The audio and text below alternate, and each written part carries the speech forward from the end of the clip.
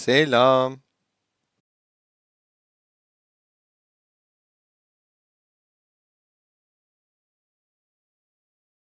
Çok kısa ayarları yapayım arkadaşlar.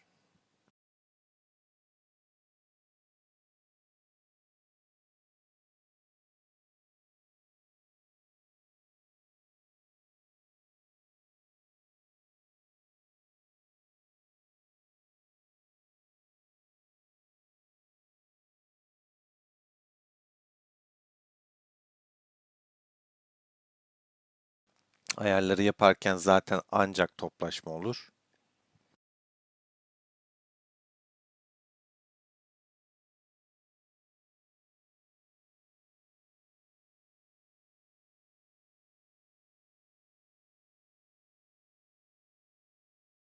Şöyle arka planda bu kalsın. Bu akşam neler yapacağımızı paylaşacağım Bilal Reis. Ne yapacağız, ne edeceğiz, nasıl gidecek, plan ne?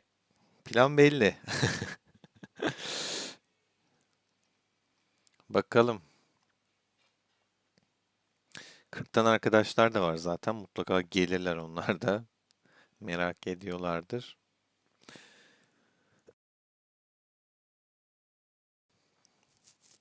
Şu ayarlamalarımı yapayım. Hemen sonrasında sohbete bakacağım.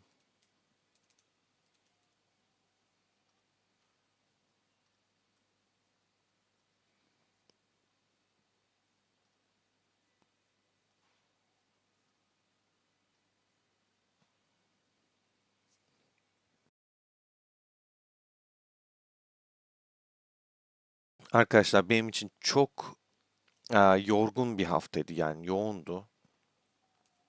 Gerçekten uzak kaldık biraz. Kusura bakmayın. Bunun için hepinizden özür dilerim. Videolara birazcık bir 5-6 gün oldu yani atmayalı. Tabii ki de daha sık atmak istiyorum. Bu hafta daha sık atmaya çalışacağım. İçiniz rahat olsun.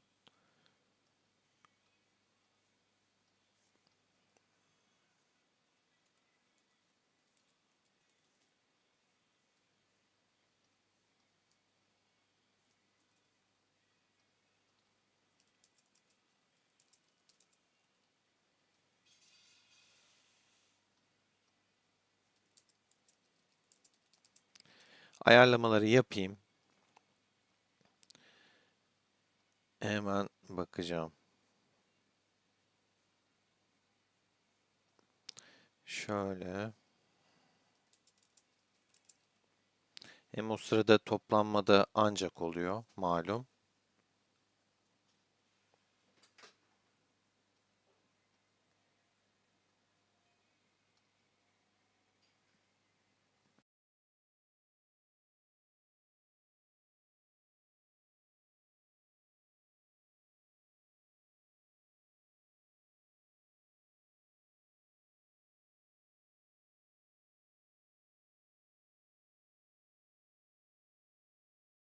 Patron hoş geldin. Herodot hoş geldin. Umut hoş geldin.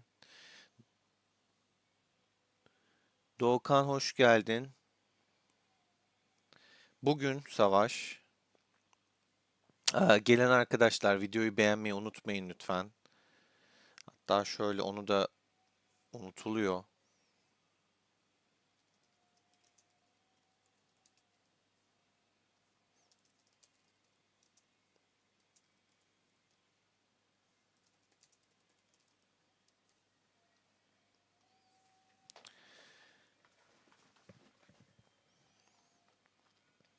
Evet, şimdi.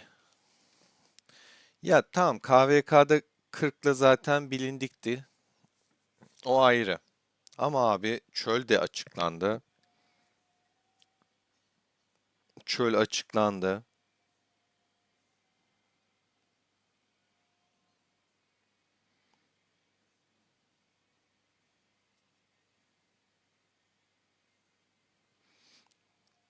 Çölde çok saçmalık var. Gerçekten aşırı bir saçmalık var. Bu arada önce KVK'yı göstereceğim.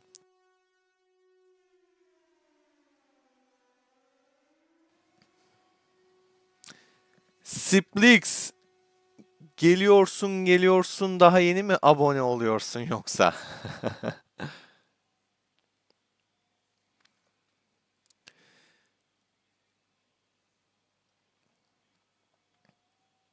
Puan kasmadık. Ben de hiç kasmadım işin gerçeği. Şimdi bakalım, önce bakmadan hemen şuraya bir katılayım. Kaçmadan.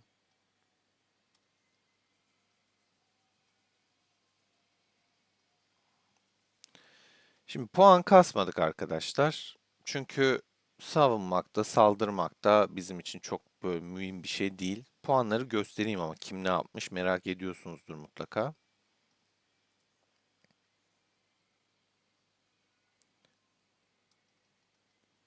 Şimdi baktığımızda toplamda The Spare One 2 milyar 128 milyon kasmış. V-Star 2 milyar yapmış. Kylo 1.4, hatta 1.5 milyar diyebiliriz.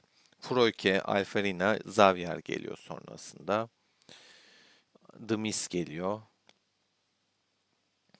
Şu gün gün baktığımızda kaynak toplamaya geçiyorum. Çok mühim değil. Birim eğitimi arkadaşlar 2 milyar puan spare yapmış. Foroke'de 1.3 basmış. 1.2'de V-Star basmış. Xavier basmış. Yani iyi basmışlar gerçekten. Kabileyi de geçiyorum. Tüketimi hızlandır. Bizden 805 milyonluk bir hız tüketimi olmuş Alparina'dan.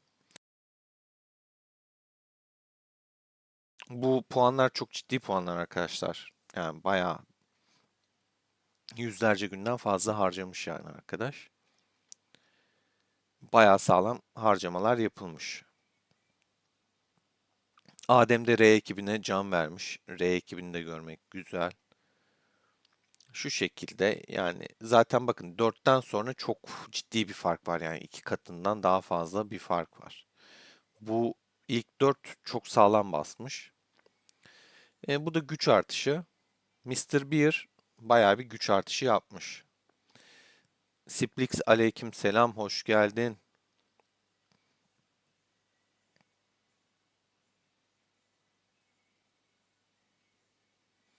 200 güçlü mü? Vallahi bilmiyorum Doğakan ya. Hani sunucunuzu bilmiyorum, o yüzden bir şey diyemiyorum ama sen güçlü diyorsan güçlüsünüzdür. Toplama baktığımızda da ilk 5 1 milyardan başlıyor. İlk 5'e girmek için 1 milyar 1 milyon hatta diyebiliriz yani. 1 milyar 110 milyon 705 ile ilk 5 oluşuyor. İttifak olarak baktığımızda One for All 20 milyar, Valinor 18, Return of Jedi 10.4, Fire Drax 10. Sonrası zaten çok ciddi farklar var. Ama yine de bizden iki ittifakın şu şekilde milyar puanlara ulaşması bile çok güzel. X ve R ekibinde aktifliğini gösteriyor. Az çok biraz canlanmışlar. Yani güzel. Milyar puanlar güzel. Çünkü bunlar ölü ittifak dediğimiz, normalden hani şöyle puanlar çıkartan ittifaklar milyarlara ulaşmış. Bu da güzel, iç açıcı. Hatta şu ikisinin toplamı bunu geçiyor.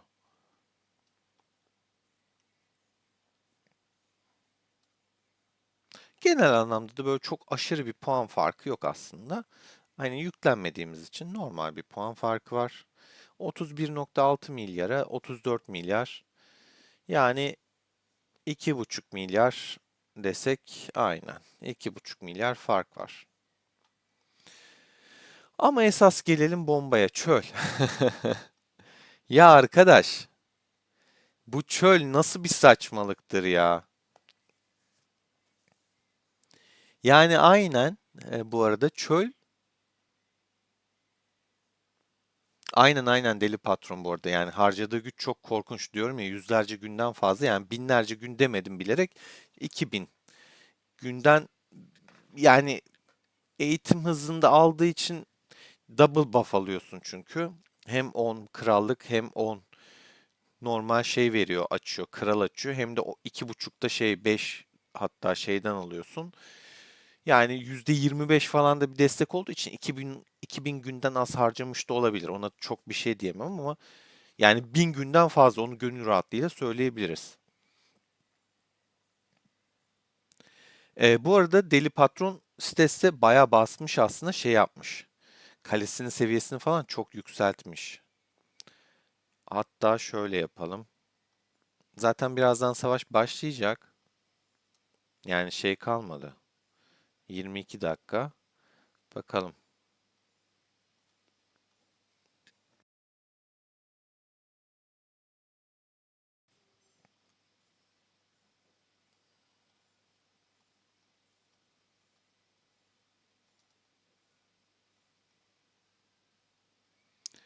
Onların düzeninde bu şekilde şu an görünen yani ittifakların konumlandırılması. Neyse bakalım. 34'e çıkmış. 33'tü son. Geçen hafta diyebiliriz 33'ü. Angry de 34'e çıkmış. Spear 34'tü diye hatırlıyorum. Yine 34'te kalmış. Pink 33, 33, 34, 33. Ya 7 tane 200 milyon üstüne adam var zaten burada.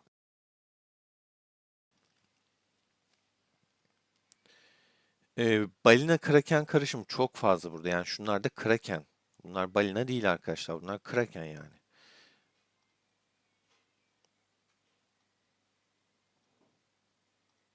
Bu da çok ciddi güç arttırmış V-Star. Bayağı asker basmış bir de. Bak bu 30'da bırakmış Nemo. İlginç. Bina yapmamış. Araştırmaya gidiyor olabilir.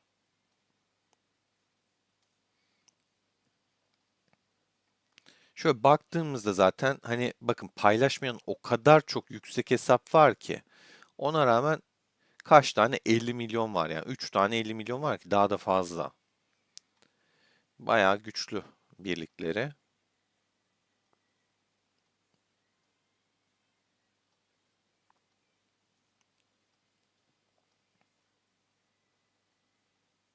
Karışık koymuş mesela. Angry böyle tuhaf şeyler seviyor. Bu arada kötü olarak değerlendirmiyorum. Dajeng Geum'un nasıl işlevsel olabileceğini bilmiyorum ama bence William'dan daha iyi olduğunu düşünüyorum yani. Gerçekten normalde vali komutanları çok işlevsel olur ama ben William yerine bunun daha işlevsel olduğunu düşünüyorum. Bu biraz sürpriz benim için. Yani ne çıkartacağı sürpriz. Nasıl bir gücü var merak ediyorum işin gerçeği.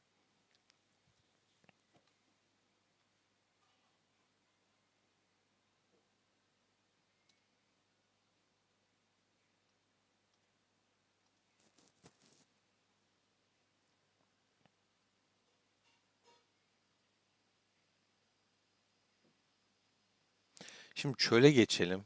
Gerçekten çölün saçmalığını göstereceğim size. Önce Görkem'i açacağım, sonra çöle geçeceğim ki yorumlayabilelim. Arkadaşlar Görkem şu an ilk üç bu şekilde. Biz birinciyiz, ikinci, üçüncü. Normalde 1 ile 2'yi aynı torbaya vermezdi. Bana denk gelmedi yani verdiyse bile. Bu kadar zamandır oynuyorum. Bana denk gelmedi.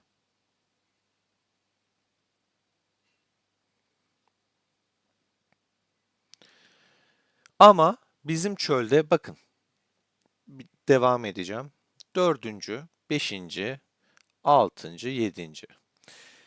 Nasıl bir çöl beklersin? İşte birinci, üçüncü, dördüncüyü, altıncıyı verebilir. Hani şöyle bir karışık ki hani kafa kafaya biraz güçleri dağıtacak ya ikinciyi, beşinciyi, yedinciyi falan verir. Ha bizde çöl bakın o kadar saçma ki şu an eşleştirme yani hani garip bir eşleştirme yapmış. İlk üçü vermiş. İlk üçü nasılsa vermiş yani aynı yere. Üstüne gitmiş yedinciyi vermiş. Görkemli'nin yedincisini ilk üçün arasına atmış. Yani adamlar yedinci ise zaten hani desek ki en güçlüleri alıyor. Yedincinin ne işi var burada puan tablosundaki yedincinin? Ha karışık yapıyor desen ilk üçü nasıl aynı anda hizalamış da getirmiş? Şimdi şeyi biliyoruz. 40 ile 10 kardeşler. Birbirleri arasında çok savaşmazlar. Kale sıfırlama yapmazlar. Ne olacak bu çöl? 40-10, 9'a, 26'ya karşı olacak. Yani eşleştirme gerçekten biraz garip olmuş. Cemre sağ olasın kardeşim, hoş geldin. Japonya'ya da selamlar.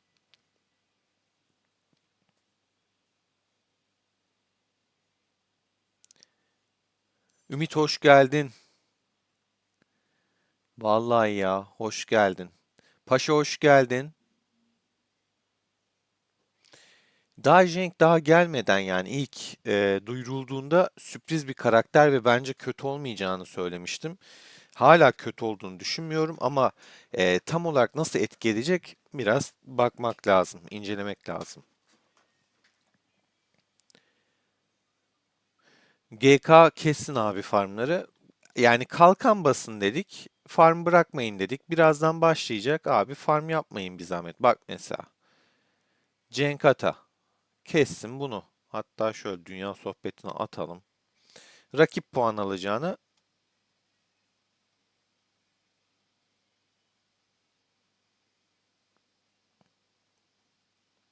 kalkansız kale yoktur umarım. Bak kim bu? Mobo'da kalkan yok. Kaan Kurt'ta yok.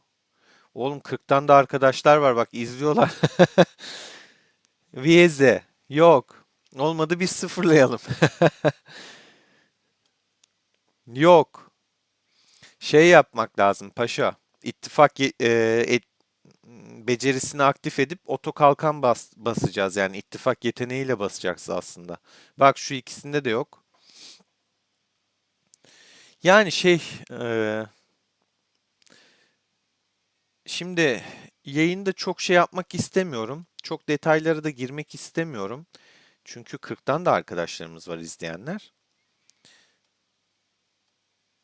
O yüzden birazcık ön bilgilendirme vermiş gibi olurum. Nasıl yapsam bilemedim.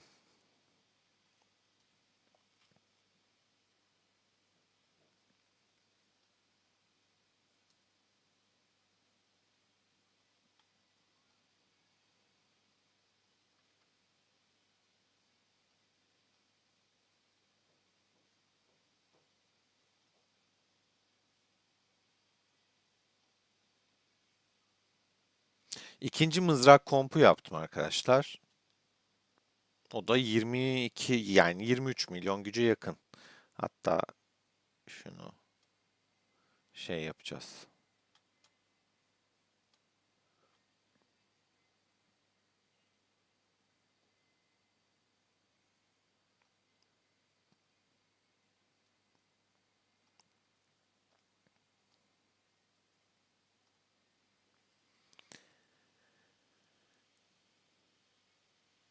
Vallahi deli patron ya. Bir anormallik var yani. Hani çöl normal değil. İlk üçü vermiş, üstüne yedinciyi vermiş. Yani 40'ın müttefikini vermesi de bir garip. Ha onunla bizim de aramız kötü değil bu arada. Ee, Oktay abi bilmiyorum şu an burada mı? Ama onunla 10. krallıkla bizim de bir aslında böyle kavgamız, gürültümüz yok. Ama 40 varken bilmiyorum yani hani konuşmak lazım. Daha hiç konuşmadık. Bak Berk geldi mesela. Ha, 40'ın ajanları içimize sızacak.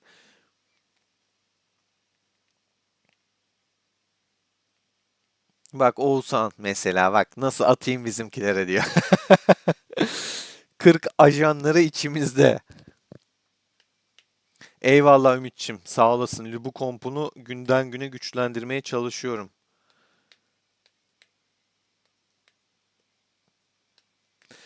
Paşa'nın da dediği gibi 50 kere duyurduk, 50 kere paylaştık. Kalkansız adamı koruyamıyoruz yani çünkü yapacak bir şey yok. Splix, ne yem kalesi ya? Adamlar boş boş boş kale.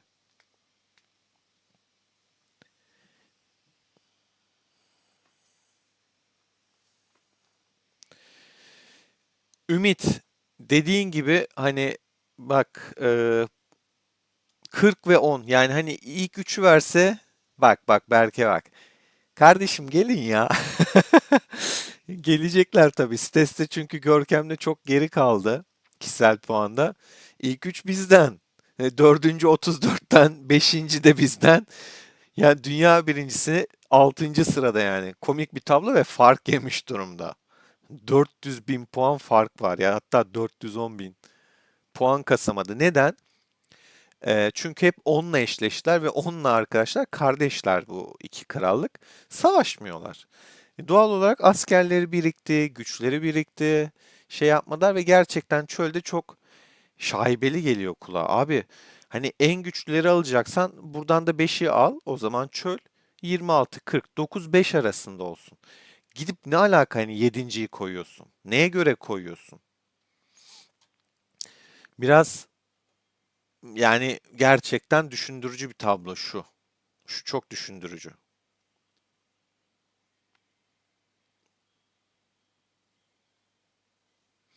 Yok, God King ittifaksız olarak şey bırakmadı.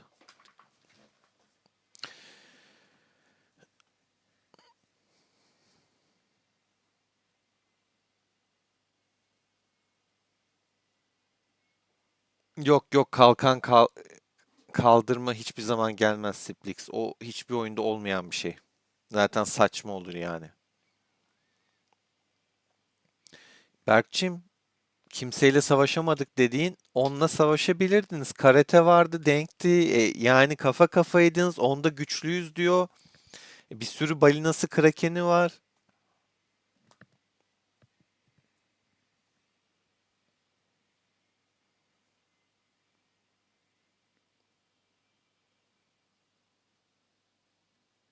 Çevik Kanuni bıraktı. Xavier artık.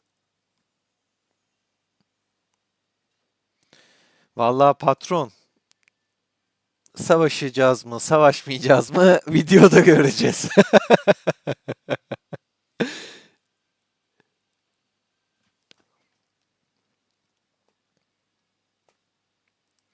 Ama bu çöl gerçekten çok can sıkıcı bir çöl. Yani ya çölde bari yapma ya. 10, 26, 49 olmuş. Geçitler biliyorsunuz ikişer tane. Yani iki ittifak çok önemli. Çünkü bir ittifak burayı alsa ikinci ittifak gelip burayı aldığı an zaten içeriye geçmiş oluyor. Bizim iki ittifak da gayet güçlü. Bir problem görünmüyor baktığımızda.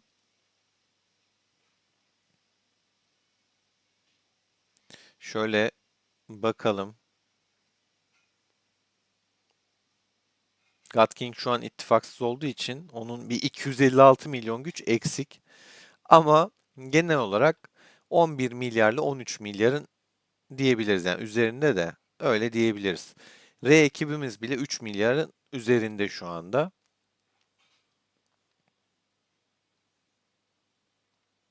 Bu canlı yayınların da işte birazcık şey dezavantajı oluyor. Hani ben sizlerle bir araya gelmek istiyorum ama taktik, strateji vesaire biraz görünüyor.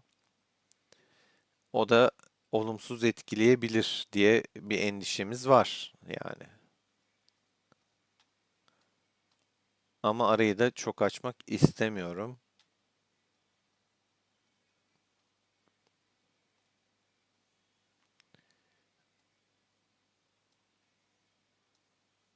O arada şey yapayım.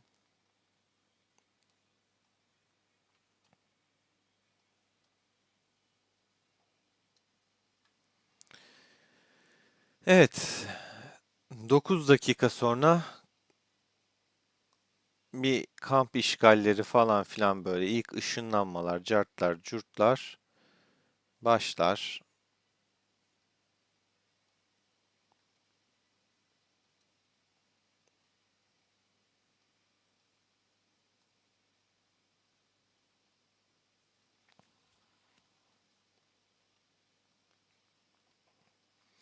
Akşam onda Şafak var bizim ekibin. Onu da bakalım beraber. Şafak hakikaten var ya şeyde. Kimle? RBR. Hangi krallık bu bilmiyorum. Alpha Squad. İçinizde olan varsa, çünkü bizim Görkem'de zaten takipçilerden birçok kişi var. RBR ittifakıyla savaşacağız. Biz daha güçlü görünüyoruz ama aktifliğimize göre değişecektir. Lejyonumuza baktığımızda en güçlü benim. Hatta benden sonra bayağı bir fark var. 30 milyon fark var. Bu şu şekilde. Cemre bak, saat geç dedin. Gece unutma ha. 2 saat sonra harika şafağımız var. Cemre arkadaşımız da Trapezus olaraktan aramızda.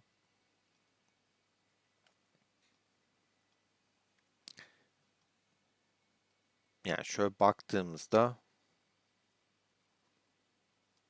gelmeyenler var bu kadroda, ben söyleyeyim. Akşam biraz canım sıkılacak gibi. Utigur gelse de çok oynamayı pek bir şey yapmıyor yani. Göreceğiz ya, neyse. Ama zaten erdemlerden de biraz görünüyor yani. Şu erdemler nedir? Gözün seveyim, 1 milyon bile değil ya. Bak, 2, 4, 5, 6, 7, 8 tane 1 milyon yani altında erdem var neredeyse. Abi oyun başlığı yani 50 milyon kaleler. Bilmiyorum ya. Benim lejyonlar biraz şey oluyor. Tırt oluyor gibi.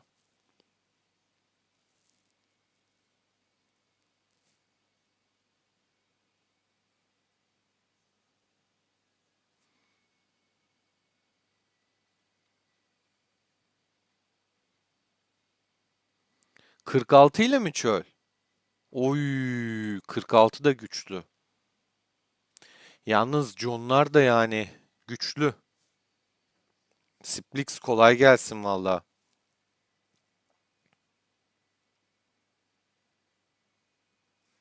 Evrim hoş geldin. Aleyküm selam.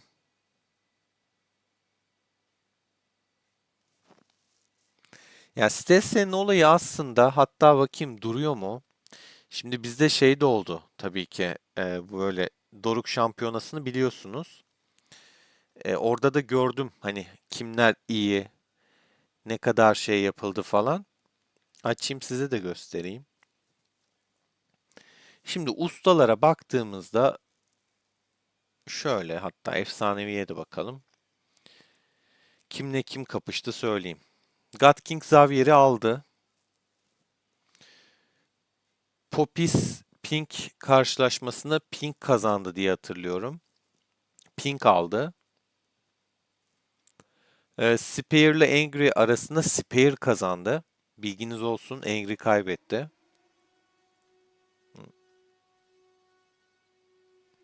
May hoş geldin.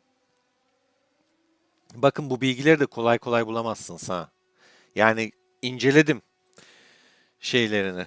Bunu da denk geldik. Kim kimden güçlü görüyoruz. Spear Angry'den güçlü mesela. Angry güç olarak güçlü görünüyor olabilir ama Spear onu yendi. Froike Stesse'yi kaybetti. 3 maçın ikisini aldı. Froike de bir tanesini kazandı ama iki savaşı Stesse aldı. O yüzden o çıktı. İlk grup, bir grup böyleydi. Diğer grup böyleydi. Bu grubun birincisi Pink oldu. God King'i de yendi. Buradan Pink çıktı arkadaşlar. Şu dörtlü arasında Pink güçlü. Popis'i 2-0 yendi. God King Xavier'i 2-1 yendi. God King ile Pink kaç kaç bitti hatırlamıyorum, yalan olmasın. Buradan da Stesse çıktı. Ondan sonra ne oldu? Stesse ile Pink karşılaşması, ki zaten Pink'in şansı yoktu. Hani alsa buradan Froike alırdı. Froike de 2-1 kaybetti. Bu grubu Stesse kazandı. Stesse ile John'u merak ediyorum ben. Ya da Emin de olur. Emin H de olur. Burada bir alt liginde de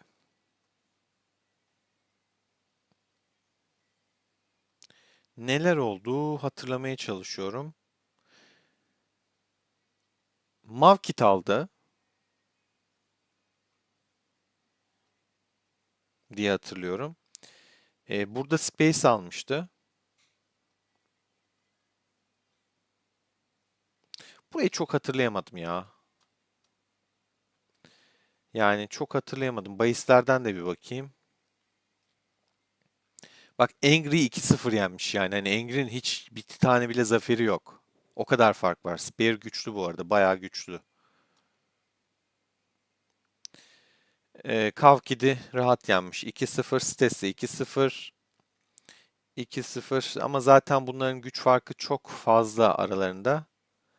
Burada bahis oynamamışım. O kötü olmuş.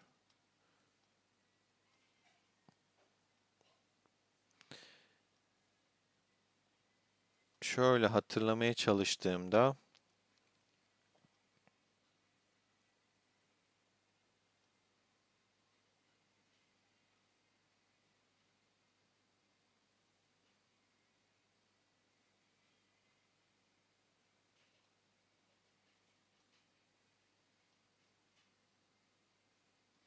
şampiyon Mavkit olmuş. Bu tarafı hiç hatırlamıyorum çünkü. Space ikinci olmuş arkadaşlar. Bachata 3, Billhong 4. Yani ikisi aslında ikisini de 3 de diyebiliriz. İkisi yarı finale kalmış. Tam sayı olarak vermiyor da. Burada şunu anlayamadım sadece. 130'dan azar azar birkaç kişi çıkmış ya. 130'da da güzel kaleler varmış yani hani anlayamadım dediğim o bu arada. Bunun detaylarını bak gösterecektim. Hiç zamanım olmadı ya gerçekten. Şöyle bakalım en iyisi. Froike ile yaptığı karşılaşma 2-1 yani Froike bir kere aldı. Xavier'e de dedim ama Pink de God King'i 2-0 yenmiş. Bak bunun karşılaşmasının şeyini hatırlamıyordum. 2-0 almış. Yani 2-0 demek fark var demek arkadaşlar. Şans değil. Ama mesela burada belki üçüncüyü atsalar 2-2 olacaktı durum diyebiliriz. Ama olmamış. Yani böyle ezici bir üstünlükle almadı. Bilginiz olsun.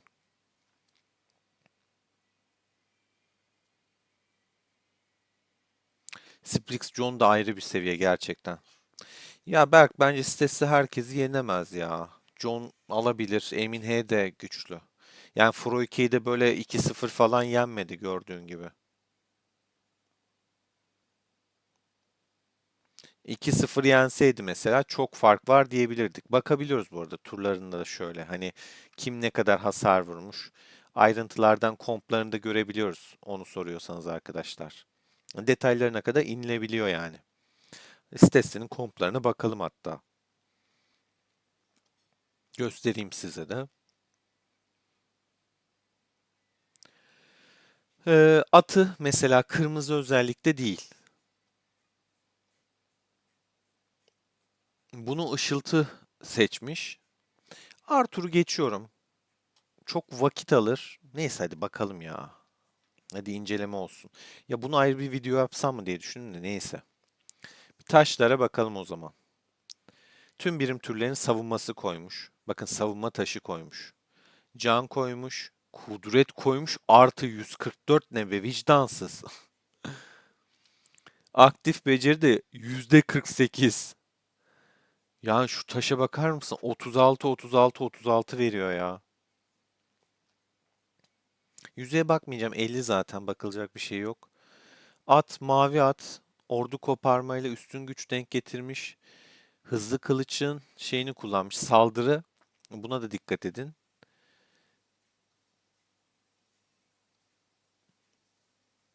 1.45 kat hasar. Ya neredeyse fulllemiş arkadaşlar işte. 60 seviyede basmış yani.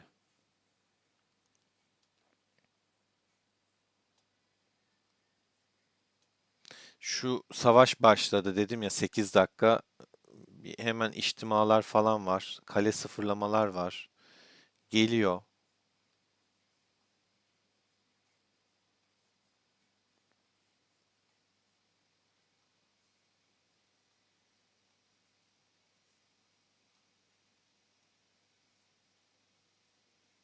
Hatta şöyle yürüyeyim daha hızlı.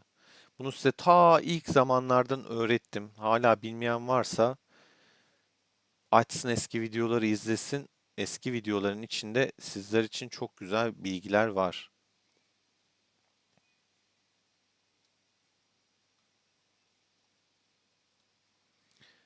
Evet, bakayım nereye ışınlanmışlar, kim gelmiş, nereye gelmiş. Bayağı mesafe var bu arada arkadaşlar. Pıt diye bitemez yani.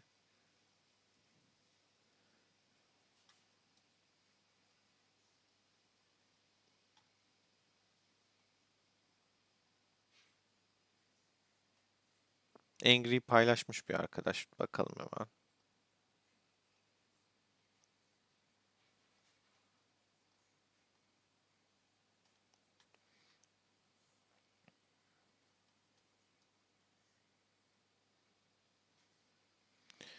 Aktifliği görüyorsunuz zaten. Adamlar anında yan haritadan gelmiş. Nerede bu bayrak? X ekibine gitmişler.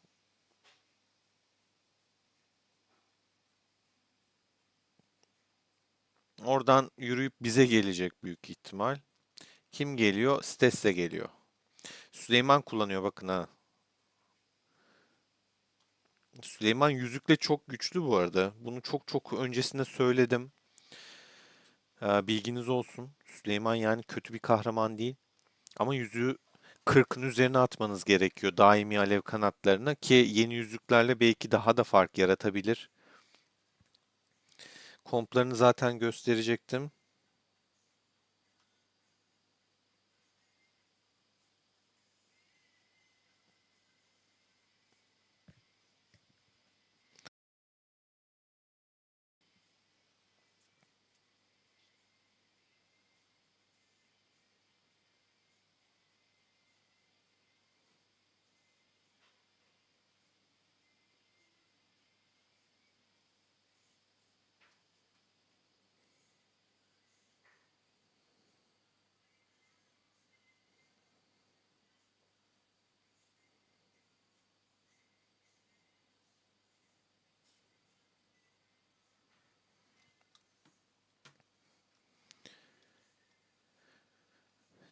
Kar geliyormuş da yarın hava koşulları olumsuz olacak. Onun mesajına bakıyordum. Sesle geliyor bakalım. Angry de arkasında. Alana doğru yürüyorlar. Var mı burada kalkansız? Bak abi bu ne? Gözünü seveyim. Kesin arkadaşlar ne yapalım? Kesin yani. Kesin.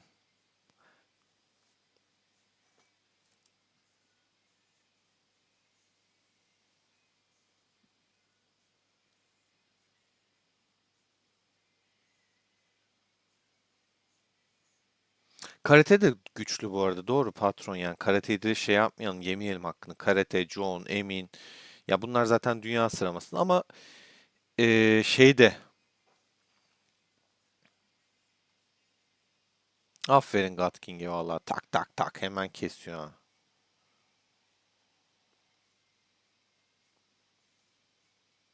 Bu arada farm keserek doğru düzgün puan kasamaz Stesse.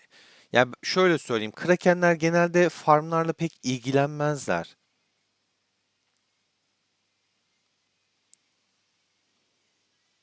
God King mesela farmlarla hiç ilgilenmez.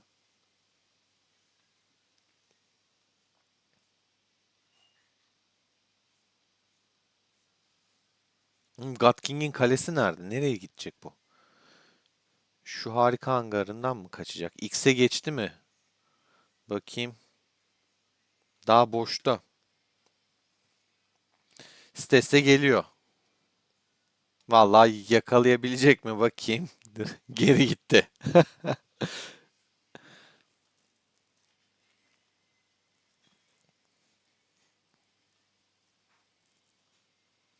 Şurada kalkan hangi kale var? O Froikecim de çıktı. Açık alan savaşı izleyeceğiz galiba. Arkadaşlar Froike de burada. Şu an bizim hani taktiksel, stratejik açıdan böyle V, F yan yana falan çektik. X'i de arkamıza böyle en güvenli noktaya koymaya, konumlandırmaya çalıştık. R ekibi de burada. R ekibine de güç kattık yani. Güçlü kaleler verdik. X'i de buraya konumlandırdık. God King'çim de aramıza katıldı F ekibinde. Farmları kesti geldi. Şimdi hani arka planda birçok böyle stratejik hamle yapmaya çalışıyoruz. Neyi nasıl en iyi şekilde yaparız diye düşünüyoruz. Böyle hani sadece kalkan basalım bitsin gitsin modunda değil. Rakibe de zarar vermeye çalışıyoruz. Yani amacı zaten hani bir şekilde karşı tarafı da etkilemek. Elimizden geleni yapıyoruz. Bu arada diğer krallıktaki arkadaşlara da duyurulur. Bakın şu alanı komple az çok doldurduk. Tabii ki herkes uymayanlar oluyor işte. X eskiden buradaydı mesela. Adamları affedersiniz şey gibi İbo ile Yıldız'ın şey gibi pezoların elinden aldık yani elinden. Bak bunlar gelmeyenler. Çok önceden duyurduk. Dedik ki bu alanı boşaltın buraya gelin. Bizim arkamıza geçin. Bunlar gelmeyenler hop bayrakta burada bir çıktı. Bunlar pezo şeyinde kaldı yani. Seferberlik orduları geliyor şu an. Çatır çatır geliyor bak. Şuraya bak anasını satayım. Kale sıfırlamaya çalışıyorlar. Burada destek attım zaten. Önceden atmıştım. Buraya da atmıştım. Hangi kaleleri vuracaklarını biliyormuş gibi hepsine de desteklemiş durumdayım. Buraya atmamışım. Cenk Ata, Cenk Ata. Ya Cenk, senin kaleye de ne atalım? Şey atalım. Dandik bir ordum kaldı ama hiç yoktan iyidir. Süleyman Komp'unu atacağım. Hemen şöyle çekiyorum.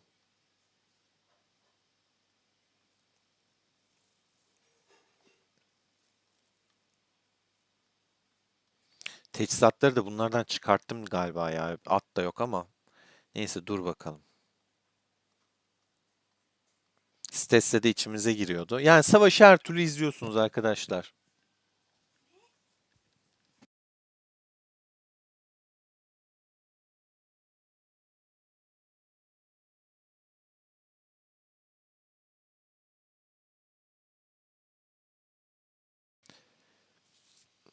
Evet, bakalım. Sites'te geliyor. Froike ile herhalde bir atışmışlar. Çünkü canı yarıya düşmüş. Buradan kim hangisi şey yapıyor? Ne yapıyor abi? Burada ne var? Ne kesiyor gözünü seveyim. Adam içimize gelmiş. Şey mi kesiyor? Komutan mı kesiyor? Ne yapıyor ya? Allah aşkına malzeme deposu şey mi yapıyor? Ghost'la bir vurdu bakalım birliklerine. Angry ile ortaklaşa vuruyorlar. Froike de geldi. Ya bak bu kalede 8 tane takviye vardı. 8 tane takviye gördün ama kale tırt bu arada yani hani 20 milyonun altında çok tırt bir kale. Ben burayı takviye atmadım. Çok gereksiz çünkü 20 milyonluk kaleyi koruyamazsın arkadaş. Farm kalesi yapar yani adam bunu. Bak şu an 5 tane takviye yetmedi. Şu an Furo 2 açık arazide daha çok hasar veriyor. Öyle düşünün yani. Bunu da korumaya gerek yok bu arada ya. Gözünü seveyim 20 milyon altında. Yol da uzun olduğu için git gel yapması kolay değil. Engri'nin bir tane kıtası gitti. Froike'den 2 tane gitti. Üçüncü de gitti. Froike'nin kirosu dayanıyor şu an. Stesse'den gitti 2 tane. Engri'den de bir tane gitmişti. O Stesse'nin Arthur da gidiyor. Şey de gidiyor. Tamam. Tertemiz. 2 tane daha gitti. Stesse'nin bir tane kaldı zaten. Engri'den de 3 tane var. Stesse'nin üçüncü de gitti. Stesse kalmadı. Engri'den de 3 tane kaldı. Ne kaldı? Tırt bir Hannibal. Sağlam bir Kiros. Bir tane de şurada Lubu galiba. Giriyor şimdi yine 8 destekli. Bakın 8 tane takviye var. Ramses'miş diğeri de. İçerisi de yani hani çok boş değil. Bakın komplar falan güçlü. Bakıyoruz hop patates oldu. Ama daha çok zarar yiyoruz şu an baktığında. Puan kasıyor mu bu adam? Kasıyor. Hatta şöyle hemen bakalım en kudretli imparatorlukta. İttifak olarak zaten puanı görüyorsunuz. Hemen 329 milyon olmuş. Sıralamaya bakalım. Angry. Al. 273 milyon. İttifak kadar puan kasmış tek başına. Ya düşük seviye kaleyi korumak bana mantıklı gelmiyor. Ne kadar iyi de atsam bu adamın duvarı belli, savunması belli, içindeki asker sayısı belli.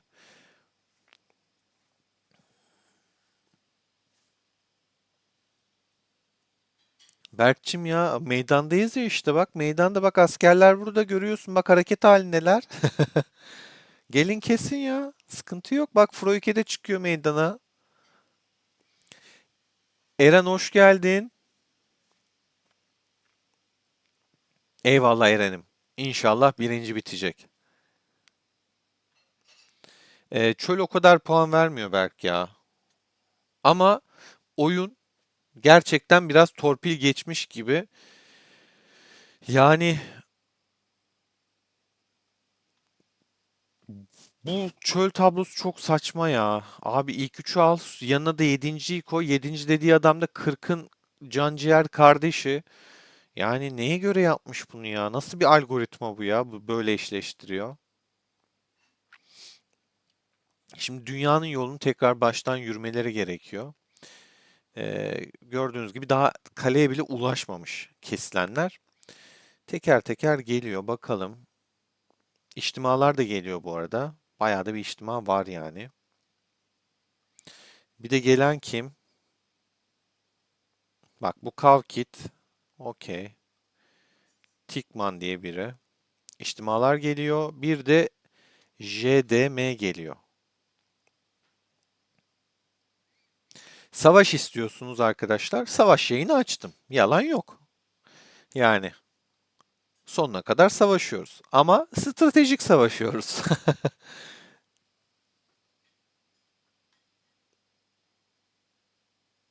Hadi Siplix. İyi şanslar size de. Ama rakip 46 ise dikkat et John parçalamasın. Ya John gerçi bu kadar şey oynamıyor. Hani emeklere çok şey yapmıyor. Bak meydanda olacak adamlar belli. Hani bu adamlar meydanda. Tamam. Meydan savaşı istiyorsanız da meydan savaşı da veriyoruz. Daha ne yapalım? Bu arada daha krallık şeyi açılmadan biz gerçek ana savaşa geçtik yani. Daha saray açılmadı. Savaş sıcağı sıcağına başladı. Ben de o yüzden yayını da erken açtım. Adamlar 2, 4, 6, 8 tane içtima geliyor. Yanında da destek kuvvetleri geliyor. Bakalım. Ya mesela Tikman'ı kes baba yani. Hani kes gönder. Gözünü seveyim. Ah ben Kraken olsam var ya. Neler yapardım neler.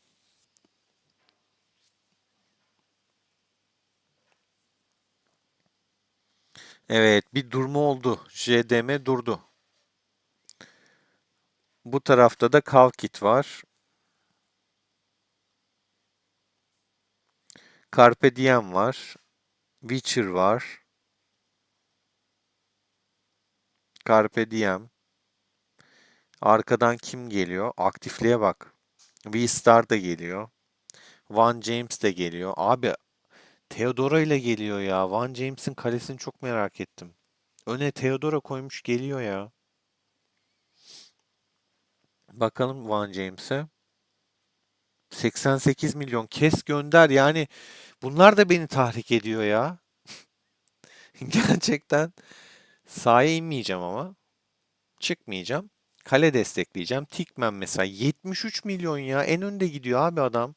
Yani bunlar hep işte şey Stesi'ye olan güven, Kavki'de olan güven, bilmem ne Van'a olan güven. Güzel ama gelsin. Yani bize de puan lazım. Bu ne yapıyor? Farm'a gönderiyor. Ya gözünü seveyim kar yani ne kafalar yaşanıyor ya. Ne kafalar yaşanıyor. Al açık arazi savaşı. Karl'ın kafası pırıl pırıl. Yani yıl olmuş 2026 arkadaşlar. Oyunu hala oynamayı bilmeyen var ya. Bak bu adam. Allah'tan kalkan basmış. Arkadaş listemde mi? Değil. Ya olsa atacağım da.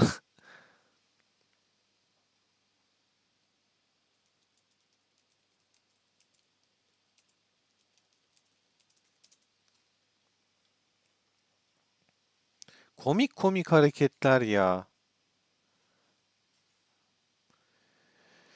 Kavkit keser Karnırı'yı bu arada. Ona girmemesi gerekiyor. Kalesine geçmesi lazım. Ve bu arada Karneri'de kalkan yok ya şu an. Yani bu kaleyi bile patlatır normalde de stes de yok. Ama Mavkit gelirse o da sıkıntı yaratır. Mavkit demişim şey ya Spear. Mavkit ne alaka? Mavkit alamaz onu da. Spear gelirse sıkıntı. Spear güçlü çünkü o da tek başına 170 milyonluk kaleyi sıfırlar yani öyle söyleyeyim. Acayip bir savaş şu an.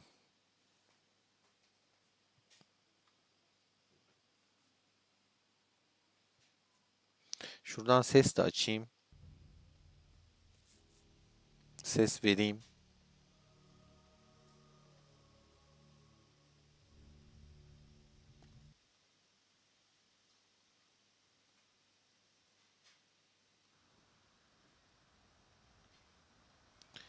Açalım sesi de.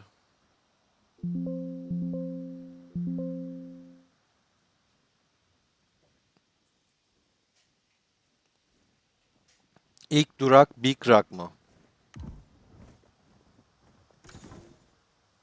Hangisine gidiyorlar? İlk Nesrin'e mi? Hangi kale?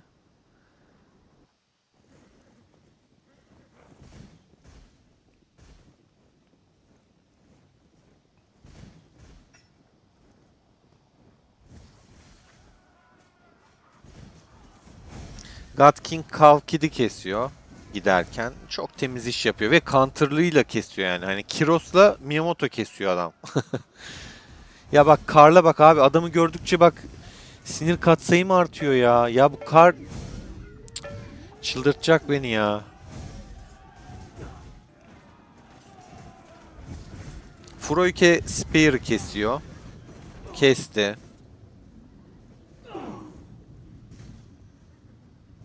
Xavier de birilerini kesmiş belli. Şimdi hangi kaleye geldi? Sid GC'ye gitti. Spear ordusunun bir kısmı indi.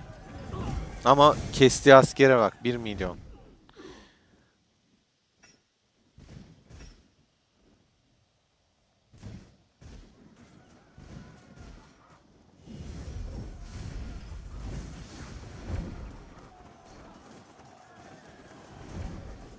Tağ'ın kaleye kafa attı Spear. Furoyke gitti. Kesti. Jaan'ın kaleye kafa attılar. God King Spear'ın Hannibal'ı kesiyor. Kesti. Zaten birazdan şeyini vuracak.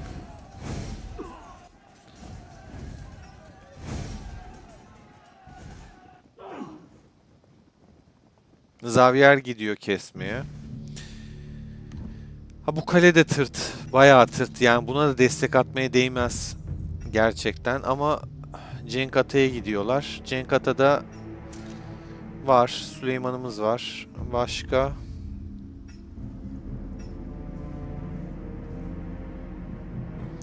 Buradan R ekibine gidiyorlar. Ramses'in olduğu takviyeli yere geldiler. Açmıyor şu an. Buradan bir dayak yedi. Çok güzel dayak yedi. Bakacağım birazdan rapora uzaklaştığında. Zaten canı gitti gördüğünüz gibi. Buradan da patladı.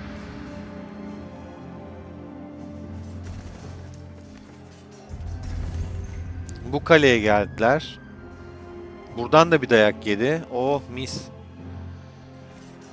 Mavkit Mobo'ya vuruyor. Şöyle yapacağım.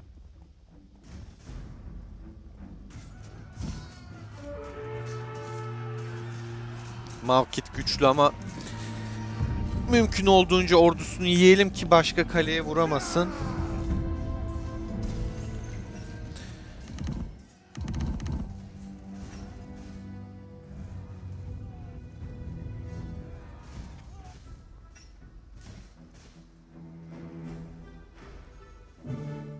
Yasuo beni tahrik ediyor mesela. Kiros'umla gidip kesesim var ama yapamıyorum. Maalesef.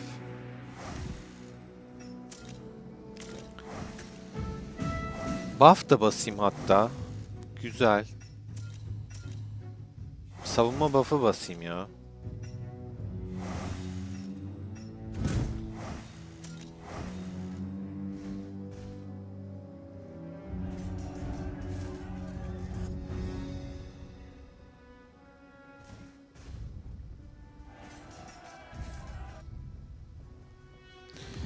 Cenk Ata'da zaten var benim ekip. Kime göndereyim Ramses'i?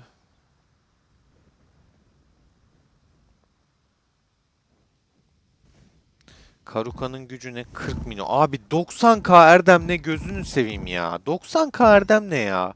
Ya hiç mi bir şey yapmadın ya 1,5 senede?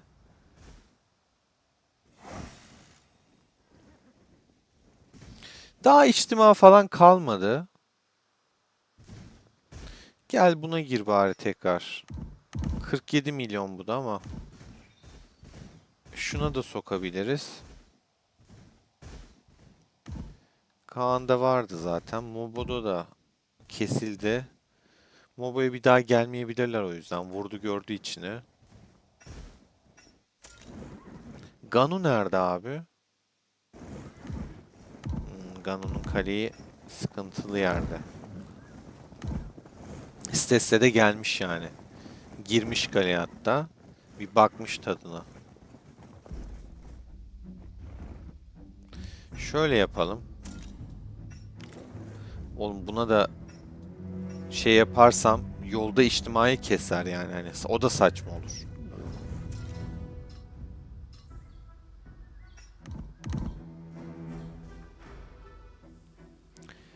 Kalkansız kim var atabileceğim? Hemen sohbete bakacağım sonrasında.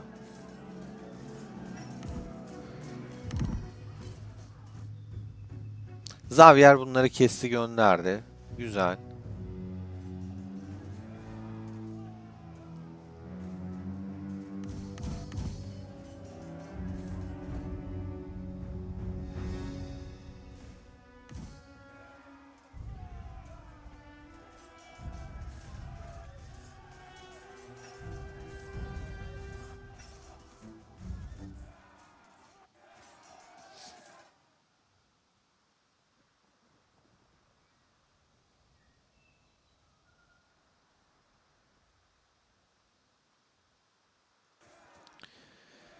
X'ten birini sıfırlarken God King yardıma gitmiş. Ya evet, kaleyi patlatıyor ama kale zaten tırt bir kale. Yani gücü de görüyorsunuz.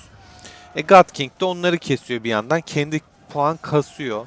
Sorun yok.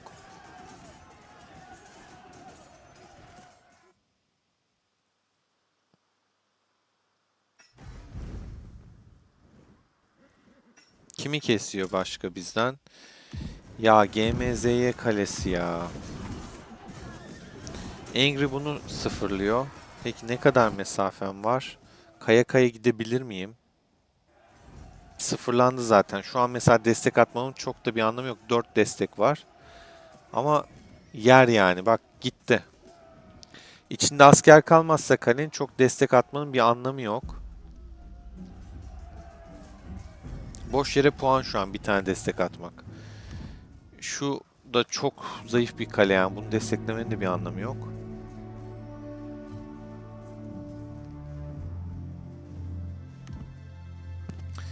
İşte bu da fena değil Taha'nınki. Benim destekler nerede? Burası kalkan basmış zaten. Artık bunu buradan çekebilirim.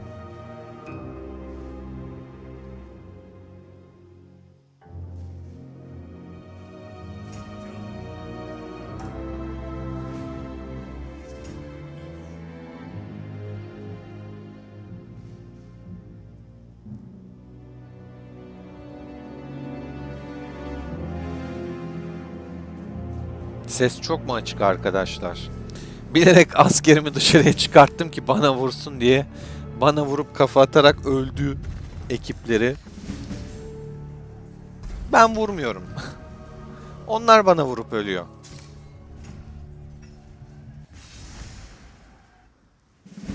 Ben hiçbir şey yapmıyorum arkadaşlar. Adamlar bana vuruyor. Kiros'uma vurdu. Ay Kiros demişim. Lubuma vurdu. İyi de yaptı. Şimdi raporlara bakacağım. Şunun sesini de bir tık kısayım. Kulaklarınız patlamasın.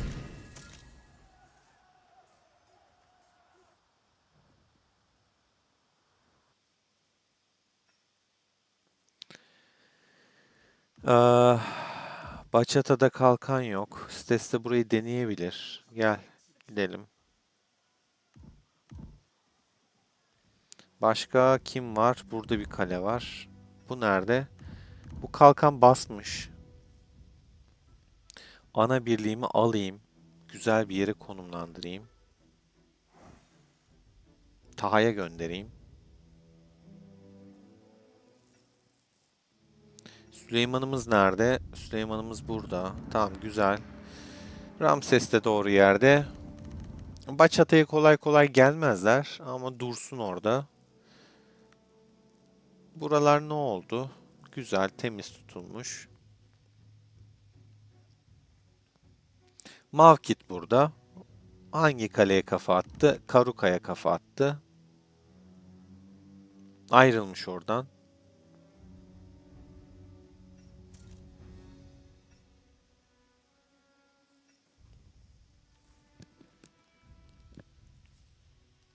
Şöyle bir raporlara bakalım. Bana kafa atarak kendi kendini kesen arkadaş. Bu da patlamış. Çok güzel patlamış. Mavkit kafa kafaya çıkmışız. Güzel. Güzel, gayet güzel. Çok çok güzel. Yani şu an şu raporların hepsi çok güzel raporlar. Yani böyle kötü bir rapor yok. Bir tek burada kafa kafaya ki o bile güzel yani. Hani sıkıntı değil. Mavkit şimdi asker kaybetmek istiyorsa kaybedebilir.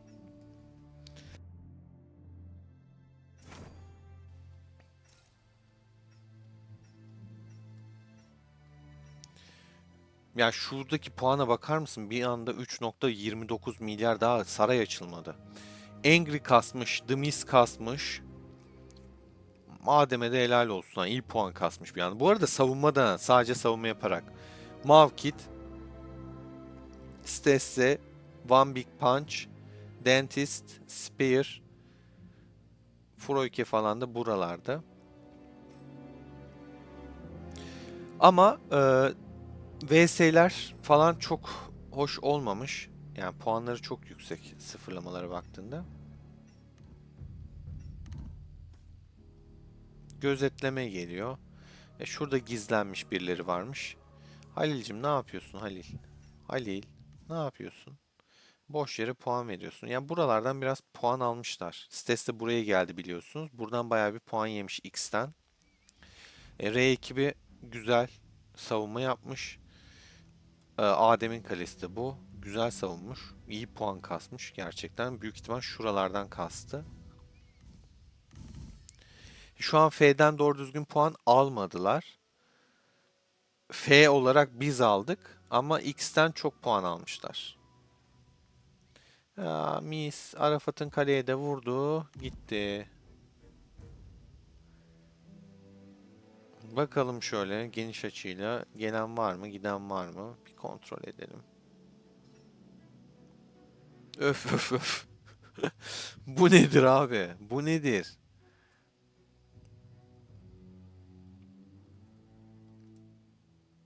Bak hep X tarafında geziniyorlar. Oradan çok puan çıkıyor.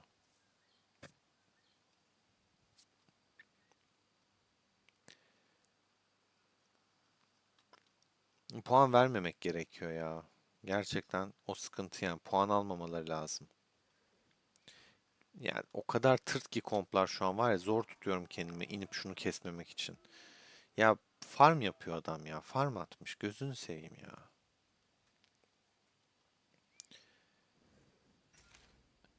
Çok güzel bir rapor daha ya. Gerçekten çok güzel. Ya F'den Şu ana kadar hiç kötü bir rapor görmedim. Gayet güzel. İyi gidiyor. Zaten iyi gittiği için de bir anda 3,53 milyar puan kasılmış durumda. Ama X ile şey taraftan çok puan almış.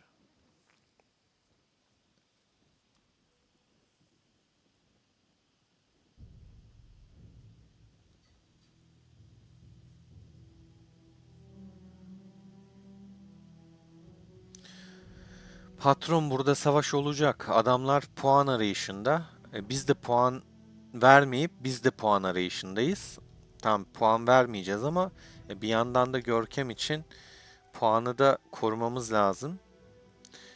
Ona göre elimizden geleni yapıyoruz işte.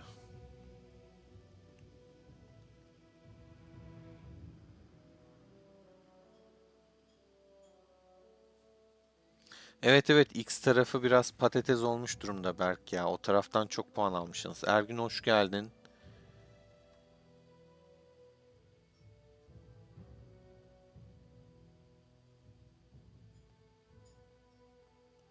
Ati, hoş geldin.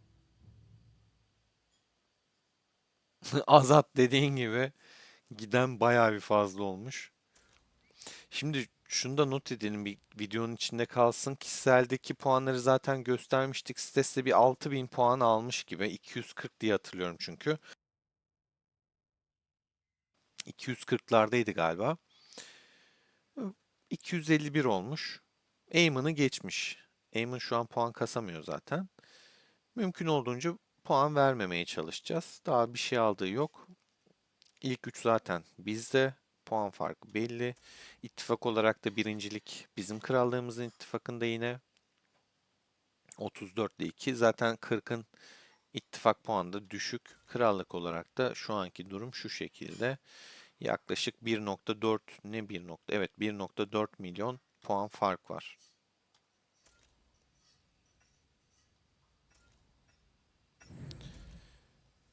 Şöyle bir bakalım gelen gidene yine. Biraz hareketli geçecek gibi. Tabii saray açılınca daha da hareketlenir. X'ten biraz puan çıktı.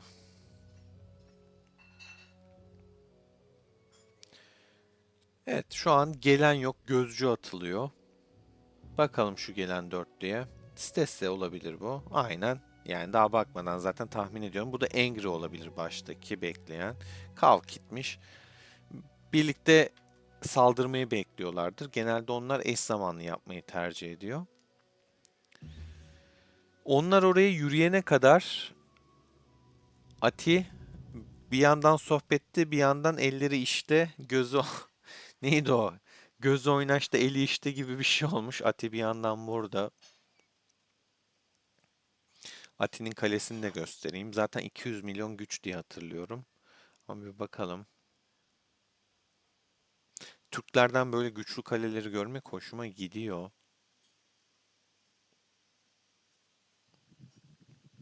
Ati'de burada 215 milyon, 311 milyon erdemi var. Helal olsun ya. Sağlam erdem kasmış.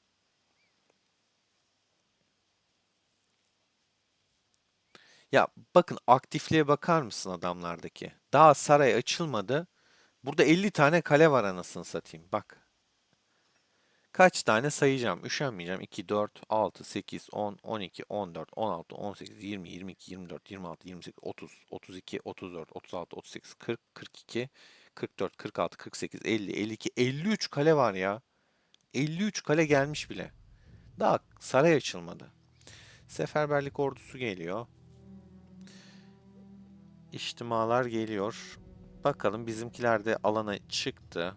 Froyke ile şey olabilir. God King ya da Xavier. Froyke, bu da Xavier.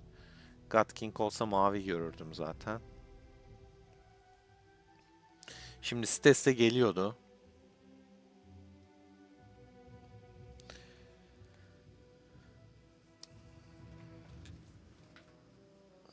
Patron, mesafeyi boşuna mı uzattık? Adamlar rahat rahat gir çık yapamasın diye. Uğraşsınlar. Puan mı almak istiyorlar? Uğraşsınlar. Iron Flame, welcome.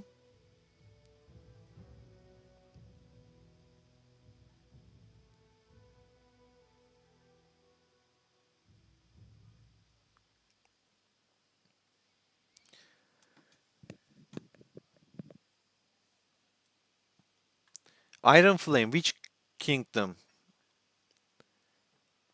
Sitesi sadece Arthur'u da var. Çok mesafeli mi askerleri arası, ordusu? Dağınık görüyorum. Bakayım. Froike de gidiyor da Froike'nin canı azalmış. Ha, şuralara girdi bak. Süleyman burada yok oldu. Arthur da şurada yok oldu. Bak bak. Kiros da geldi. Şurada Arthur var. Bir süvari kompu da vardır mutlaka. Ati de geldi. Froike ne yapıyor? Froike de Belisarius'uyla gidiyor da yani bu sakat bir Belisarius. Arkadan getiriyor diğerlerini de. Dur bakalım. Şuralardan şimdi çıkacak. Kale mi istiyorsunuz? Alın. Ulan 7 milyonluk adamın bile 143K erdemi var. Gelmiş burada. Nerede o?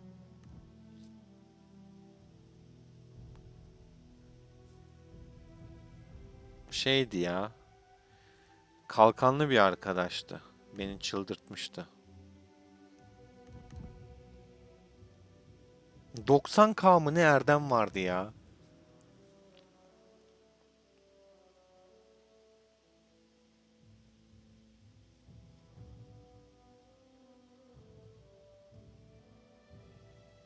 Orman savaşı mı yapıyorsunuz arkadaşlar? Ne yapıyorsunuz? Ne istiyorsunuz? Bak bak. Bir oynaşmalar var burada. God King de yaklaştı. Buraya ışınlandı.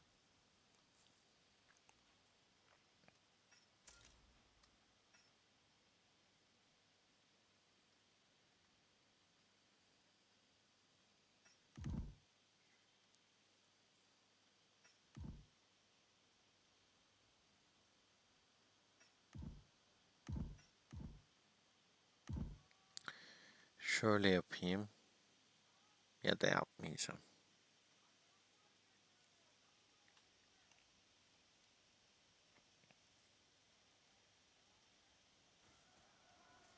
Kavkit Xavier vs atıyor derken Ati girdi, Steste girdi.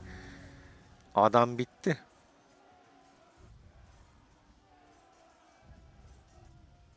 Yok. Oradan çıkamaz ki sağ. Ulan ona rağmen almış. Kimi almış bakayım. Kimi eledin? Kavkit'i göndermiş iki tane birliğine. Helal olsun ha Xavier.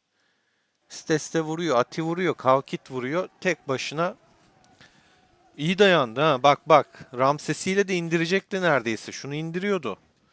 Hannibal'ını Steste'nin.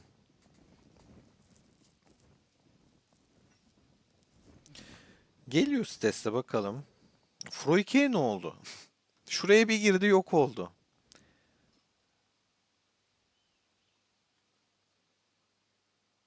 Burada mı yoksa? Buraya geri mi çekti? Yo, bu kim abi? Bu kim oğlum? Çıkarttığı komutanlara bak. Lan bu ne? Şu adamı yoldan alın ya ve gibi. Şey gibi kağıttan duvar. Üflesen yıkılacak.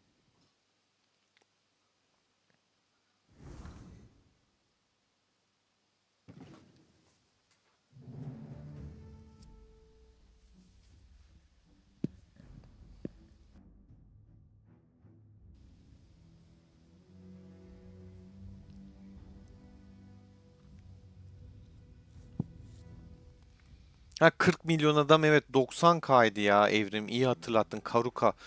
Ya abi ayıptır ya 7 milyon adamda bile 140 küsür var ya. Herif sıfırlana sıfırlana erdem kasmış. Bizimki ne etliye ne sütliye hiçbir şey yapmamış ya. Nerede bakayım o Karuka? Bak herif hala burada biri kabile kesiyor ya.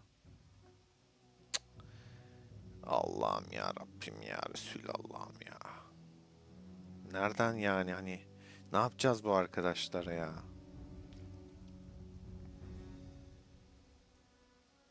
Karneri kesemedi. Arthur'u kesildi. Ama Gatking keser.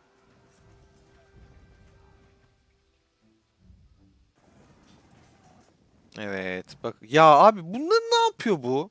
Çekilmemiş bir de gerçekten oturmuş beklemiş yani. Boş boş puan veriyor ya. Kim oğlum bu?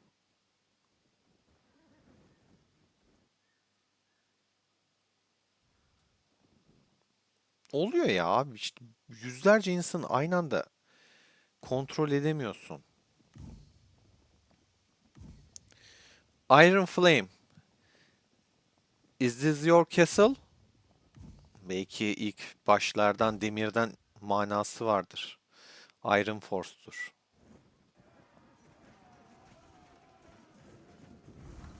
God King geldi. Haydi bakalım. Curcunamız var burada. Ama çok kalabalık yani burası da.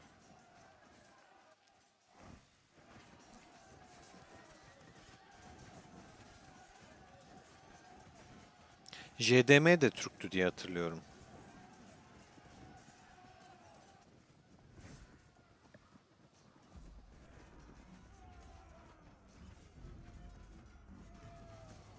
Arkadaşlar ya ben bir yemek yesem falan gelsem olur mu? Yayını böyle bıraksam. Aç kapa yapmayayım. Ama nasıl olacak? Hep aynı ekranda bırakamam ki. Açım. Yemek yemedim. Savaş da uzun sürecek gibi. Daha sarayı açmadık ya sarayı. Çatır çatır. Bak bak daha geliyor. O Spear geliyor. Spear de sağlam yani.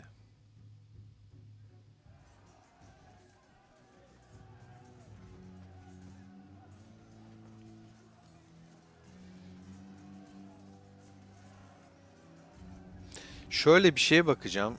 Süleyman'ı merak ettim. Komplarına bakayım. 6 saatte bitecek. Aslında şunun ayrı bir videosunu çekmek istiyorum. Yani çeksem güzel olur. 6 saat 15 dakika.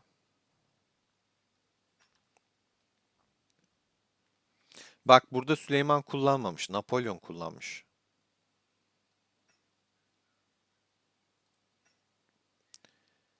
Napolyon'u ne yapmış? Üçüncü tura kalmamış. İkide elediği için. Şöyle de bakalım. Dizilim şu şekil.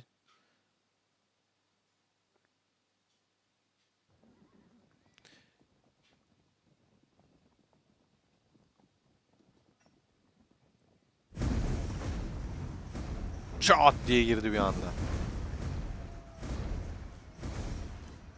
Kiros'unu yemiş mi?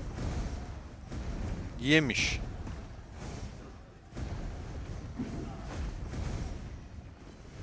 Başka da bir şey Hannibal yemiş.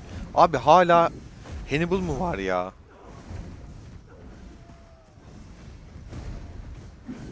Arthur'u da yani siteden bir tanecik Otto'yu götürmüş o kadar. Pink kullanmış şey ya. Bir an kafam gitti. Napolyon'u kullanan Pink'miş. Şeye bakayım.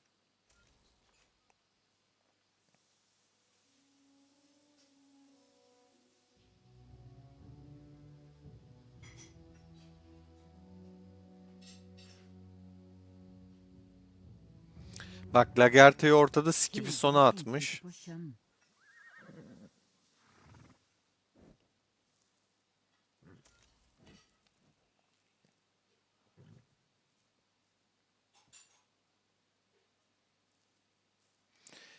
Direniş koymuş. Ben de direniş kullanıyorum savunma kısımlarında. Yüzüklerin yüzük diyorum ya. Taşlar, can, nitelik, beceri.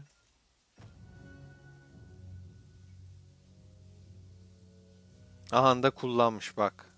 God has given to man no sharper spur to victory.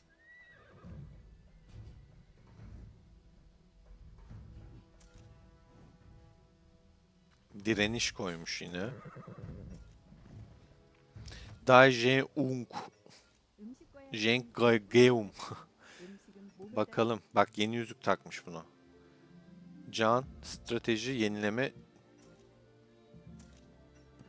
muhakeme bilgisi takmış.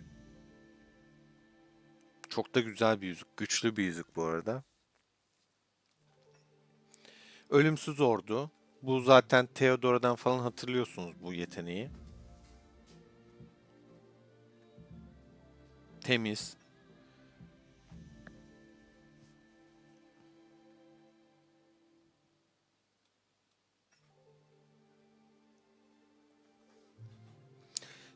Çılgın gibi debufflıyor yani. Şu bile zaten şifacı şeyini gösteriyor ya.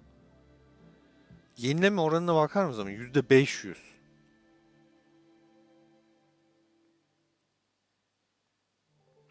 Aslında bunu başa bile koysan yenileme %500 alacaksın. Üstüne zaten arkadaki kahramanların da hasarını 9 saniye boyunca %30 arttırıyor. Yani başta bile kullanılabilir ya bu.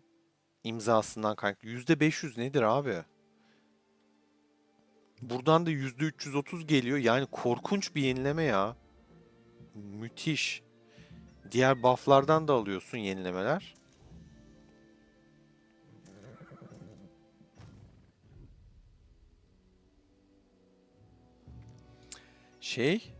Froikeli olana bakayım.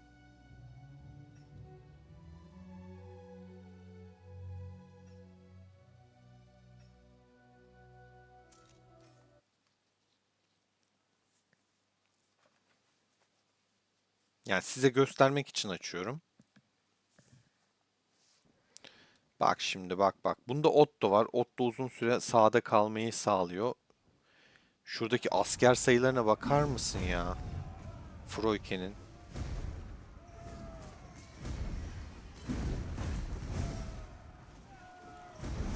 İlk kimden gidecek? İlk Hannibal düşecek galiba. İlk Hannibal düştü. Yo, Lubu düştü. Sonra Hannibal düştü. İlk Lubu gitti. Belisarius gitti.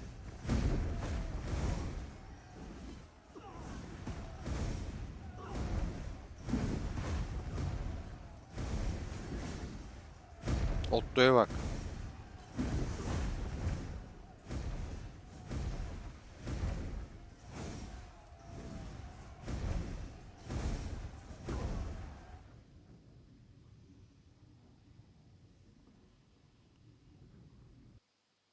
İlk maça Stessi almış. Sonra Froike alıyor. Ondan sonra tekrar Stessi alıyor. Bak bu da ikinci maç. Dizilim bunu kullanmış genelde Krakenler arkadaşlar. Bilginiz olsun.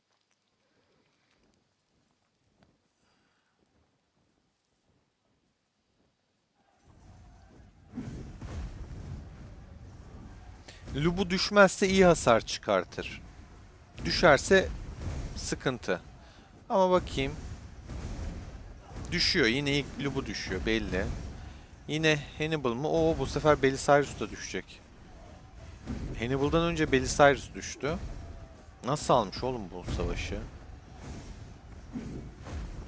Arthur bir anda kritik mi patlatıyor? Ne patlattı? Bak şu an yedi buraya. Kiros da yiyor. Ama şunu size net söyleyeyim. Kiros olmazsa olmaz ya. Bak iki tane kaldı yani. Rahat yedi. 1-1 yaptı. Kiros çok güçlü ya. Gerçekten güçlü. Şuradaki şeye bakar mısın? 260k ya. 260k. 310'da Arthur. Bak burada 253k yine yani hani gerçekten çok korkunç. Arthur burada az hasar çıkmış. Arthur yine hani düzgün çıksa Kiros stabil. Hem dayanıyor hem hasar çıkartıyor. Gerçekten güzel yani. Burada 222k çıkartırken burada 302k Stesen Arthur'u daha çok patlatmış. Belisarius bir şey yapamamış. Belisarius zaten böyle birebirde falan daha iyi. Hannibal da biraz tırt. Hannibal tırt yine aynı Belisarius da tırt. Burada Lubu da çok erken düşüyor. Hasar çıkartamamış. Üçüncü turda of şu Kiros'a bak ya. Oğlum bu ne böyle ya? Arthur tırt kalmış. Belisarius bayağı bir tırt.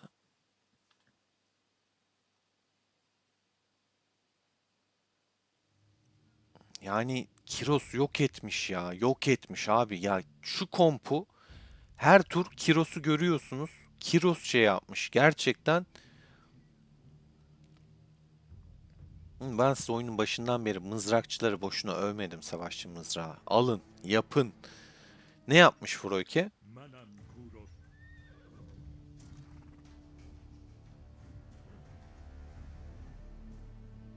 Öf öf öf. Hedefe ek %100 vuracak neredeyse ya.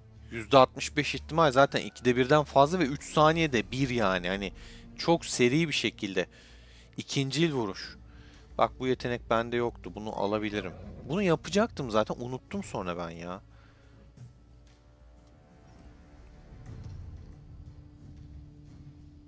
Kapasite, can, kudret, pasif beceri. Sitesinin kudret taşları daha güçlü olduğu için, bak taş farkı var bu arada. Şeyinki o kadar güçlü değil. Ulan bu arada kaleleri de sıfırlıyorlarsa. Ama bu da çok önemli bir şey bu arada. Göksel kıvılcımı çıkmış. 42 yapmış. Bak ya çok güzel ya. Çok güzel yüzük abi. Çok güzel ya. İki kahraman dediği işte şey, Kiros'la kendi. Vlad'ın kendisine güç veriyor. Her tür hasar. Ordu koparma. Çok böyle wow yetenekte değil ama güzel. Katmanlı zırh çıkmış buna da.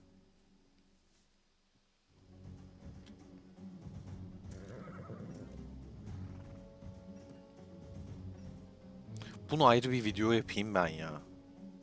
Kapasiteye bak. Full kapasite taşı koymuş. 7000 ya. Accept. Direniş. Direniş güzel bir yetenek bu arada. Ben tavsiye ederim.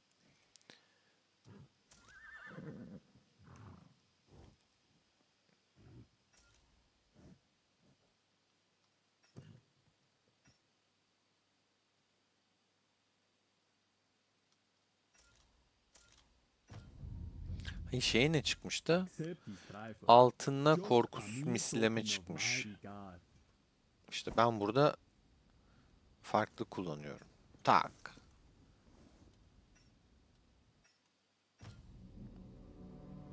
Arthur'u tırt. Ben söyleyeyim size. Arthur farkı çok fazlaydı. Bunun Arthur'u daha çok hasar çıkmış ama taşları çok yüksek sitesinin.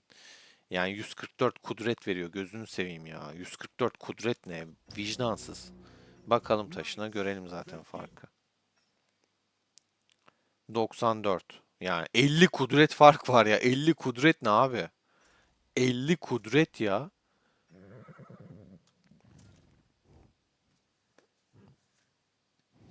Şeyi aynı. Işıltı seçmiş ikisi de. Onu söyleyeyim. Bir de dizilim farkı var. Skip'i ortaya koymuş. Lagerthe'yi ortaya koymuş. Lagerthe ortada, Skip sonda da iş yapıyor mu? Yapıyor. Ama şans işi. Yani bu yetenekler, buff'lar biliyorsunuz arkadaşlar, bir kısmı ihtimale dayalı yani. Hani öyle her zaman vermiyor. Mesela işte etkinleştirme ihtimali 1/4, %25. Sana her dakika bunu vermeyecek yani. O yüzden birazcık şans işi. Ya da skip'e baktığında da yani hani %25. Anladın mı? Sana sürekli adil yargı olmayacak yani. Tutarsa tutar, tutmazsa geçmiş olsun. FSM'de de bu çok fazla. Bu komp çok kırılgan. Lubu gerekli hasarı çıkartamadan düşüyor, ölüyor. Yani Lubu'nun bir etkisi kalmıyor, işin gerçeği. Keza Belisarius kompu da tırt, gördünüz zaten. Kiros çok iyi. Ya mesela burada Stesse Kiros koysa bence çok daha fark yaratır. Lubu o kadar hasar çıkamadan düştüğü için çok bir anlamı kalmıyor ya. Neyse, ben bunu ayrı bir video çekerim belki vaktim olursa ama açım ben arkadaşlar ya. Açım. Ne yaptık en son?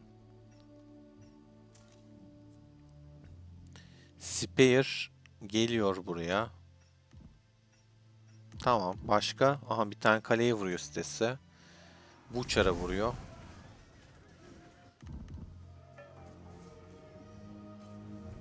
Kesti abi. Buraya takviye atamazsın daha. Kaç milyondu bu? 50 milyonlarda.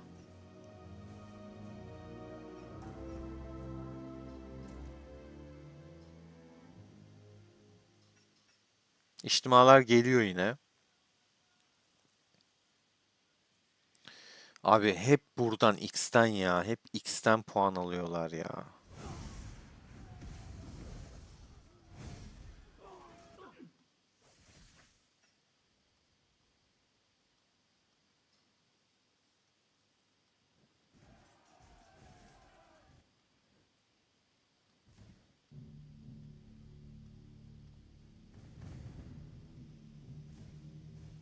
Evet, geldi Cenk Atay'a.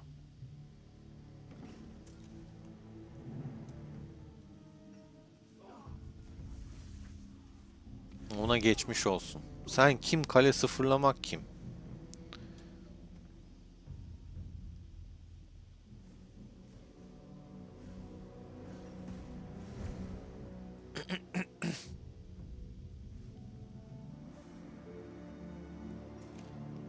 ...91.7. Mahvolmuş ya. Çok güzel. Mavkit'ten de daha fazla gitmiş. Çok güzel. İnmeyeceğim sahaya. Tutacağım kendimi. Yoksa şunları keserim. Ama tutacağım kendimi ya. Pink'i kesemem tabii ki de. Gerçi bu da RAM kompu ya. Sırf defans yani. Kesilmeyecek çok bir şey de yok. Şu mesela abi bu ne geziyor yani hani vur diyor şeytan ama yok vurmayacağım. Bir de kaleme yaklaşıyor. Yemek yiyeceğim. Vaka da aynı şekilde. Sohbete biraz bakalım. Unuttuk.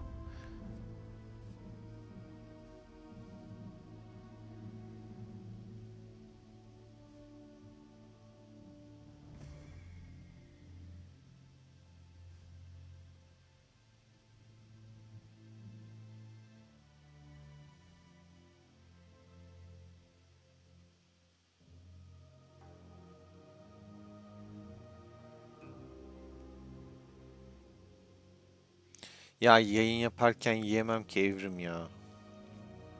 Ağzımda lokmayla konuşmak ne bileyim rahatsız olursunuz. Ümit vallahi çıkartacağım çekeceğim Lubu'yu çekeceğim emaneti mikeceğim adaleti hesabı olacak.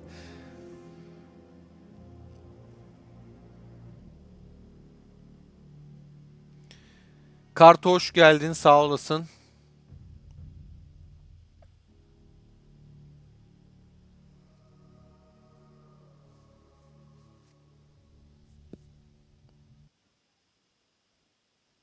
Yıldız Bağ güzel Evrim. Dur bir yemek alayım da o zaman. Dur şu içtimalara da bakayım. Kim tokatlandı gidiyor. Tık tık tık gidiyor. Bakayım şöyle bir alana. Hala X X-Ray yani şey konsol oyununa döndü. X-Ray puan veriyoruz.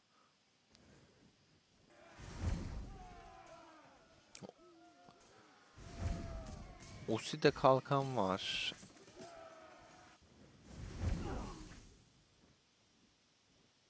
Oğuz da tutamamış kendini. Bak vurdu.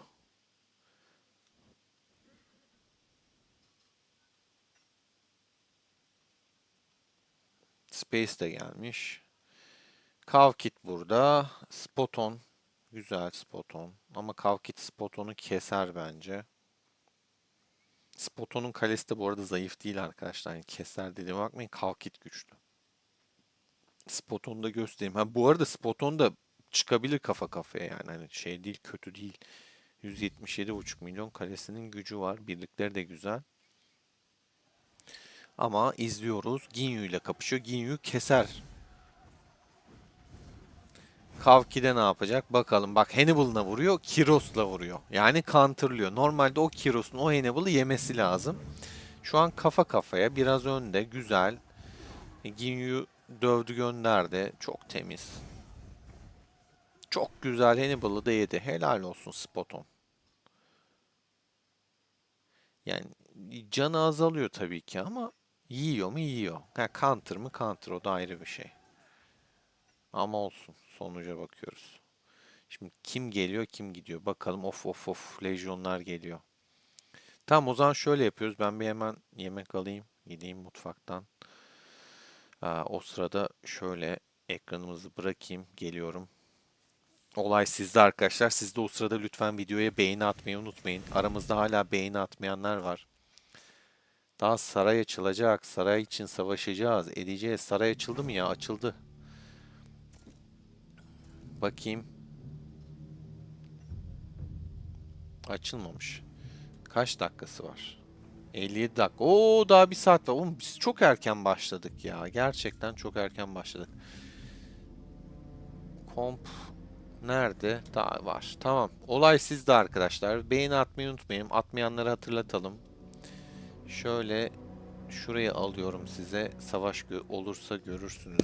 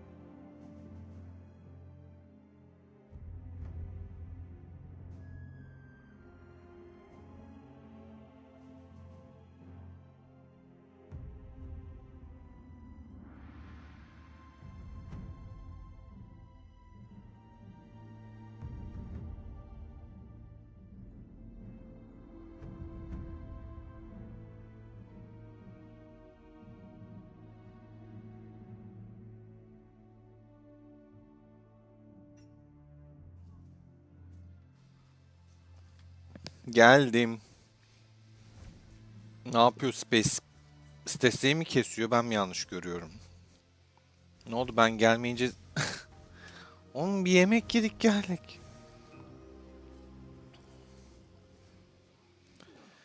Bilal'im eyvallah sağ olasın ama birlikte yememiz gerekiyordu. Yoksa yenge yemeği değil bıçağı getirirdi.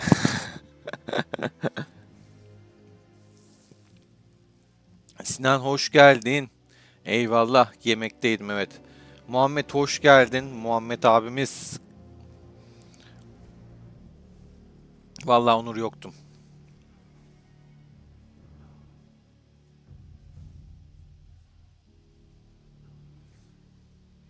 Space'e bak sen. Neler yaptı neler. Benim bir tane birlik kesilmiş. Ne olmuş bakalım. Öf öf öf. 2'ye 91 bunu görmüştük zaten. Ne hangisi gitti peki? Niye gitti bir de? Dandik bir kompum. Ha Süleyman kompu olan gitmiş. Bu da kalkan basmış. Bundan da çıkartabilirim. Bundan buna getirelim. Süleyman kompunu da Can Atak'taydı. Ha hatırladım. Yukarıda bir kale vardı. Cenk Ata. Kalkan basmış.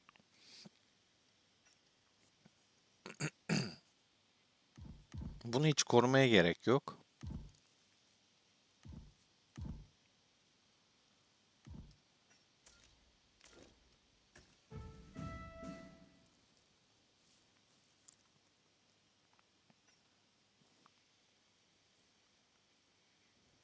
Şu haritayı The Mist var.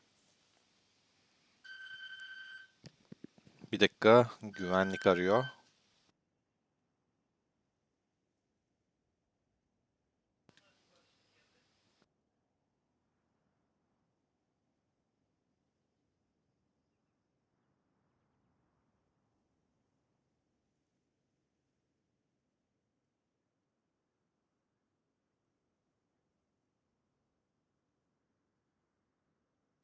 Evet, yanlış daire olaraktan sipariş yoktu çünkü. Hemen bunu da çözdük. Güvenliğimiz yanlış daireyi aradı. Furo 2 açılmış. Bakalım bakalım bakalım. Şu an gelen giden bir şey kalmadı gibi. Peki son puan durumuna bakacağım. Stesse bayağı bu arada güç kaybetmiş. 740'lardaydı. 29-20 milyona yakın güç kaybetmiş yanlış hatırlamıyorsam. 10 milyonda Angry kaybetmiş. Öf öf öf. Ne kaybetmişler be. Poppy'sin tam gücünü hatırlamıyorum. Zaten 200'lerdeydi. 40'ı var mı yok mu hiç hatırlamıyorum. Videonun başına bakmak lazım. Ah ah burada bir tanıdık yüz gördüm. Bu arkadaş Türk. İsmini vermek istemeyen seyirci. Spare 400 milyondu. 6 milyon da Spare'dan gitmiş. Carpe Diem. Carpe Diem'in kalesi ne? Şu. 117 milyon. Gin 140'lardaydı galiba. Yok 170'ti bu galiba. 165 şu an.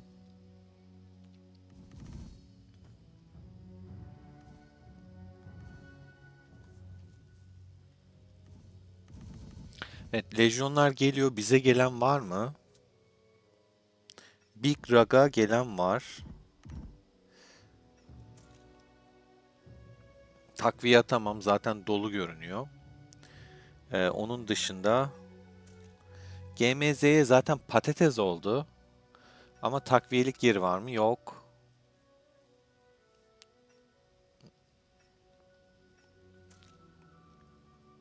Sit.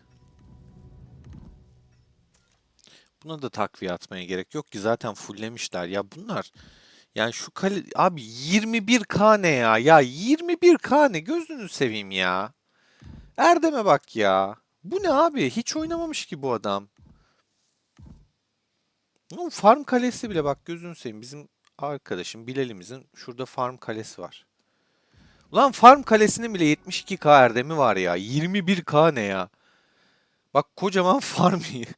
Ya farm 20 milyon güçte. Hani 72k erdemi var. Adam 21k erdemde ya. 21k erdemde.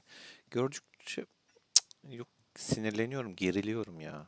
Bu Karuka, buna da tıklamaya korkuyorum. 40k erdemi olandı bu da galiba. 90k. Allah razı olsun ya. 40 milyon güçte 90k erdemi var. Biz bu kaleleri niye tutuyoruz ya?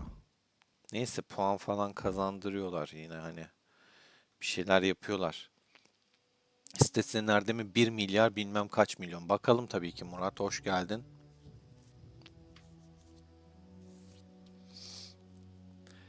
Eyvallah. Hemen bakayım X'imize.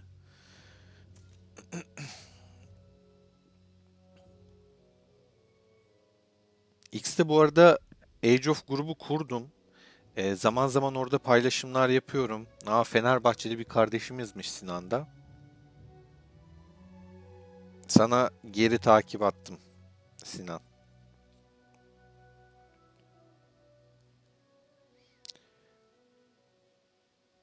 Ama oradaki Age of grubunda böyle çok hani aktiflik falan aramayın. Zamanında kurmuştum. Ara ara paylaşım yapıyorum. Sitesinin erdemine bir bakalım. Bak yine Süleyman Kompu gitti. Al ya Karuka, al. Sen de takviye azsa sana atayım. Al. Al.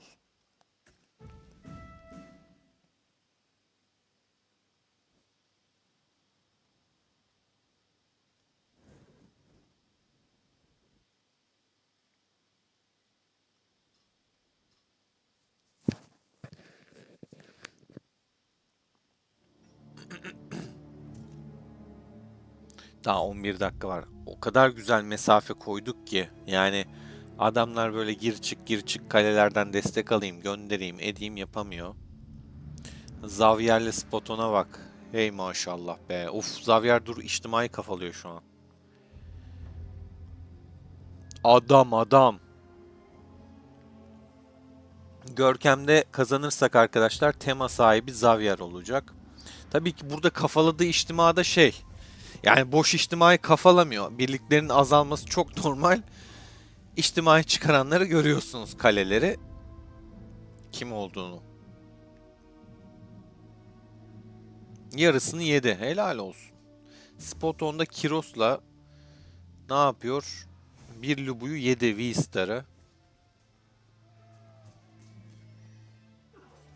Xavier Stessel'in Süleyman'ı kovalıyor.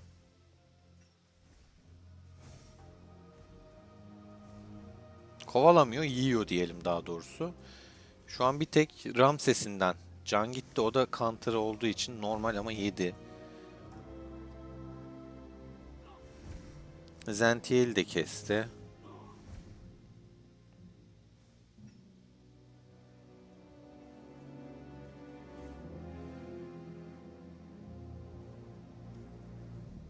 Bizimkiler buraya gelmiş. Adam kesiyor.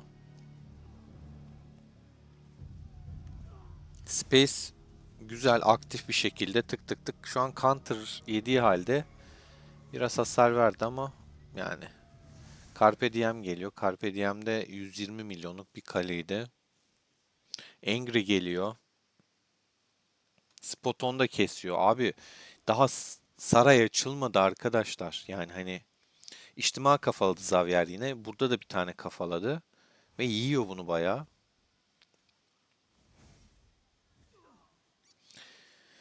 Bozduracaklar bana kalkanı ya. Gerçekten. Elim zor tutuyorum kendimi.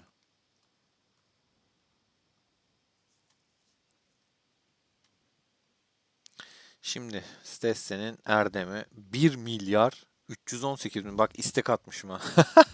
Arkadaşlık isteği. 1 milyar 318 milyon 460 bin Erdem'i varmış.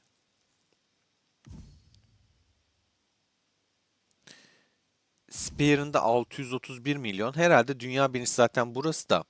İkinci de 631 milyondur diye düşünüyorum. Karate'ye bakmak lazım. Karate'nin de erdemi yüksektir.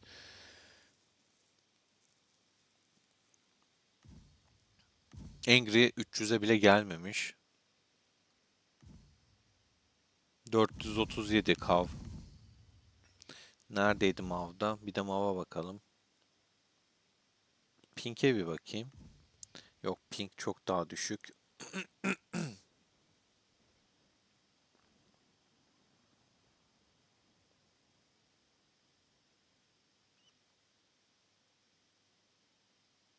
Mav'ı görmedim.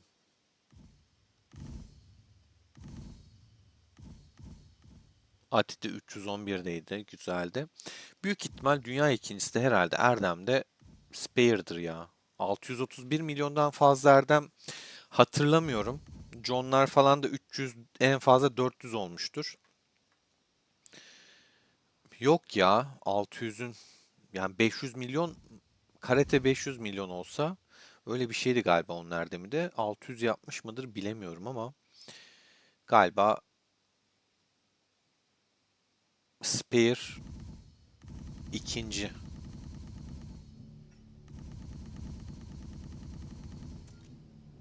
Yo, istek de atmamışım aslında. Atmışım ya da bu eskiden kalmış bir şey. Atmış olabilirim. Onu da merak ettim. 437 ile Kavkit.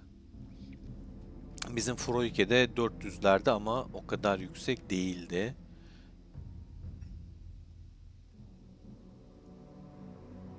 Piccolo da geldi. Burada geçeni kesmeye çalışacak arkadaşlar.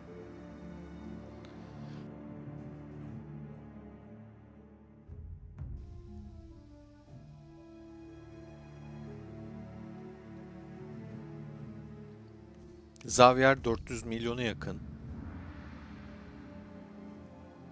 Bakalım ne kadar Erdem kasacak. 388.475. Hadi bakalım.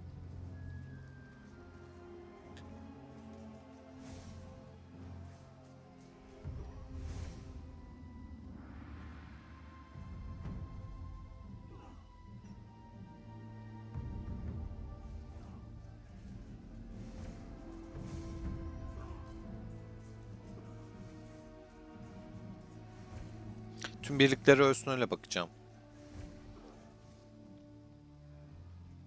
Çekti. 513. Pek bir şey kasamadı. Angry'e kafa atacak. V-Star'ı keser ama. Froike'cimiz de 440'larda falandı galiba. 444. O da çıkıyor şu an.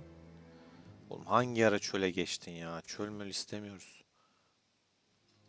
Bazen çok böyle takılma olabiliyor. Kasma olabiliyor. Yani kasma değil de böyle garip bir şekilde donuyor, gidiyor. Bu aralar çok olmaya başladı. Uyuz olmaya başladım gerçekten. Bak, arkadan arada bir ses de geliyor. Pıt pıt arka arkaya. GMZ'yi zaten destek var içinde bayağı.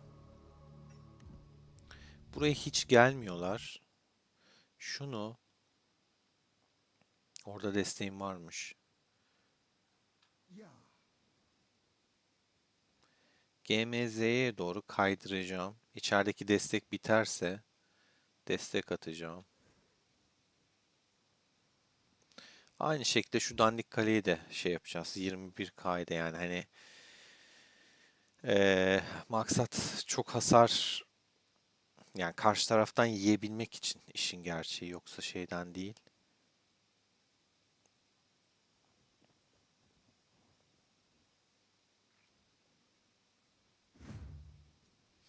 Zero'da beklesin. Oradan GMZ'ye atarım.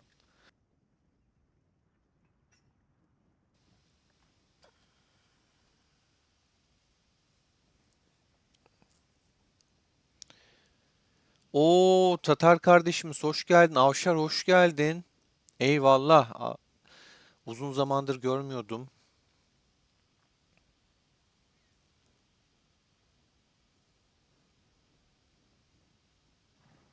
Berk nereden ekmek bulsam diye aranıyor şu an.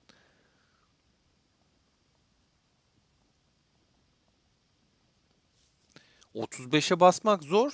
Bir de şey yapıyorlar Murat. Araştırmayı dengeli götürüyorlar. Sadece hani binaya yüklenmiyorlar. Mesela şey, Kavkit kimse 34 değilken onun kalesi 34'te araştırmaya basmamış.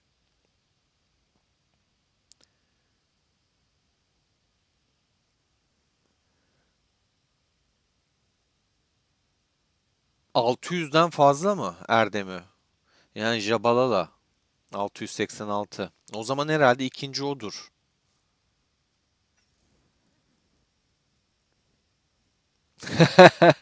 Aslan Bey 768 milyon Erdem var. Bir şey değil mi? Gerçekten zamanla yapar ya Aslan Bey'in tam bir savaşçı.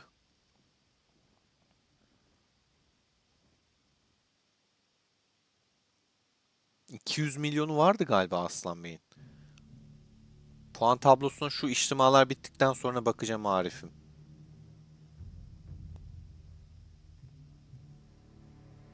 Avşar 698 mi? Gönüllerden geçenler onlar. Dur geldi içtima. Şeye göre takviliyim.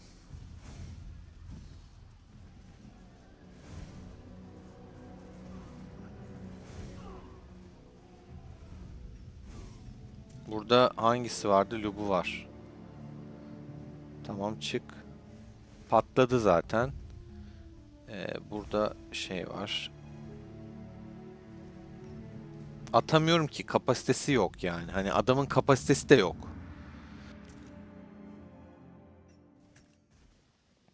Bu da patladı. God King de Kalki'de vuruyor ama Angry de ona vuruyor. Ve counterladı yani Angry'ninki. Stesse de burada. Şu Nesrin'in kaleye de bir şey yapmak lazım.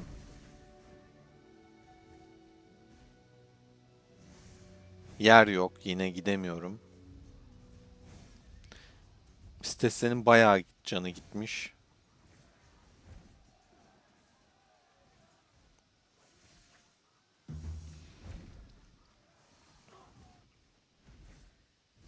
Şu adamın hiç desteği yok.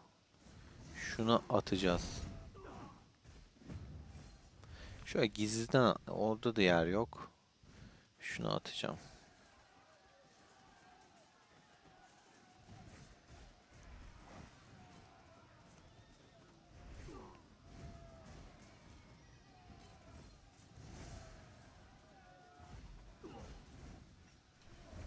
Pink, Xavier, Kav, Mav. Buralar çok karışık. God King'in kalede burada. Bak tahmin ettiğim gibi buna vurdu. Geldi. Kavkit. God da arkadan da bir vurdu. Buradan da bir vurdu. Bakalım. 2'ye 7. Güzel. Yani. X'i düşman ilan ettik. Artık herhalde şey. Onlar sıfırlamasın biz sıfırlayalım moduna geçeceğiz. Şu kalkansızlar yüzünden. Şimdi puan durumuna bakacağım. Şurası bir rayına otursun. X'ten çok puan kastılar çünkü. Gerçekten X'ten acayip puan kastılar. 2 milyar Stesse yani 3'e yakın. Angry de 2,5 de. Dentist, The Miz 1,5. Mavkit 1,4. Xavier de 1,4. Froike 1. Ya daha saray açılmadı bu arada arkadaşlar. Yani daha saray savaşı var. Sarayda yani savaş yok diyelim. Savaşmayacağız. Bu öncesi. Ha belki de savaşırız bilemem şimdi 40'taki arkadaşlarda olduğu için. Her dediğime de çok şey yapmayın. Aldanmayın mı diyeyim artık bilemedim.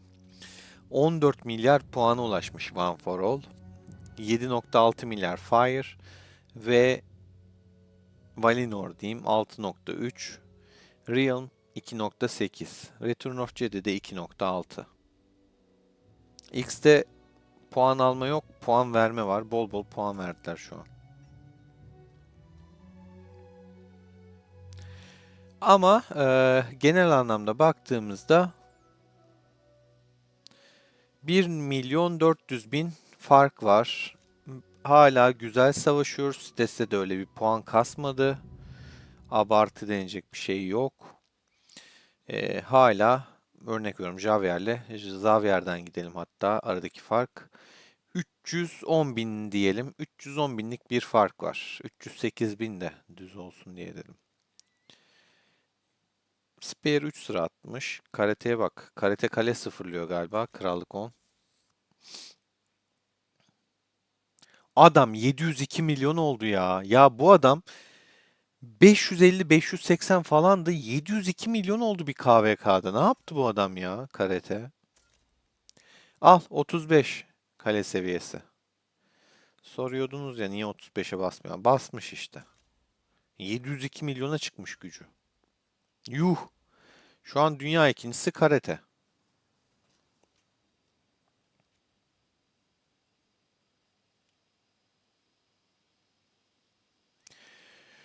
Sinan'ım daha Krallık Savaşı bile başlamadı. Şey kalkanını aktif etsen bile ittifakın ki öyle çok etkili olmuyor. Bakacağız yani duruma göre. Aslında beklediğimiz zamanlar var. Tam pasif de değil. Aslında mesela GMZ'ye Türk bir arkadaş. Ama WhatsApp'tan da yazmıştık, duyurmuştuk ama basmamış kalkan. Peter var, Ghost var.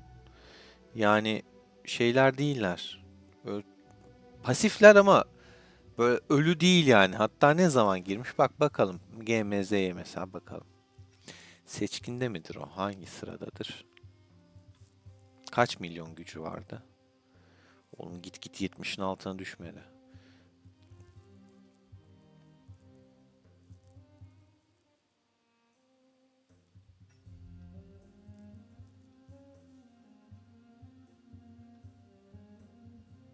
Bak Nesrin kalkansızdı. Çevrim içi. Yeni gelmiş. Bir de bu arada tabii daha Krallık Savaşı falan başlamadı. Çok erken başladık savaş. Yani adamlar anında geldi. Ama duyurduk. Bu da bir bahane değil tabii.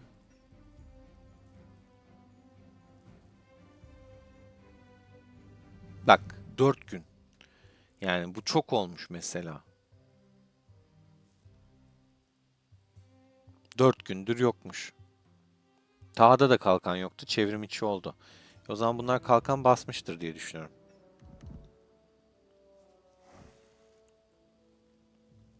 Nesrin basmış gördüğünüz gibi. Bakın içinde destekler de duruyor. GMZ'ye zaten 4 gündür yok. Big Rock mesela kaç milyon? 42 milyon. Merak ettim. Big Rock ne zaman aktif olmuş?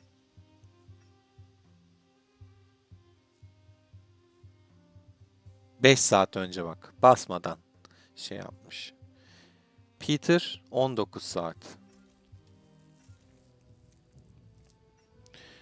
Stessevir'ini vuruyor yine. Ridla'yı vuruyor. Ridla dediğimiz kale de bu yani.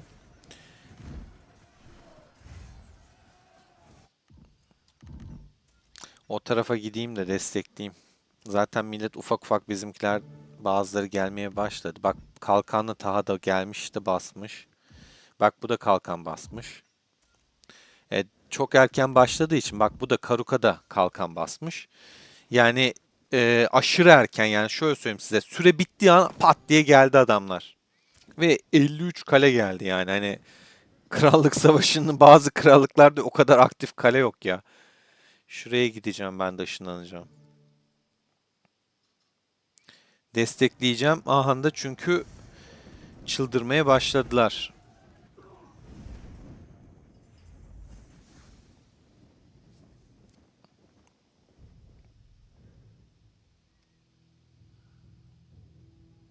Space'te şeyde falan kalkan yok çünkü bu kaleler Piccolo'ya da mesela vurabilirler. Piccolo da Türk bir arkadaş. Eamon'a da vururlar. Piccolo birlikleri hemen geri çekiyor.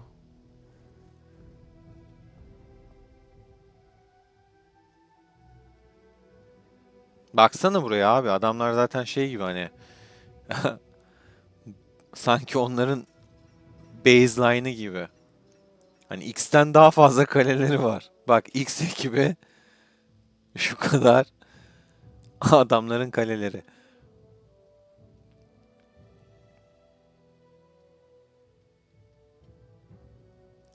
Şuraya bir ışınlanayım ben de.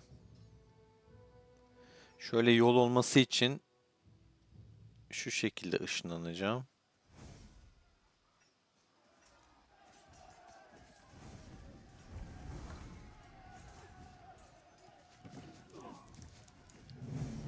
İsmini vermek istemeyen izleyici de burada. Türk arkadaş Marselius. Space geldi. Ben bir birlik Space'in içine atacağım. Bir tane hatta şöyle aynen ne yapacağım biliyor musunuz? Ben savaşmıyorum ama şöyle koyacağım.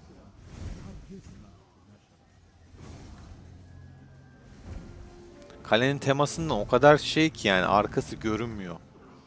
Vurmak isteyen vurabilir arkadaşlar.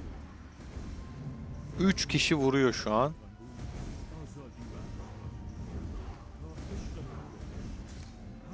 6 kişi vuruyor. Ne yaptılar öyle? Bakalım. Kavkit vurmuş bir tane. 4-6'ya 3-8. Fena değil.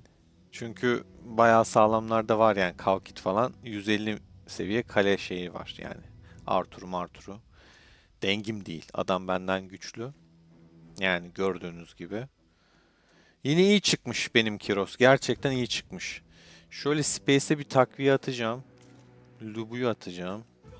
Kimsesiz Babanın kalkanı var. Eamon'a da bir takviye atayım. İbo'nun üstünden göndereyim. Ona da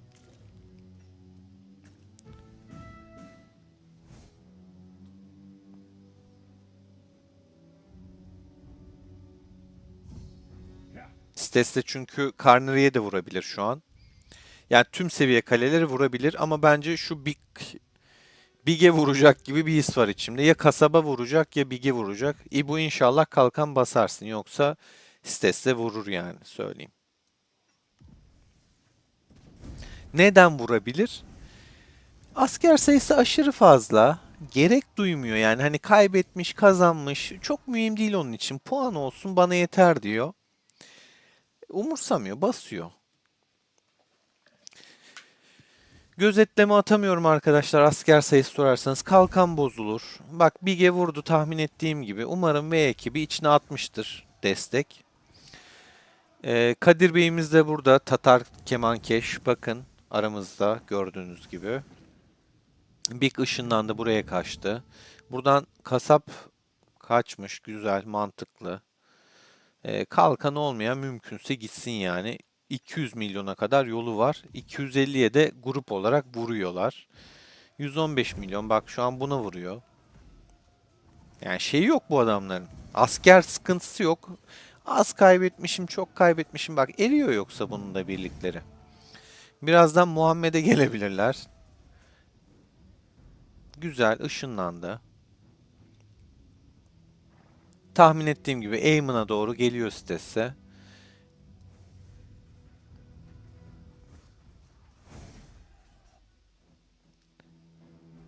Marcelius atacağım üstüne Lubu'yu.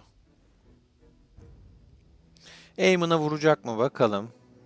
Vurmuyor. Kaçtı.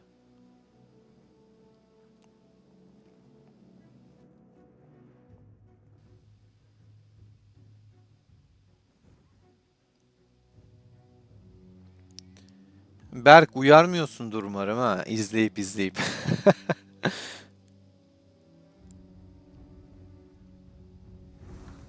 Angry şu an kaleleri kafalıyor. Piccolo'ya doğru gidiyor. Hop Dentist'e döndü. Dentist'e vurursa daha çok hasar yer yani. Onu da söyleyeyim. O yüzden Big'e girer diye düşünüyorum ben. Gidiyormuş gibi yapıp buradan pat diye döner.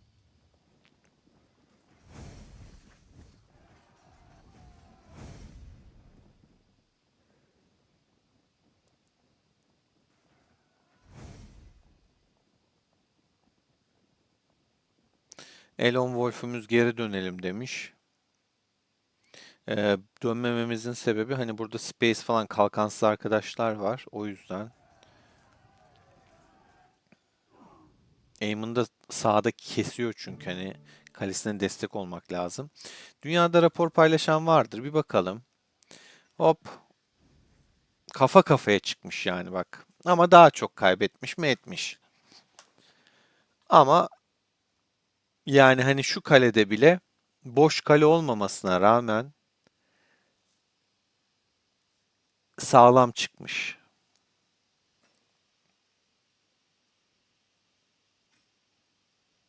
Yani boş değil kalesi de adamın.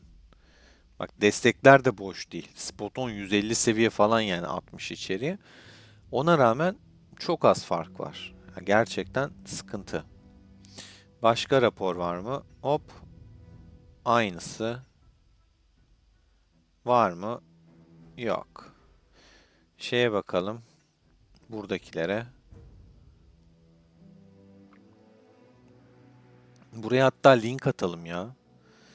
Bir linkimizi paylaşalım. Gelmek isteyen gelsin, izlesin.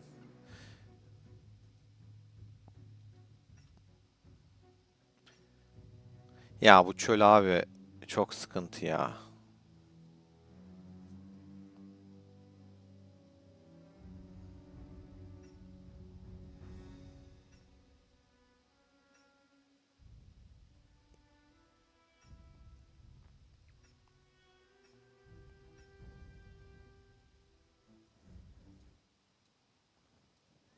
Mustafa'nın Lubu'yu şu an tak diye yiyesim vardı.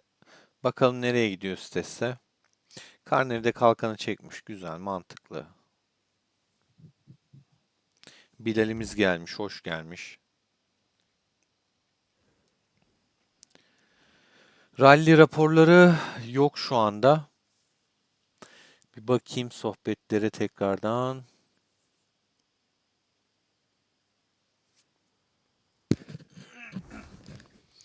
Şaka maka 70 de günden güne güçleniyor. Hem de Türk krallığı olarak güçleniyor. 70'i de tebrik ediyorum. Geç olsun güç olmasın. Mustafa'yı kesiyor Space, güzel puan kasıyor. Estes'e gidiyor buraya doğru bir şey atmış. Yine bir Suzi'ye gidecek kesin. Bak bak kesin buna geliyor. Badger de o kadar güçlü değil. Suzi de ikisini bir dener. Ya mesela Suzi abi şu ne yapıyor mesela? Ne yapıyor? Ya V ekibinin şunu yani uyarması lazım. Bu ne ya? Rahat ol Suzi geliyor zaten. İstese sana geliyor. Kesecek seni. Rahat ol. Gitmiş Stesse'ye vuruyor yani. 80 milyonluk kalesin ya. Dünya birincisine vuruyorsun. Farkında mısın bilmiyorum ama dünya birincisi şu an o. Ama karate'de şu an yaklaşmış 700 milyonda arkadaşlar. Hani es geçmeyelim bunu da. Bak geldi şimdi indir. Vallahi şu an Suzi'ye vursa da şey yapmayacağım. Ha, topuk. Hop oradan döner Badger'e ben söyleyeyim. Vurdu. O ikisi için geliyordu zaten. Spot ona vurmaz kolay kolay. Kesemiyor. Çok fena darbe yedi. Üf üf üf. Şunun raporunu atsınlar. Şu an bayağı kesti bu arada.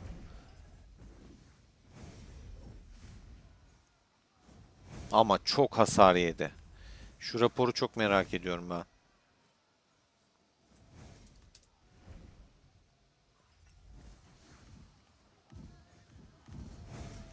Tabii ki daha savaşı bitmediği için rapor çıkmaz. Hala vuruyor çünkü. Chester geldi. Oğlum sen niye geldin buraya? Sen daha da zayıfsın. Seni yer. Fark etse tık hemen sana dönecek ha.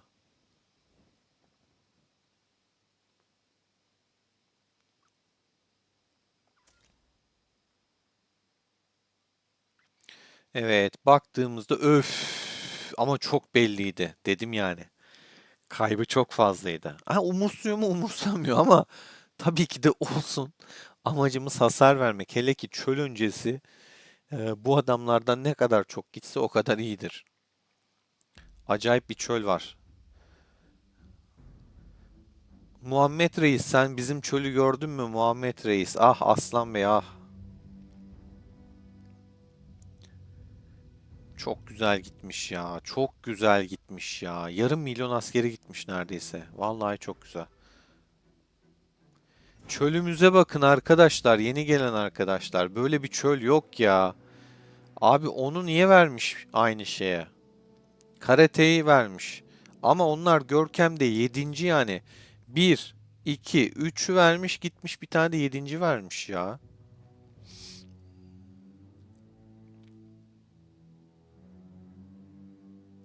Eyvallah Muhammed. Sağ olasın.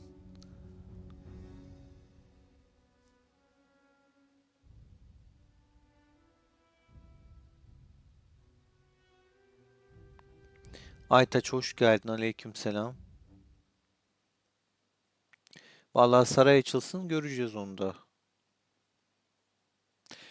Mustafa Karate T8 açmış olabilir.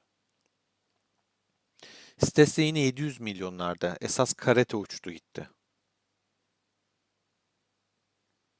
Sinan normalde öyle yapıyoruz.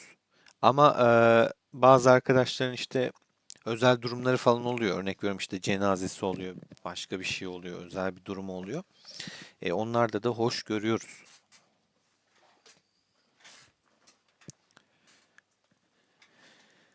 Gördüm Berk, gördüm. Senin Zao'yu bir Kiros'la böyle patlatasım geldi. Evet, şu an 8 dakika sonra Şafak var. Artık buradan kaçalım.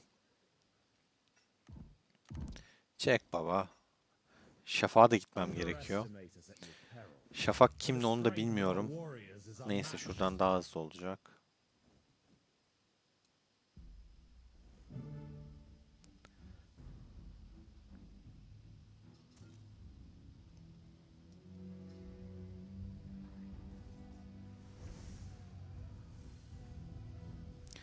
Marcelius'ta arkadaşlar Berk oluyor.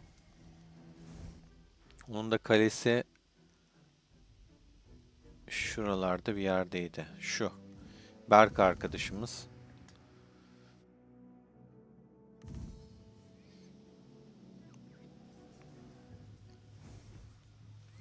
Burada açık arazide kapışma oluyor. Gördüğünüz gibi. Savaşan savaşıyor. Ben şimdi Şafak'a gideceğim zaten. Yani aynı anda açılacak. O sırada base'e geçeyim.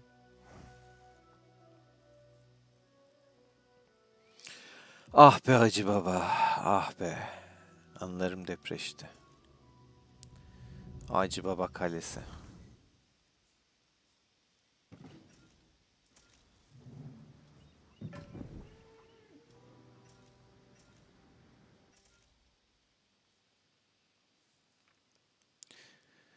Bülent hoş geldin. Coşkunum hoş geldin. Aytaç aynen. Sitesinin mücolara baktık. Ona özel video yapacağım ya. Olmadı gerçekten üşenmeyeceğim. Bu gece bir video çekeceğim. Bütün birliklerini falan size bütün detaylarıyla paylaşacağım. Yani gerçekten üşenmeyip şuradan şeyini yapacağım.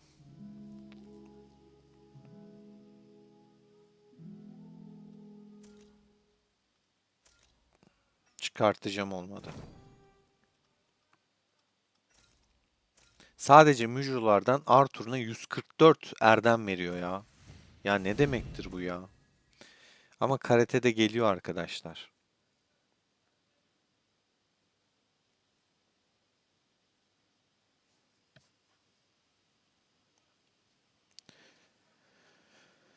Çölde de stratejik yaklaşacağız artık. Bakacağız. Toplama mı yaparız?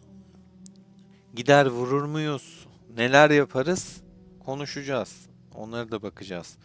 198'e de selamlar buradan. Çöl bir hafta sürüyor patron. Mutlu ailesi Stesse bana vurursa ve benim kalemde destek yoksa ben daha çok kayıp veririm. Ama destekli olursa benim kale o dünya raporundaki gibi, bu rapordaki gibi patlar. Tek başına yiyemez yani benim kaleyi de. Böyle olur sonuç. Ama desteksiz olursa ben daha çok kayıp veririm. İmparatorluk şehri açılıyor.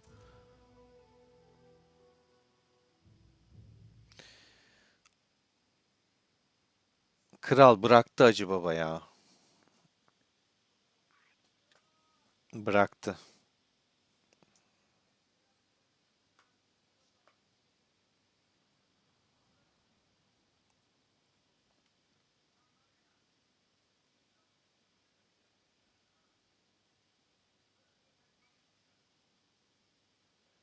Eğer şey yaparsak, güzel bir kale bulursak Arthur'lu belki geri döner. Arthur'lu güzel bir hesap bulursak Acı babamıza, tatlı babamıza aramıza dönebilir. Evet, şimdi tabii ki buradaki azalmanın sebebi de ne oldu? Birazdan şehir açılıyor. Burada kapışmalar devam etmiş. Sitesi 723 milyona düşmüş. 20 milyondan fazla güç kaybetmiş. Tabii ki asker gücü. Şöyle bir şehre bakayım. Bak bak, buralardan şuralara doğru gidiyorlar. Oğlum buradan da V ittifakına bak. Nereden nereye üşenmiyorlar ya. Spear'e bak. Abi adam üşenmemiş ya gerçekten. Bak ta buradan, şuradan,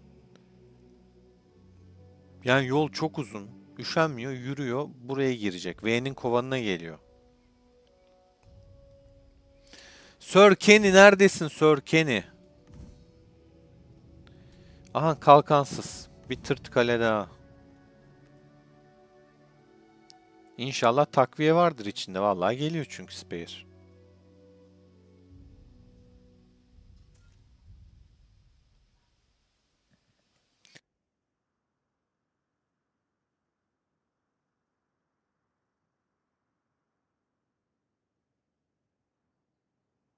Şu an bildiğin sarayı salmış durumda. Sarayın önü. Kim var burada? Arafat var.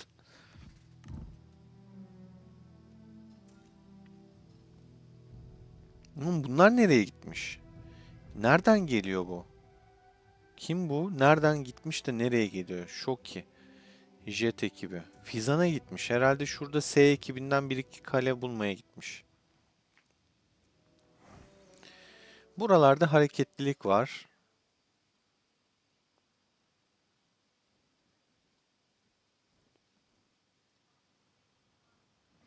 Çok aktifler gördüğünüz gibi. Yani şuraya bakar mısın abi? Gerçekten aktifler adamlar. Şuraya bak.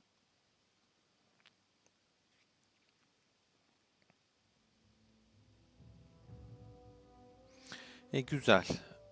Spare'da dayağı yiyip gitmiş gibi bir hali var ama daha burada adamlar var ve burayı bayağı kesiyor. Kimleri kesiyor Spare'ın? Ekip. Evet, bu kaleyi sıfırlıyor ki az önce daha bahsettim. Takviye yokmuş çok. Zombi atmıştı. O zaten aşağıdaydı. Zombi atıp duruyor. Tek takviyeyle olmuyor o iş ya. Buradaki arkadaşların da atması gerekiyor.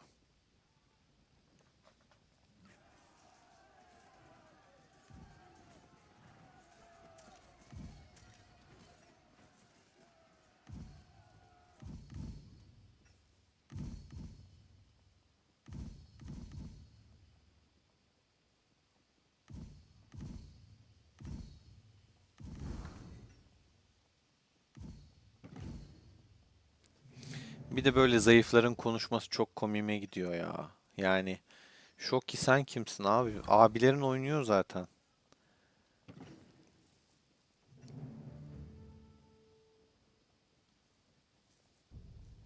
Hadi deneyin. Şöyle çevireyim size de.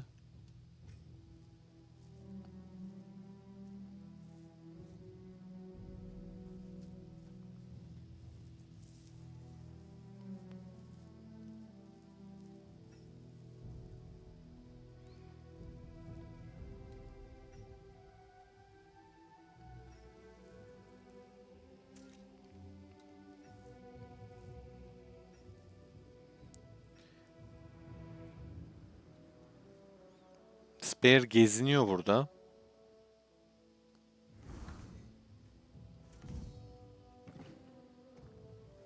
Abi adam farm yapıyor ya. Asilzade'de de kalkan yok.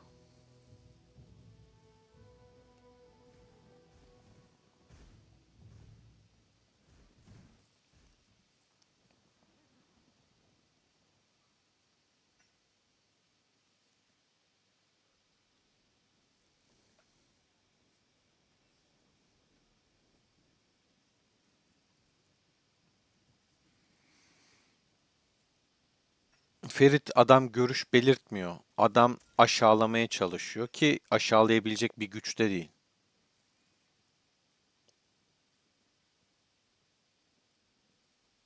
Görüş belirtmek farklı bir şey, laf atmak farklı bir şey.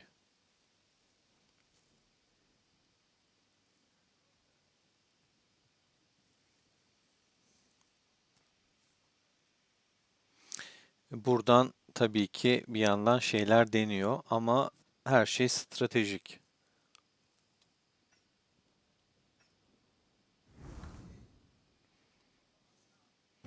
Puan alamayınca insan çıldırıyor.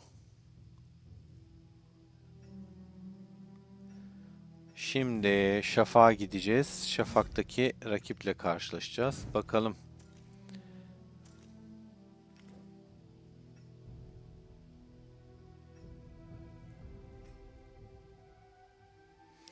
Kimle gidelim?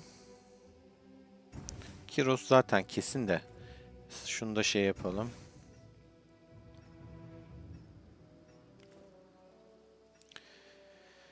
Lubu'yla gidelim. Lubu'yu seviyorsunuz. Lubu'yu seçiyorum o yüzden.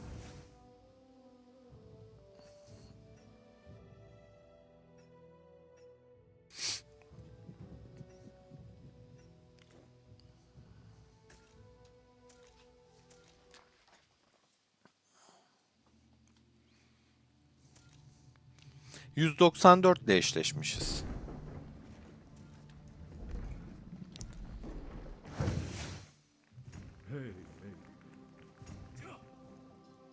Şöyle bir bakalım.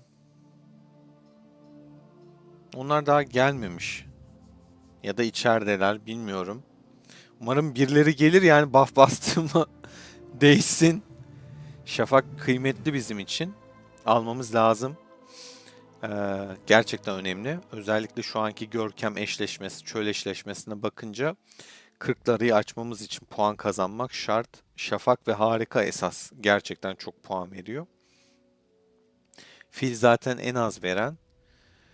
KVK da iyi veriyor. Çölde orta diyebilirim ama çölün puanını bilmiyorum. Son güncellemeyle ne kadar arttırdılar, ne yaptılar bilemiyorum. Bir bakalım savaşa. 2 dakika var zaten daha.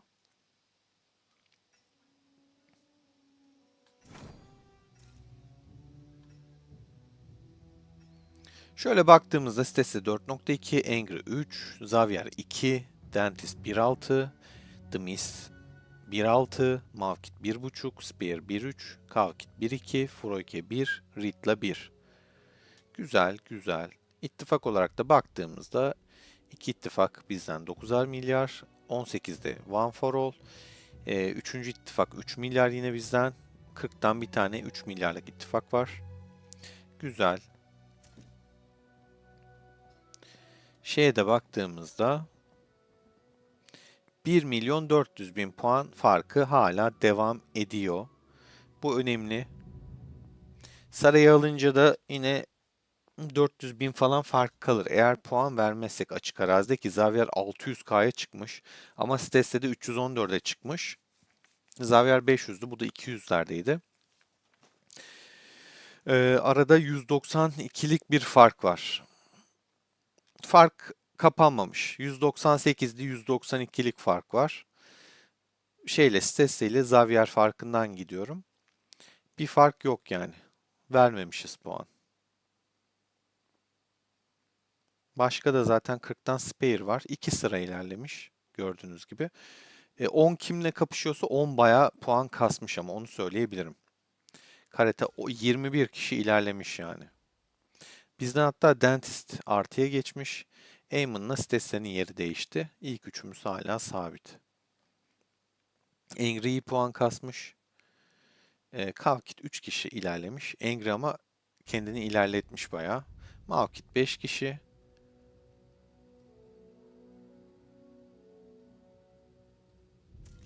Kalitenin bu hesabı da artmış.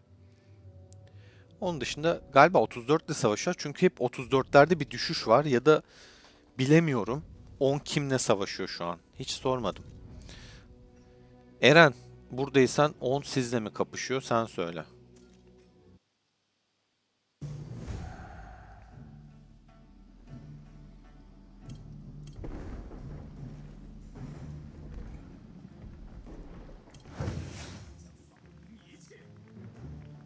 Dondu ya, gelmedi bir süre. Rakip mi yok abi?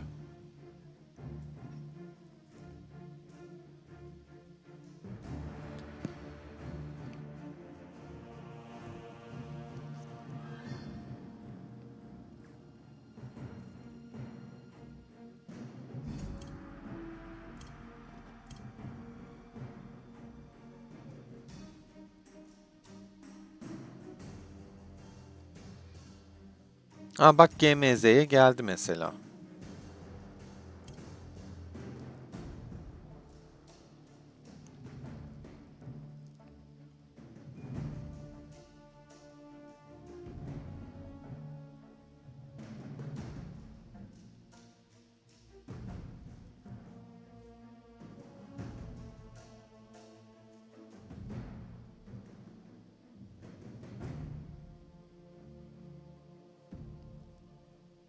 Geldi ama mesela hani yok adamın yanında duruyor. Yani Otigur da böyle.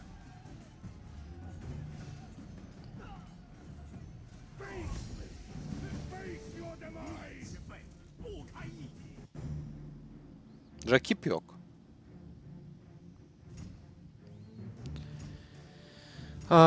Bunun şöyle bir dezavantajı var. Çok fazla puan kasamayacağız.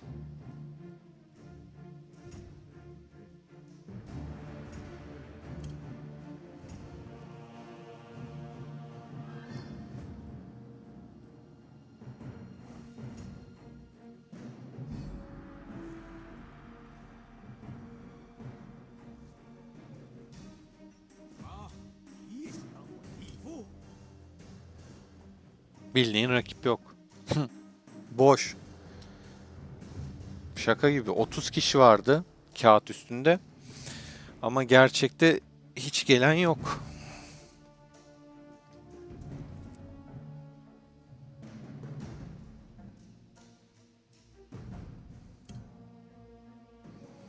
Neyse burada bir şey yok. Kalsın şu an birlikler öyle. Arada girer bakarız oraya.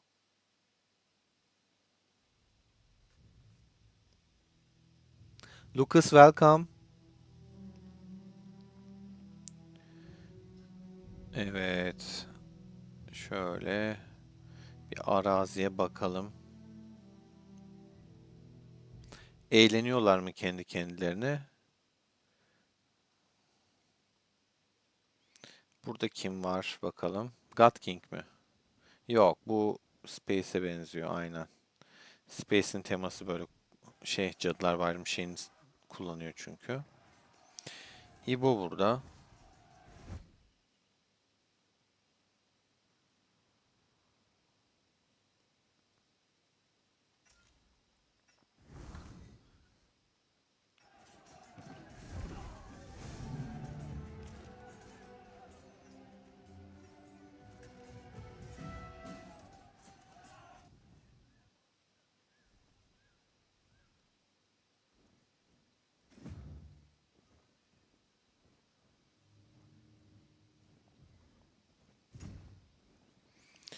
Gönderdim birlikleri üstlerine. Mavkit geliyor ama. Mavkit sıkıntı.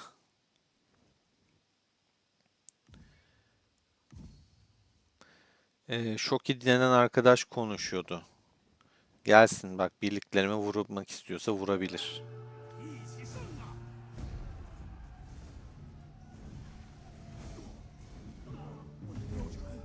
Ati de burada.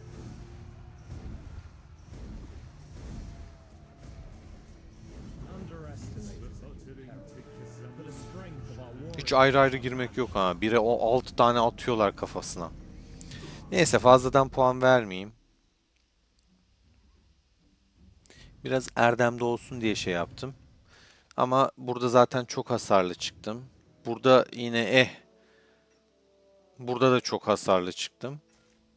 Zarar. Stesse de geliyor zaten. O zaman ne yapıyoruz? Space var mı? Gitmiş.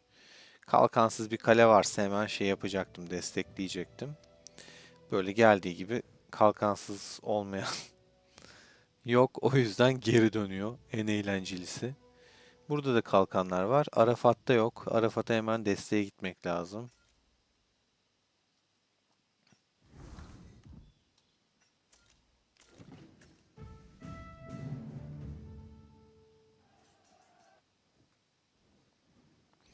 Arafat'a gidiyor kesin ve tek destek yetmez Arafat'ın kalesine baktığımızda. Stesse daha karlı çıkar.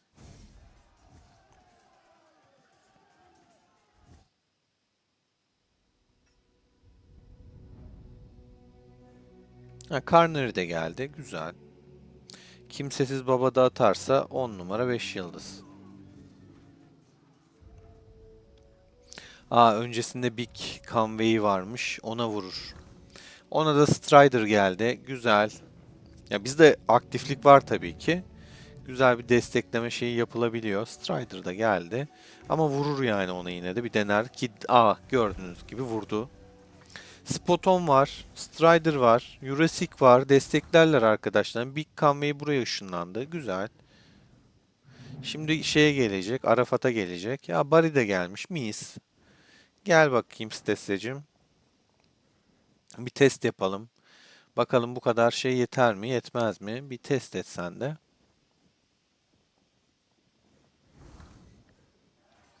Hop biri daha geldi. Valdanea. O mis. Hadi bakalım. 107 milyon 900 bin güçte. Vuracak mı vurmayacak mı bakalım. Şu an bir düşünebilir. Arafat niye ışınlanıyorsun ya? Sen de şaka mısın güzel kardeşim? Bu kadar kale destek atıyor ışınlanıyorsun ya.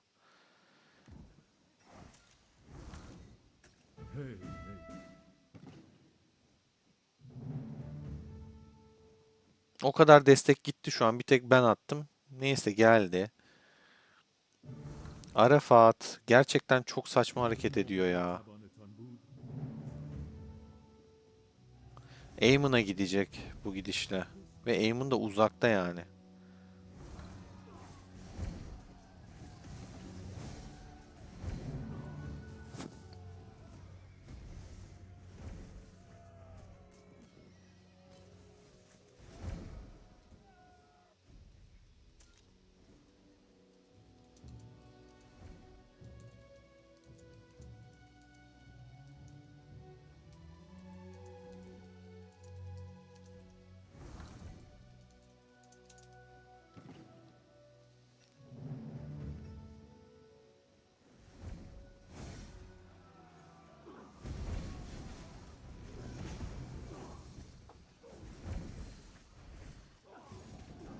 Şu şafağa bir bakayım.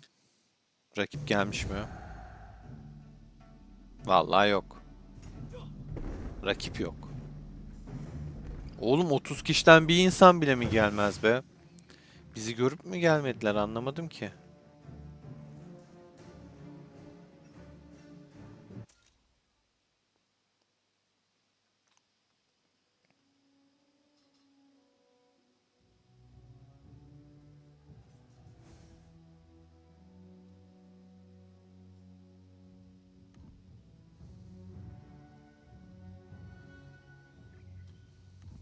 Dokuz milyon erdemi varmış Arafat'ın. 9,5.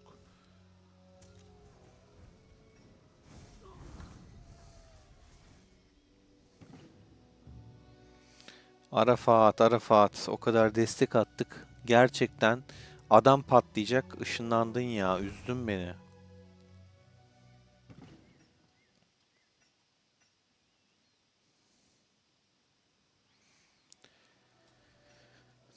Şu desteği çek.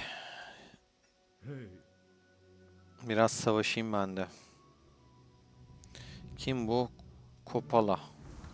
Ha, dentist vuracak şimdi onu. Hiç ışınlanmama gerek yok. Dentist patlatır.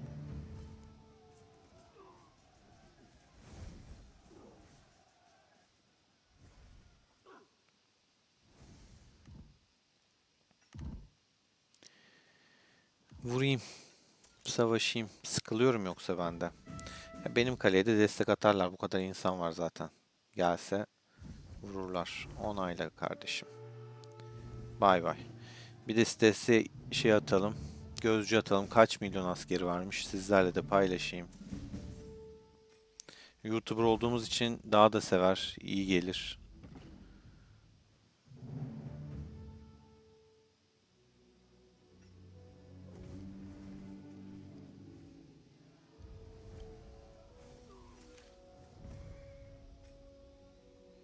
...68 milyon asker var ama 1,5'da dışarıda desek... ...var yani hani gerçekten... ...bayağı bir askeri var. 70 milyon var. Azalmış mı? Azalmış bu arada.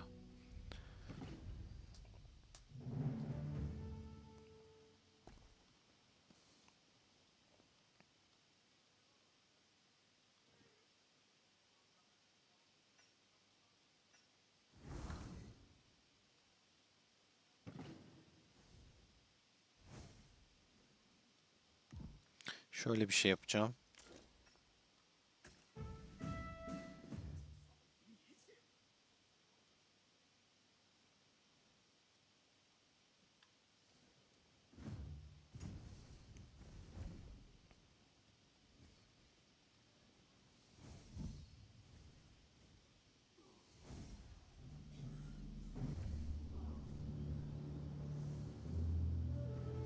Oh, Xavier de kaleyi yiyor. Mis mis. Bak bak, Xavier'in de affı yok ha. Yakalamış Gilgamesh'i. 103 milyonluk adamı yiyordu. Buradan yedim ben de. Mis mis. Kim geliyor? Bla bla bla. Şöyle yapalım. Şafak'ta biraz eğlenirim diyordum. Eğlenemeyeceksek böyle yapacağız. Gel.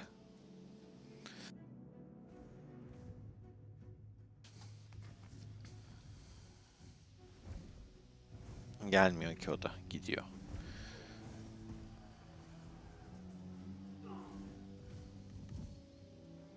...400 milyon erdem yapacak neredeyse bugün.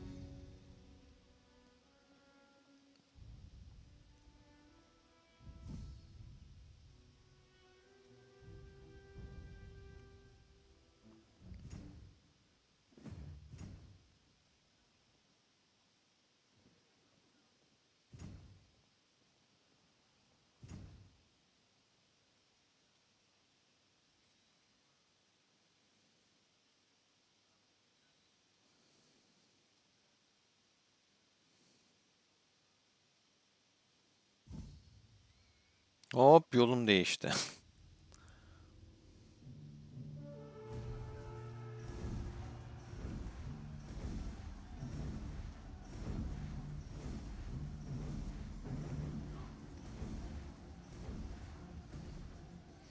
Beş kişi be. Bir skill atsaydı çok güzel olacaktı. Skill vuramadık. Skill atamadık skill. Angry geliyor. Ha, Angry vurabilir. Şu hastaneyi iyileştireyim ben ya. Bak, hastaneyi unuttum.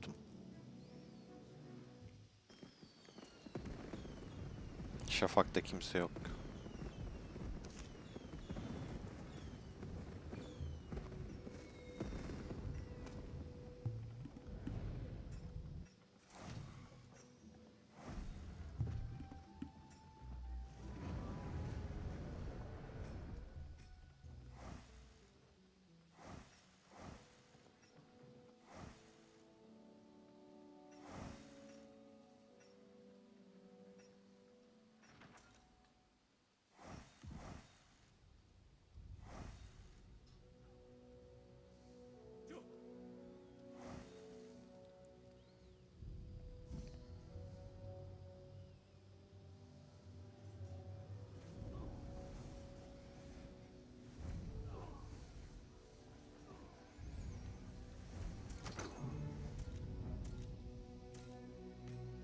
Tepede savaş devam ediyor mu acaba?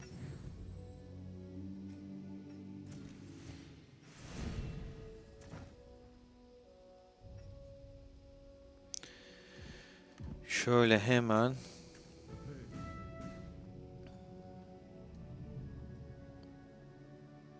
هر موقع در توانتان بود آزادی بخش باشید.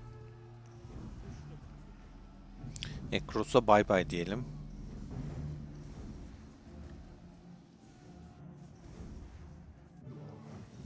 باشد که پرچم من تا ابد بر این سرزمین افراشته بماند.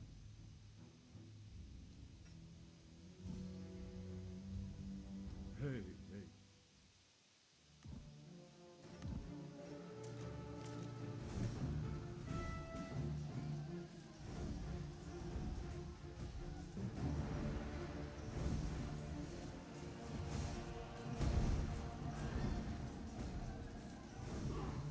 باشد که پرچم من تا ابد بر این سرزمین افراشته بماند.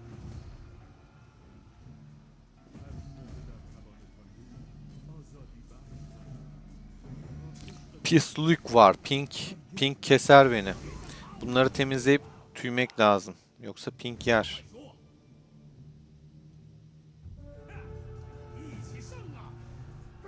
Hop. Kaç. Güzel. Güzel tertemiz bir rapor. Güzel tertemiz bir rapor. Oh mis mis. Burada zayiat verdik. Bunun açığını kapattık mı? Kapattık. Oh mis. Gerçekten güzel. Oh üstüne de ödülümüzü de aldık. Mis valla. Arada böyle elememiz gerekiyor. Şöyle bakıyorum böyle güzel. Counter yiyeceğimiz var mı? Yok. Bu yarım canlı sen git ya. Sen gel.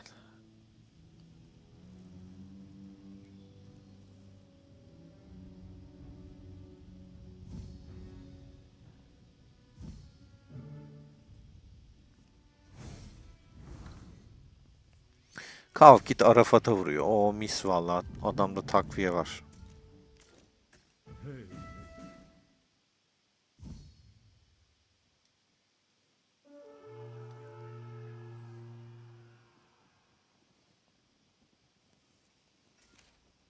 Burada çok kötü oldu. Ordum yarımda. Alagort da şeyde. O vurduğum adam da boş kale değildi. Güçlü. Şimdi Yo diye bir tane indirip oradaki açığı kapatmam lazım tabii. Olmaz öyle kuru kuru. Stesle geliyor. Stesle varsa topuk. Güzel. Buradan bayağı açığı kapattım. Stesle dokunmazsa güzel rapor olacak. Bakalım. Çok güzel. Burada bir Kalkit Arafat Kalesi. Güzel. Daha fazla yemiş. Stesle var. Beyler bende de kalkan yok beyler.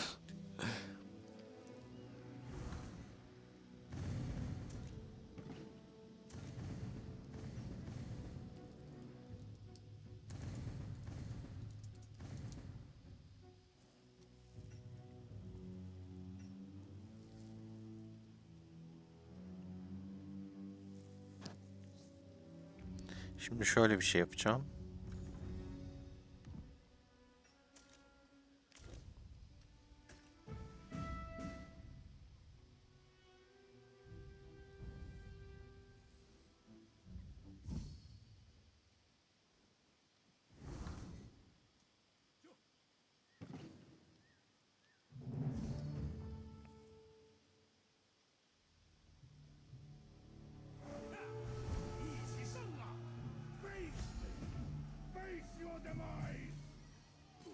Patlat be skill'e girmeden. Çok güzel. Bence güzel çıktık. Bu Stes'le vurduğundaki rapor. Güzel.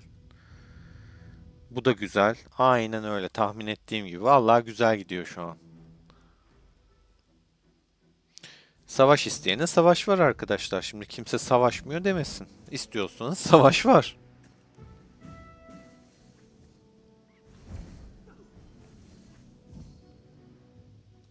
Ha, istediğiniz gibi bir savaş mı bilemem. Stratejik açıdan biz savaşıyor muyuz? Savaşıyoruz. Alıyor muyuz? Raporlar var mı? Var. Bak Stes'te kaleye vuruyor mu? Vuruyor.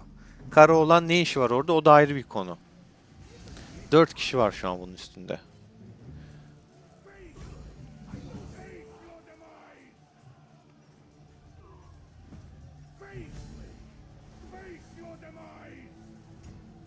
هر موقع در توانتان بود آزادی بخش کنید تا عشق مردم شما هرگز فراموش نشود.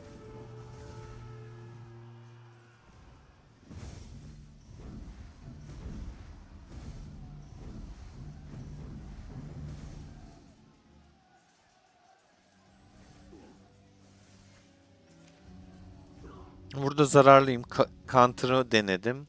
Tutmadı. Burada da çok az bir 700-800 asker fazlalığım var. Bu adam da boş değil bu arada. O yüzden size önerdiğim şekilde gitmiş. Bakın. Skip'i ortaya koymuş. Zook da sonda. Bu kılıç kompu çok güçlü. Ramses'i uçuruyor çünkü. Stesse de bana şey atmış.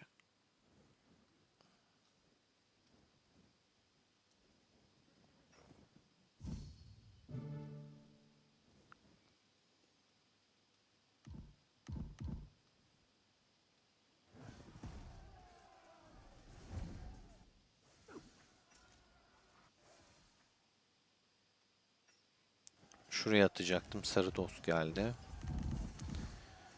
Şöyle yapalım.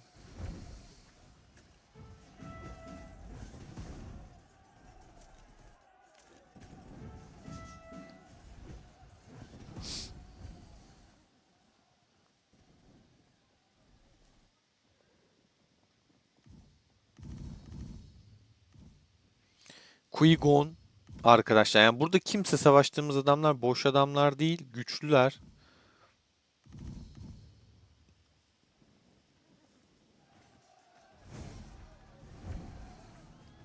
Desteği attım vallahi içime doğmuş gibi.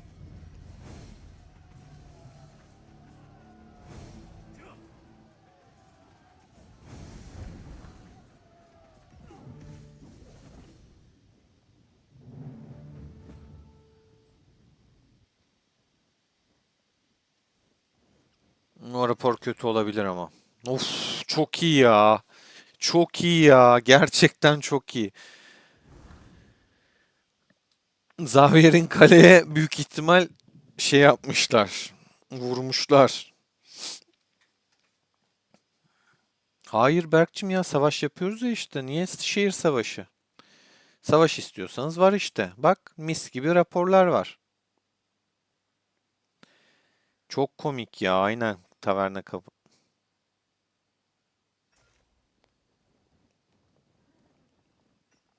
Şunu da çekelim.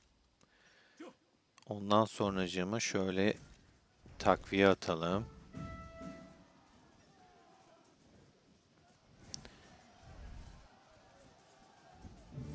Eamon'a gidelim hemen sonrasında. Oh, Eamon'cığımı da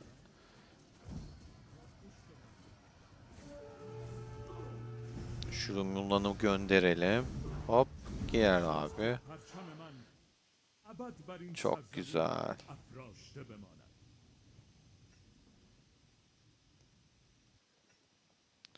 Şehir savaşı, şehir savaşı. Al işte bak savaş yapıyoruz burada.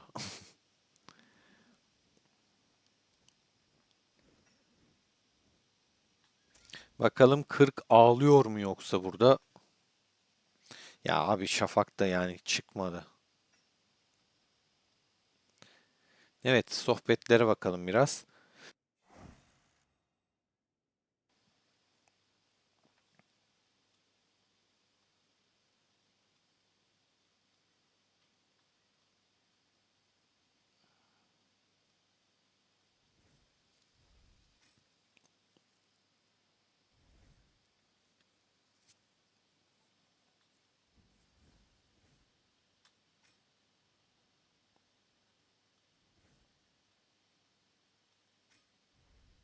Ha bu arada 40'a şu öneriyi sunduk biz. Bizimkiler dediler ki 40'a. Bakın kale sıfırlama olmasın. Yani siz onunla nasıl savaşıyorsanız krallık onunla savaşıyorsunuz ya sözde. Biz de dedik ki krallık onunla ne yapıyorsanız gelin biz de aynısını yapalım. Açık arazi savaşları olsun ama kale sıfırlama olmasın. Önce okeylediler. Daha sonra herhalde sitesi istemedi. Sonra yok biz ona uyamayız dediler. İptal ettiler. Yoksa savaşacaktık bu arada belki. Yani hani adam gibi dedik ki kale sıfırlama olmasın. Çünkü burada bir adaletsizlik şeyi var. Sitesi ile Angry'nin asker sayısı ortada yani. Attık bak 70 milyon askeri var. Yani bu normal bir şey değil. 70 milyonla senin benim herkesin emeğini çalıyor. Umursamadan ona kafa atıyor, buna kafa atıyor. Yani bir eğlence yok zaten ortada. Tertemiz rapor bak. Biz de böyle devam ederiz. Adamlar da yok efendim öyle olmaz. İşte ilk başta tamam demişlerdi. Fakat sonrasında yok dedikleri için bu savaş olmadı. Bilginiz olsun bu arada. Söyleyeyim bunu da unutmuştum. Çok soruyorlar, yazıyorsunuz. Hani burada da bayağı muhabbeti geçmiş. Gerçek bu arkadaşlar.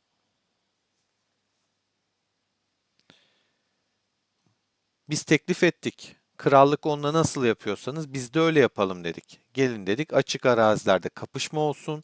Şehir savaşı yapalım. IC için savaşalım. IC, IC ne ya? IC için savaşalım. Ama yok dediler. O zaman öyle şeye böyle bilmem ne demişler.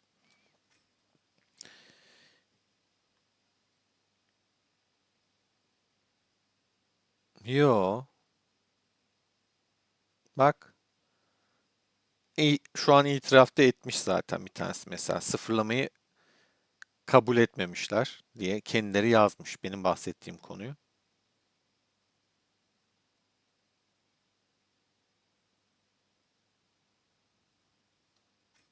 Orada da bu da şey demiş senin kararın mıydı falan diye.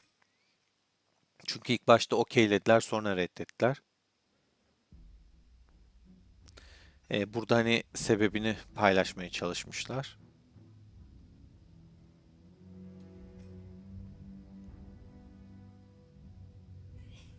Bak yani yalan bunlar abi. Böyle bir şey yok. Hani ben size aslını söyleyeyim. Şimdi de beğenmiyorlarsa keyifleri bilir yani. Hani bunu onlar seçti.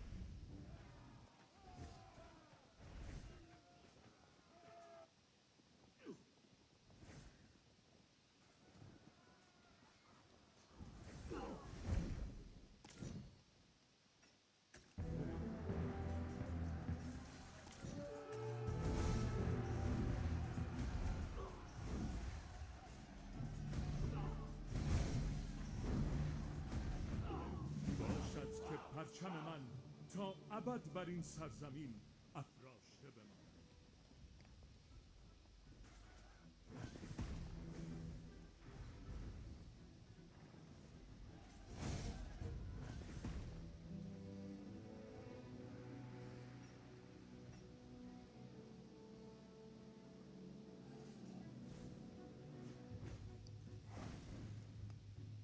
Hey, hey.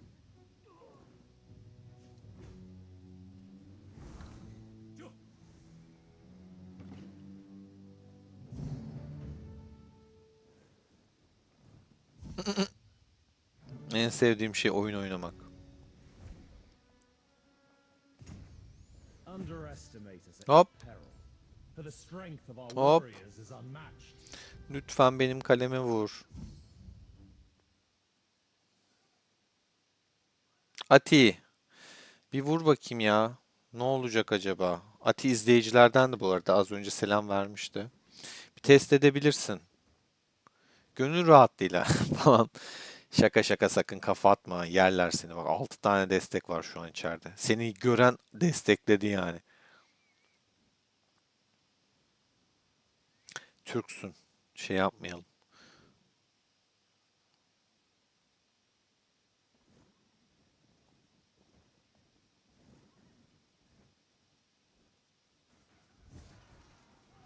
Xavier de bu kaleyi sıfırlıyor şu an. Hop yolladı. Şöyle bir duruma baktığımızda 1 milyon 300 bin puan fark var. Kişiselde ne olmuş? 340'a çıkmış ama Xavier'de 657.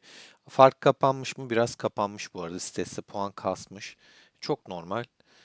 Açık arazide de savaşıyoruz. Hani şey yapmıyoruz o kadar. Kalede sıfırlıyor bizimkiler. Onlar da sıfırlamaya çalışıyor.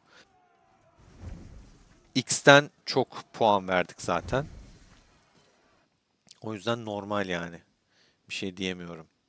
Şimdi şöyle bir şey yapalım.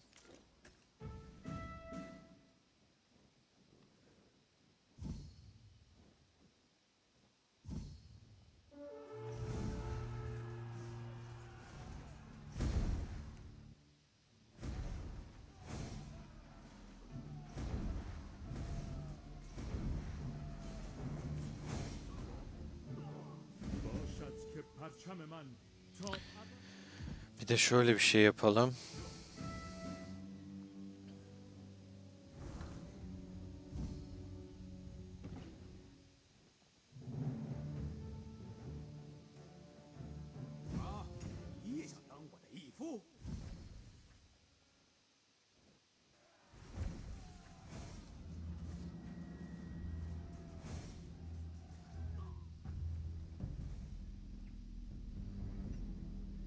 Oğlum sen Lubus'un ya. Yetiş artık şu çocuğa. Amma uzun sürdü gitmen ya. Burada Kenzo'yu sıfırlıyor.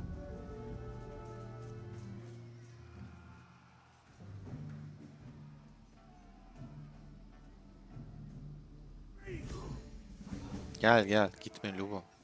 Gel işim var daha. Gel.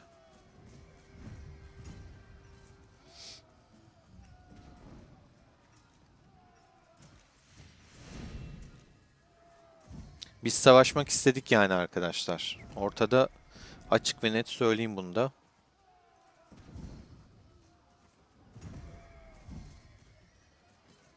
Şuradan şuna bir bay bay diyelim.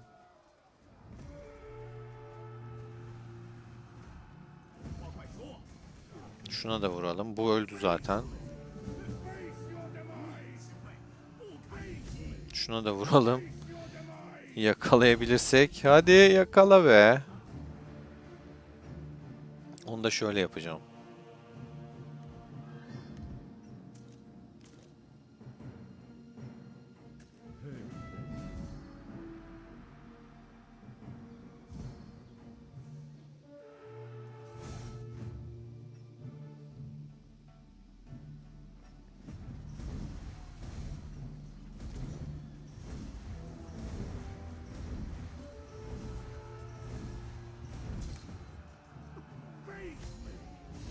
Ati de beni yakalamış burada.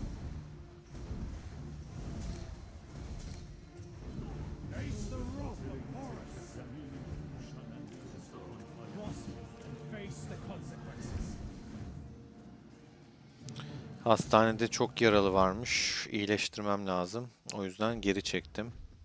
Asker ölsün istemiyorum.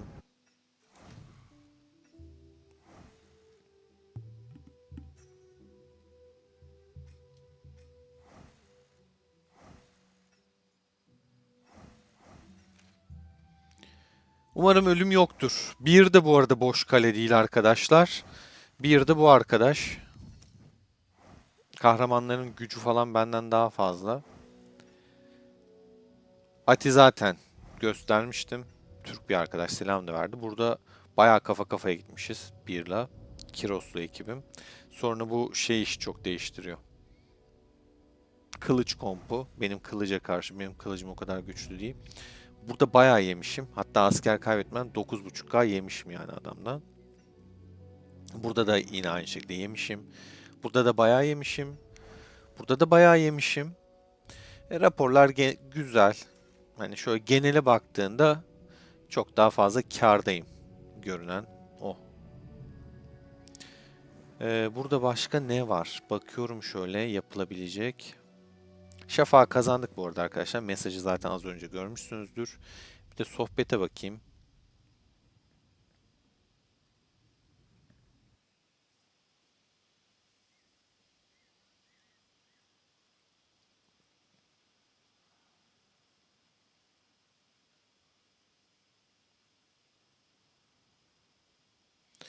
Vallahi Mustafa kendileri bilir yani. Hakaretlik bir durumda yok. Ayrıca hani bizi savaşmayı da teklif ettik.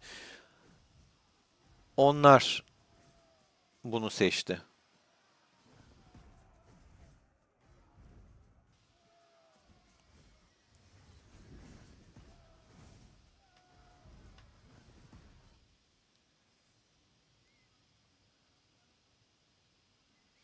Aynen. Kale sıfırlamakla kafayı bozmuşlar.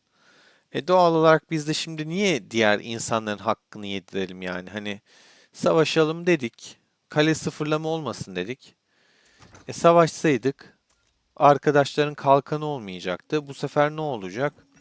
Stes'e falan gidecek. Hep kale sıfırlayacak. Emeklerini çalacak. Doğal olarak buna karşı bir önlem aldık. Onlar kabul etmediyse biz de bu yöntemi seçtik. Şu anda da bence gayet güzel, başarılı geçiyor. Zaten rakip çıldırdıysa bilin ki o gayet iyi işe yarıyordur.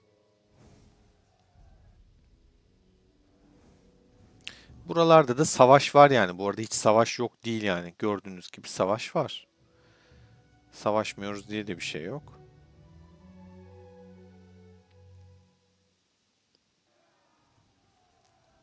Şuraya gideyim.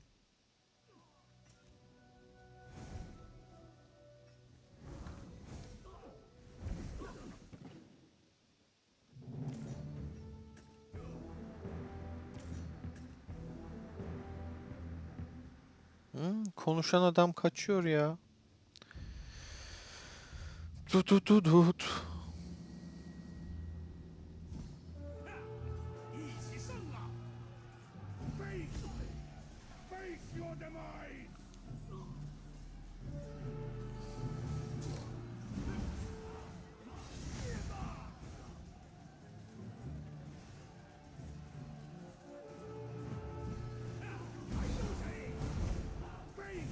Hastane kapasitesini unutmamak lazım. 3 kişi vuruyor şu an ha.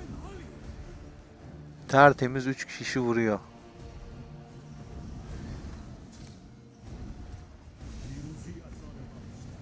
Aldık zaten şunu da. Çek baba geri. Hastaneyi bir boşaltayım da öyle rahat rahat kafam rahat savaşayım.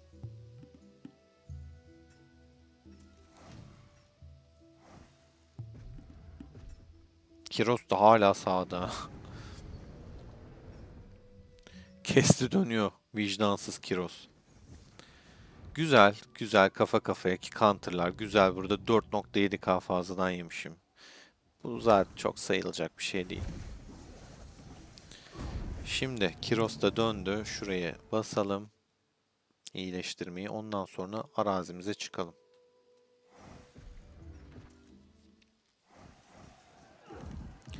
Kimsesiz babaya da şöyle üstünden gidelim hemen hızlıca. Allah Allah bozuldu yine ya.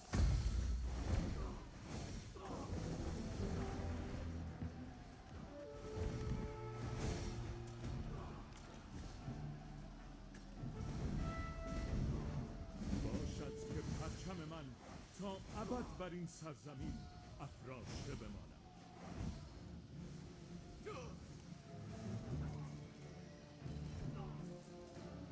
هر موقع در توانتان آزادی بخش باشید تا عشق مردم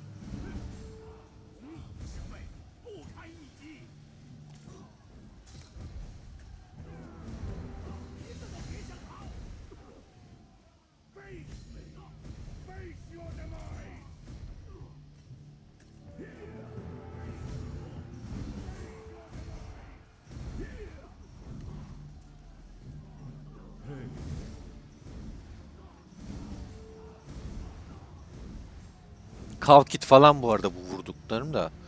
Yani hani güçlü. Şunu kalkit. به خاطر این تکه زمینی که پوشانم Güzel, güzel. Yani gerçekten güzel. Bu da Kalkit'ten kaynaklı birazcık şey var yani fark var.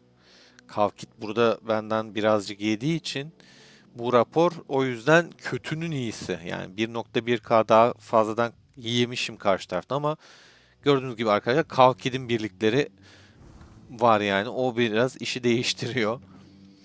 Şu rapor boş. Güzel. 1.7 yine daha fazla. Ya bunu çok sevmeyeceğim. 1K değil. Güzel, güzel. Güzel. Şu an güzel arkadaşlar ya.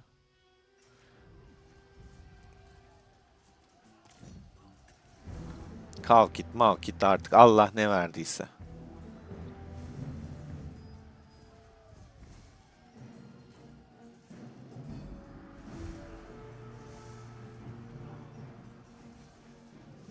باشد که پرچم من تا ابد بر این سرزمین افراشته بماند.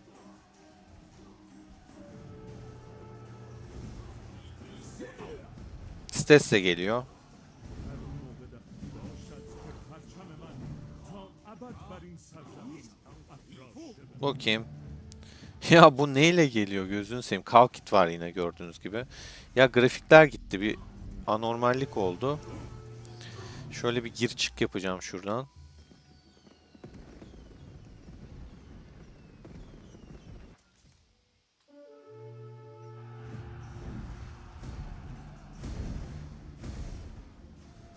Holy One geldi.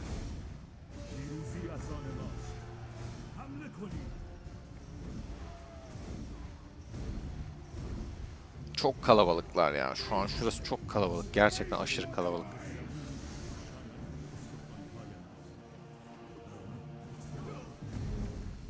Stesse de burada. Kalkit. Yani o şeyi farkı birazcık azaltıyor yani. Raporum yoksa çok daha iyi olacak da Kalkit sıkıntı yaratıyor benim için. Normal ama yapacak bir şey yok. Bak burada iyi çıkmışım yine. Şu an Kalkit'le aşık atabiliyoruz ona baktığımızda. Bu raporlar da iyi. O zaman genel olarak şu da iyiyse bu boş. İyi çıkmışım. İstese şimdi kaleleri vurabilir. Şu kara olana gidiyor. Onun çok net. Arada kale yok. Ona destek atamam. Bağlantım yok. Açık araziden vurur. Kare olanı vuracak yani şu an. O da net. Şöyle yapayım.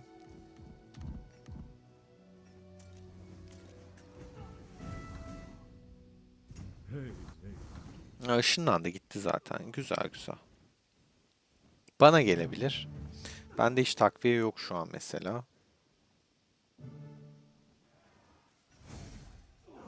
Bana gelmiyor. Yine Karaoğlan'a gidiyor. Karaoğlan aktif o yüzden takviye atmayacağım. Zaten hemen kaçırıyor. Bu da aktif olduğunu gösteriyor. Kavkit yine burada. Hop yönü değiştirdim. O askerli atları istiyorum ya. O atları istiyorum dedim ama herif izin vermedi. Yok geri çek abi. Ben senin o atları satışacağım. Şu an daha çok hasar yiyecektim. Ama yemeyeceğim. Çünkü buradan şu adamı bayağı bir yedim bitirdim yani. Bak rapora bak. Çok güzel ya, çok güzel. Oh mis gibi. Çok güzel.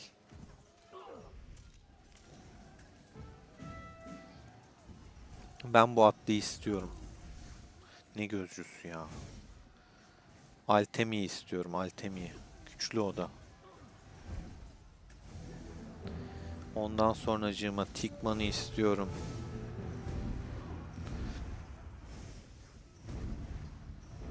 Kaçıyor ya.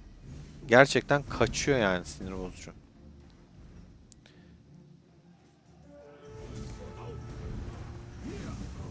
باشد که پرچم من تا ابد بر این سرزمین افراشته Tikman'ı şunu da kesmek istiyorum.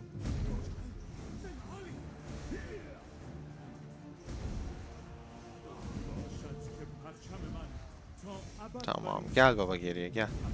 Çok kalabalık yani. Burada daha çok zararlı çıkmayalım. Çok kalabalıklaştılar. Şuraya bak. 5 kişi var. Daha da yakaladılar yani. Hani burası say say bitmez. Rapordan o yüzden emin olamadım dedim. 14K. Üf. Öf. Yakalanmasak neler olacakmış Allah bilir. Çok temiz rapor. Burada da çok kötü kayıp. Neden? Lubu'yu kırmışlar anında. Alteminin mızraklı kompu gelmiş. Altemi güçlü dediğim gibi onun atlısını o yüzden istiyordum. Sağlam adam. 150 seviye gördüğünüz gibi. Kiros'la Papa da vurmuş. 145 de burada var. Seviye kahramanlar. Yüzükler de iyi. Güçlü 136'ymış pardon. Oğlum savaşa daldım. Sohbeti de unuttum ha.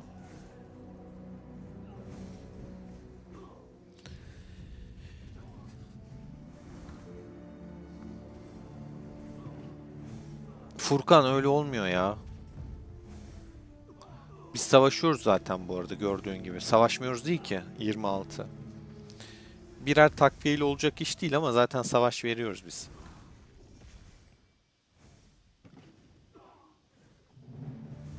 Sizinkiler daha da kalleşmiş Mustafa. Adamlar bir de tamam deyip bıçak saplamış resmen.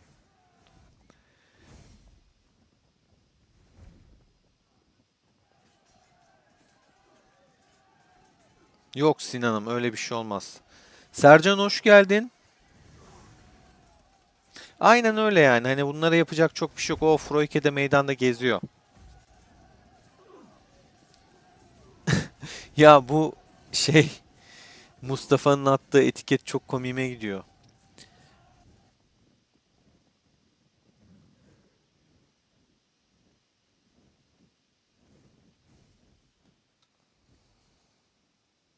Sinan'ım eyvallah iyi ki hatırlattın. Bir bakayım hemen.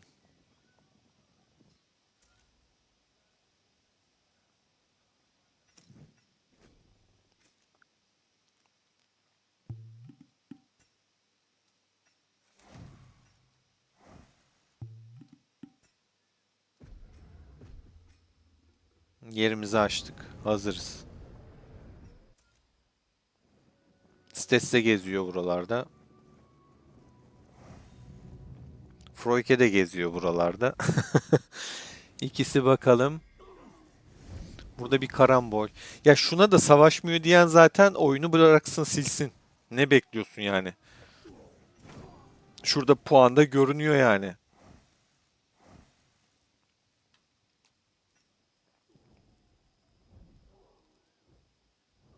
Xavier 5 milyar puana yaklaşmış. Savaşmayan adam 5 milyar puan yapar mı? Ben 500 milyona yaklaşmışım. Demis, Adem 2,4 milyar. Dentis 2,3. Yani savaşmadan bu puanları yapmıyoruz arkadaşlar. Savaşmıyor diyen gitsin oyununu silsin bence. Biz mantıklı savaş yapıyoruz. Stratejik yaklaşıyoruz. Bodoslama da almıyoruz.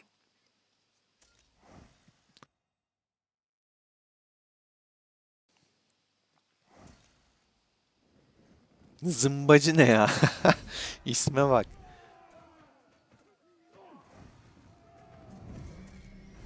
Oğlum, İttifakta bir şey mi var? Niye buralarda yok?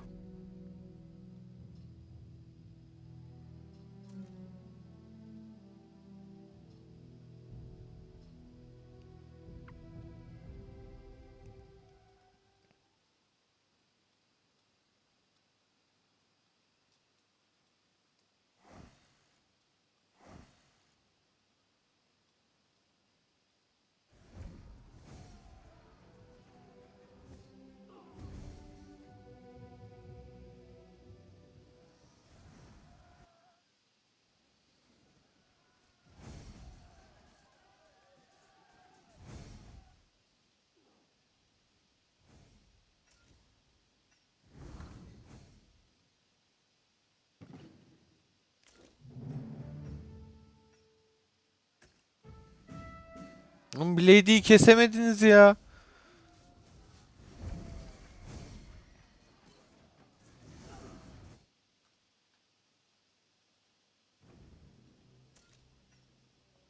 Bak adam sağda yargı dağıtıyor. Spear'ı kovalıyor.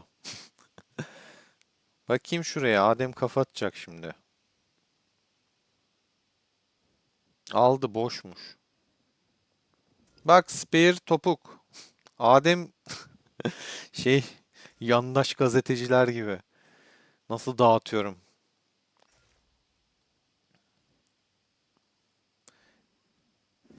Ok Kutsal Kulesi'ni ele geçiriyoruz. F ekibi Ok Kutsal Kulesi'ni aldı.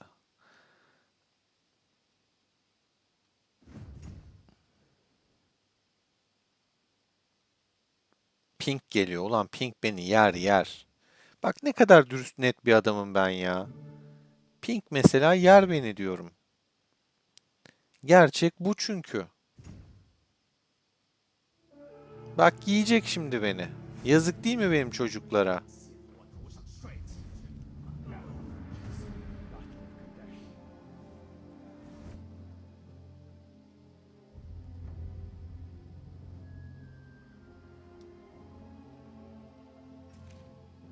Bak yedi. Adamda çizik yok, çizik.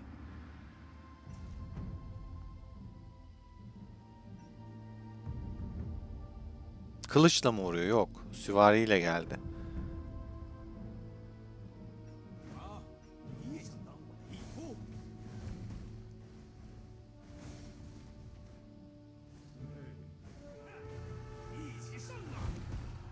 Yine Kiros çizik vermiş. Kiros'cum bir sakatlama yapmış ama tabii ki yetmez. Bak Lubu da o kadar yapamıyor. Pink'e ne yapacağım ben? Pink kaleyi kafalayacak şimdi. Dur bakayım şu hastanemi boşaltayım. Kafalarsa bir deneme olsun.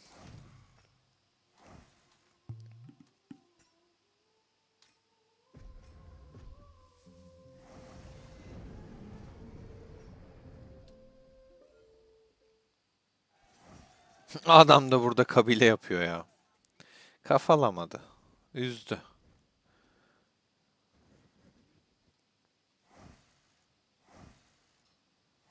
Kim bu? Ramta. Gel baba.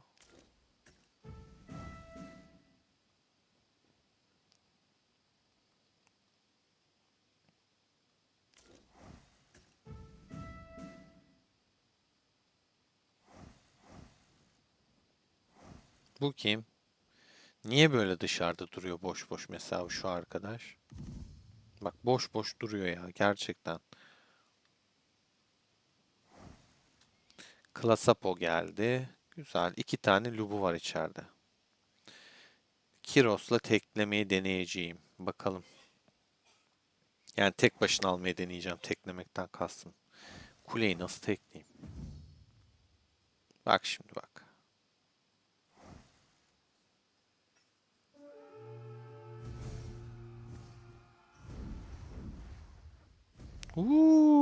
Parçaladı çocukları. Katliam yaptı valla. Güzel. Hey, hey. Pink'in acısını bu çocuklardan çıkarttım. 10K. Tertemiz valla. Bak çizik yok.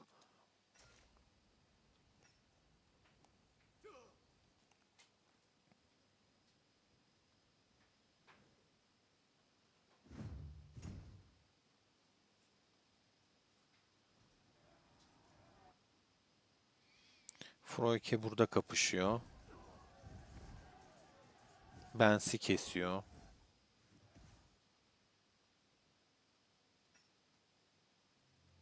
Biri gözcü atıyor bana.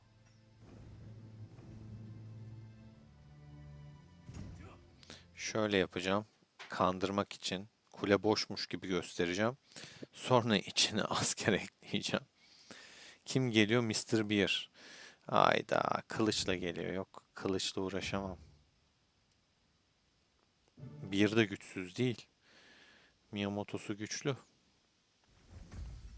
Şunu keserdim ama Zaos'unu.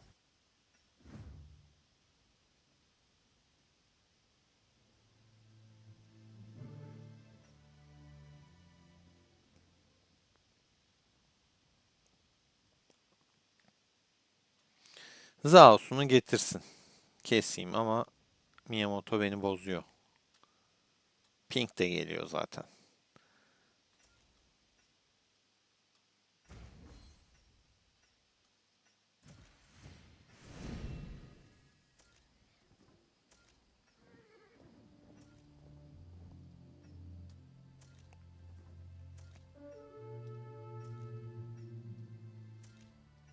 26 yine şerefinden ödün vermeden elinden geleni yapıyor arkadaşlar.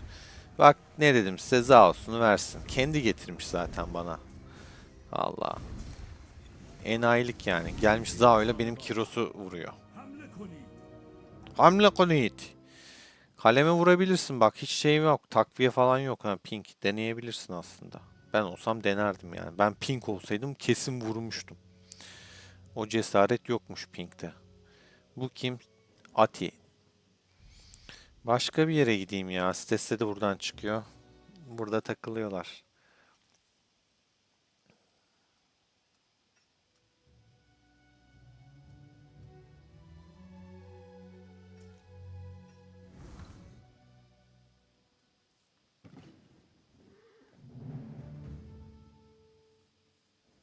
Süvari Kulesi'ne bakalım bir daha.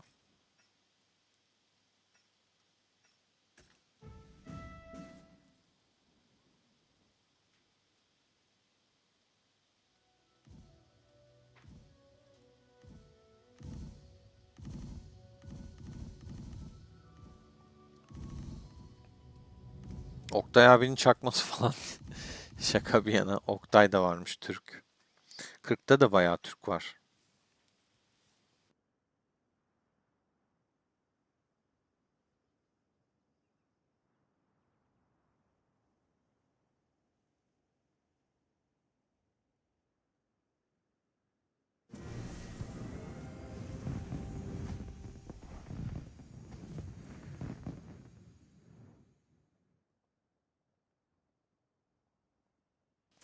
Buff bitsin Arif ya. Buff sorun değil.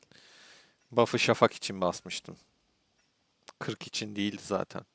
هر موقع در توانتان بود آزادی بخش باشید تا عشق مردم به شما. Ginyu Force beni yener bu arada. Ama Ginyu Force'un şeyini yenebilirim. Aa, ne derler? Lubus'unu keser benim Kiros'un. Boş boş bırakmış ama bence keserim. Buff yok. Bakalım bunda buff var mı? Bunda da yok. Bakalım göreceğiz şimdi. Burada bir şey vardı. Fucking fine. Bakayım alabilecek mi Ramses'i? Rahat bir şekilde kesemedi, çok rahat yani. Yarıcan çok rahat değil arkadaşlar. O canla gideceğim. Fucking'inin Lubus'unu deneyeceğim şimdi. Bak bunun Ramses'ini alıyor benim Lubu.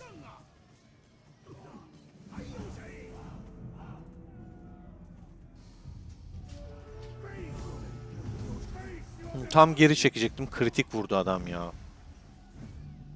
Neyse.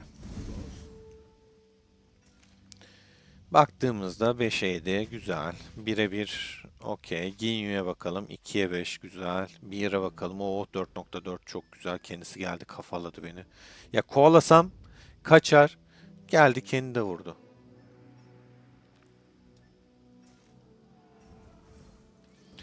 Evet, şöyle baktığımızda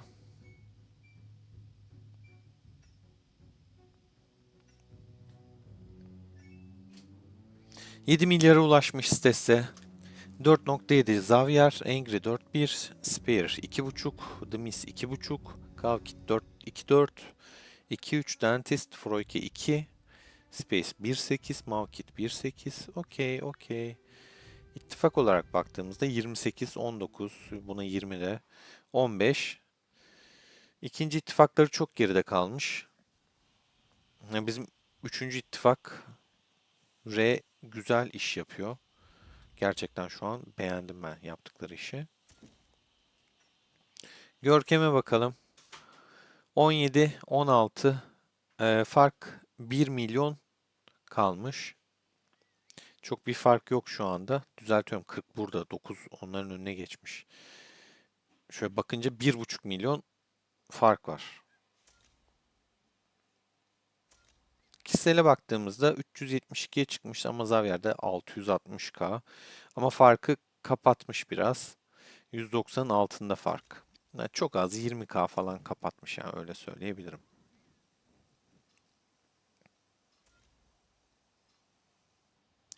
Burada iki tane kılıç var. Hemen gidelim. Vaka güçlü vaka. Gidelim.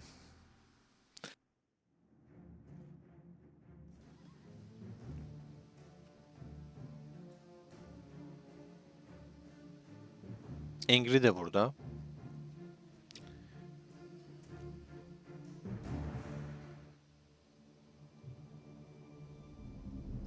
Bak bak bana şeyi gönderiyor.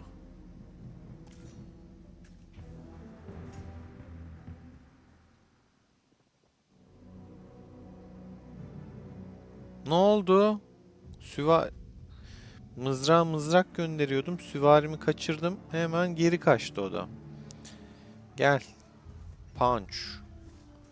Hem de buff'lı galiba bu.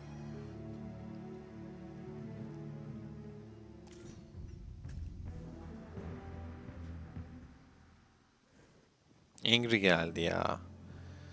Dur dur. Geri çek. Mecbur. Neden? Angry kale sıfırlayacak.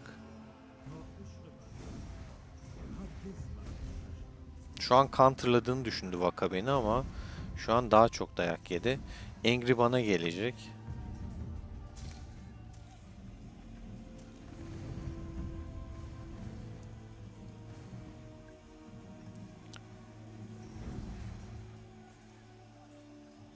Geliyor. Şu hastaneyi sıfırlayayım da. İşimiz var. Adam yiyecek. Allah girdi bile ya. Sıfırlayamadan hastaneye girdi. Poyraz geldi bile hemen. Bakayım. Tek destekle de Angry'ninki zor. Ama gir çık yapması lazım. Şuradan daha çok kaybediyor. 2 destek oldu. Güzel. Bir takviye daha geldi. Bir taneye düştü. Vambi de geldi. Angry'cime bakacağım. 3 destek oldu. Oh güzel. Klaposo da vuruyor. Güzel. Rollis de geldi. 1 destek, 2 destek. Bizde R yok kardeş. Bizde R yok. Kale kaçma yok. Şive aksam böyle bir şeyler geliyor bir de. Ekibime güveniyorum, inanıyorum her zaman. Geleceğini anladın ha söyleyeceğim. Angry'cime bay bay. Hatta Angry'yi şuradan çat diye keseyim. Buna bay bay dedik. Şuna da bay bay diyelim. Hatta şurada Hannibal'ını da keseceğim. Nerede Hannibal'ı? Al Hannibal'ı. Onayla %80'e çıkmış yaralım.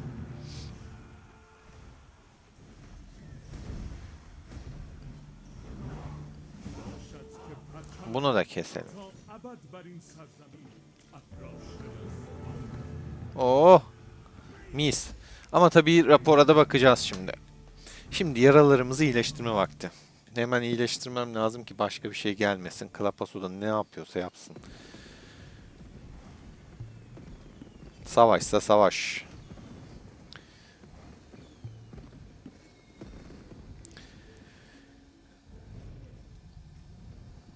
Şöyle bir bakalım raporumuza.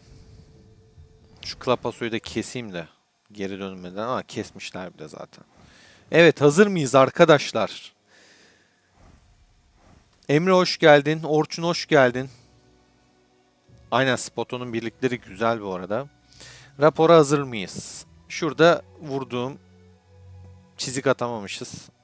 Gerçi bende de pek asker yokmuş o sırada. Huu! Vuy! Vuş bu ne? Aman aman aman. Angry'cim ya. Ne yaptın böyle ya? Ne yaptın güzel kardeşim? Ne güzel oldu. Erdem'de bile daha fazla kasmışız. Vallahi güzel oldu. Şuna bakayım. Bunda da mızrakla şeyini kestiğim güzel, güzel. Burada çok kayıp vermişim. Burada bir şey yok zaten. Vakada da güzel. Beni bırakmadı, salmadı. 3.8'ine geçmiş olsun. Ya bu kötü oldu 5.5K. Bak bu çok çok kötü işte. 182, 5 daha 187K kaybettim. Düz 188K desen şunu. O çok kötü işte. Yani. Hastanemiz patladı. Ama rapor güzel mi? Güzel. 400'e 800. Yani iki katı bir fark var ama 118k ölüm var. O da hastane çünkü doluydu biraz. Sıfırlamadan geldi, yetişemedim. Hastaneyi sıfırlamam gerekiyordu. Oradan patladık. 25 destek varsa şurayı bir bitireyim. Malum. Sonra patlıyor hastane. 396k. O kötü oldu işte bak. O çok üzdü beni.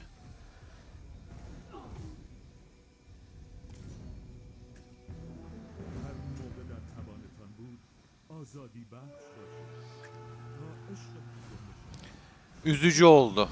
118k. هی Yok 180, 118 kafam karıştı. Kaç k işte gitti yani. O biraz kötü oldu.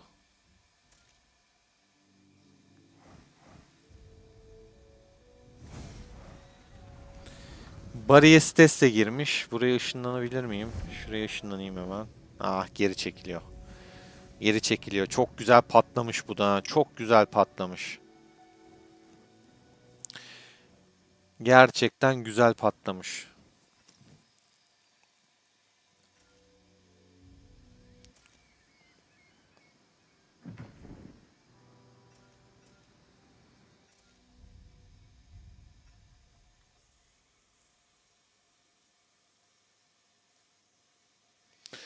Splix hoş geldin.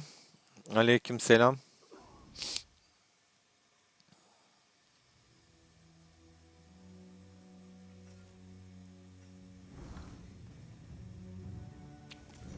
Açığı kapatıyorum açığı.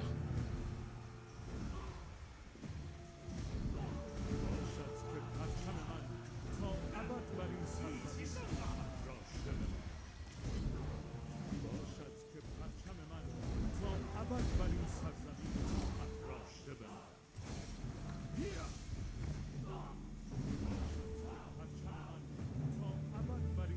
Açığı kapatıyorum. Kaybettiğim askerlerin hepsini buradan telafi edeceğim.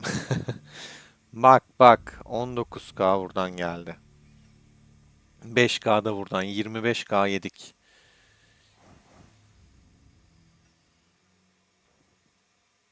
Hızıma bakayım.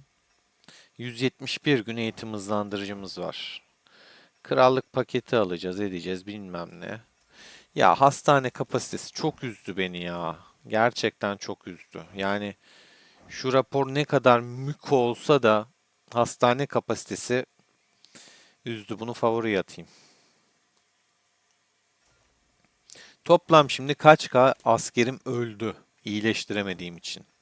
182, 5.5 da burada 189 hadi düz yuvarla 190k askerim öldü ya.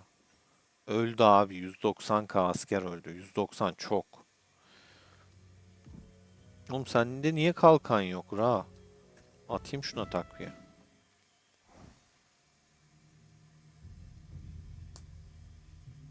Angry yine Ra'ya bakıyor şimdi. Angry burada. Takviye atmak lazım. Kalkit deniyor. Bu da zayıf kale ya. Kalkit kesiyor valla.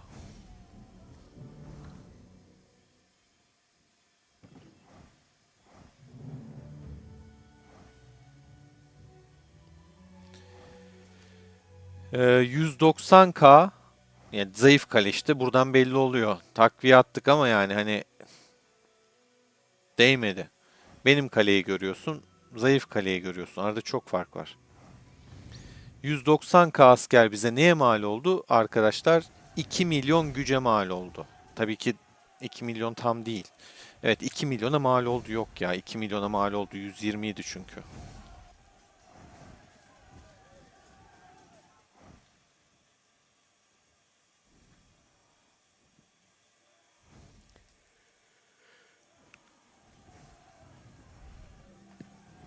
Ra'ya gidiyordu. Ama zaten Aemon kesti o yüzden hiç dokunmadım. Aemon alsın. Aemon çünkü Görkem'de sıralamada. 17 milyon puana ulaştık. Aemon görüyorsunuz arkadaşlar. Karate çok kasmış ya. Abi bu karate hangi krallığı sıfırlıyor?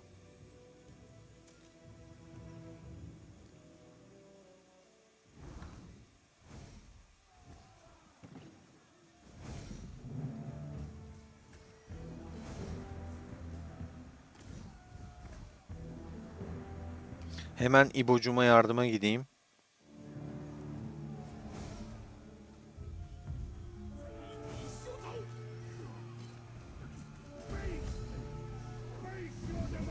که پرچم من تا ابد بر این سرزمین افراشته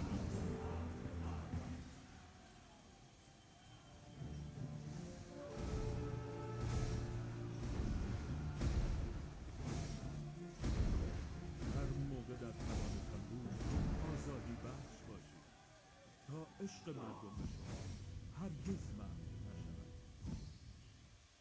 Neyse yetişemeyeceğim buna. Bari bunu keseyim.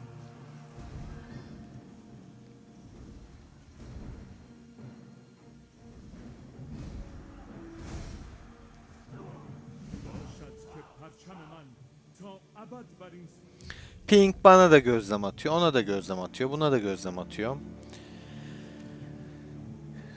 Güzel. 1'e 2. Güzel. 4,5.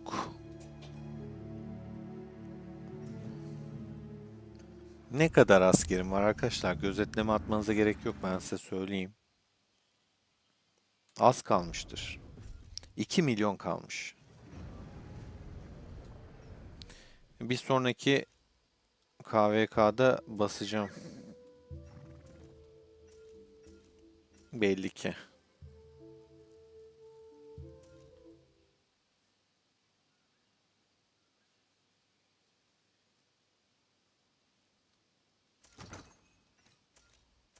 Berk savaşmıyorsunuz demezsin herhalde. Burada neler yapıyoruz neler.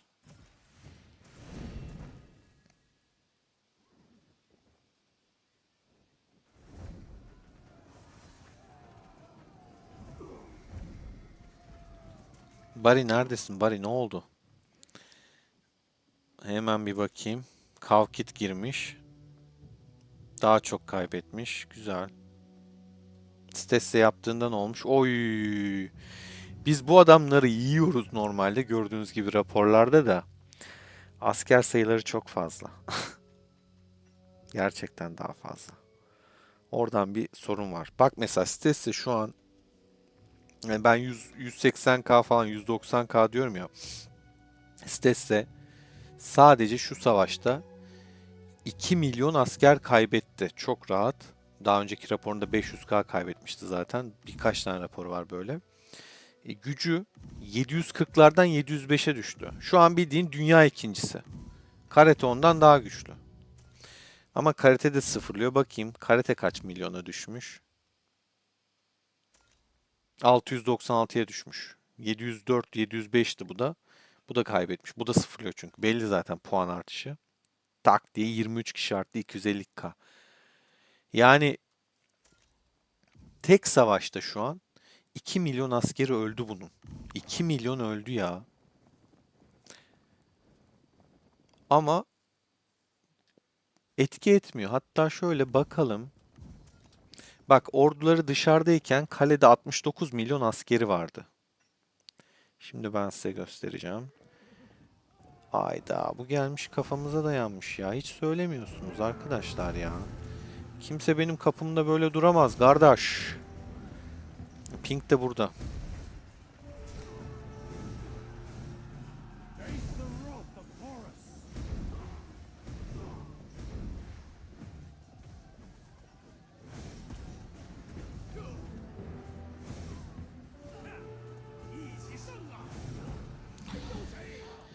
Şimdi Mr. Beer falan filan benim kaleye vurabilirler bu arada. Pink'te falan da var çünkü Pink'te sıkıntı. Güçlü. Nerede bir de şey vardı. Angry gitmiş buradaydı. Angry o rapordan sonra herhalde bir hüsran, bir üzüntü içinde kayboldu Angry'cim.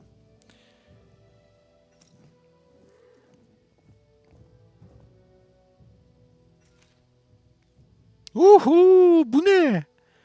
Bu ne oğlum? Kale sıfırlasam bu kadar kesemezdim. Bu ne? Ne yapmış? Deli ya. At bunu da at dünyaya at biraz mutlu olsunlar.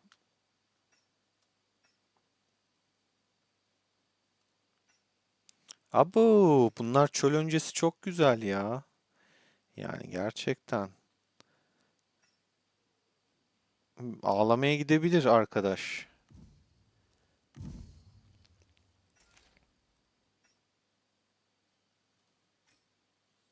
65 milyon kalmış ya. Hadi 66 yuvarla.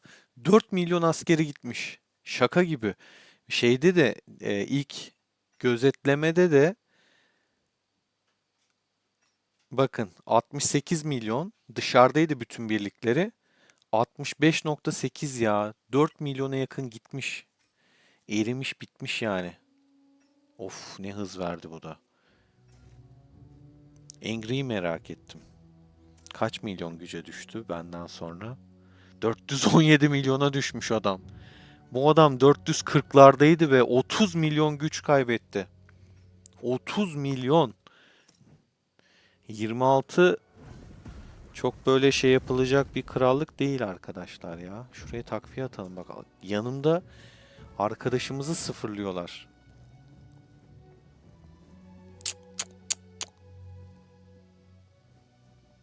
Gözümden kaçtı vallahi. Şunlara şeyine bakacağım diye.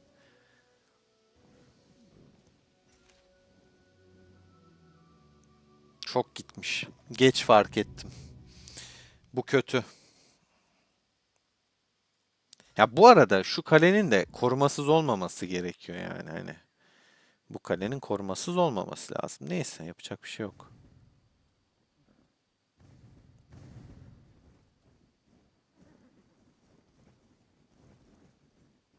Hey, Mr. Beer geliyor, Beer. Gel baba, arkadan ben de gidiyorum. Gel. Bir kere ormana girdik. Ormanda kurtlar var demediler mi size? Önce bir şu zayıfı indirelim.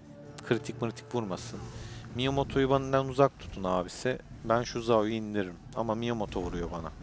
Ya şu an bana Miyamoto vuruyor. Bu Miyamoto.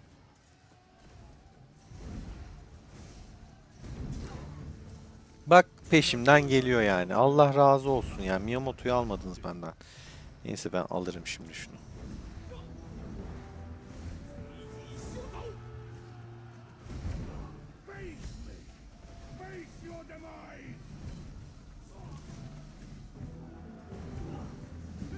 Pink geliyor. Bu rapor çok iç açıcı bir rapor değil. Yani çok böyle bir fark da yok ama güzel de değil. Burada da fark var bu arada. 3K fark var yani. Üzücü.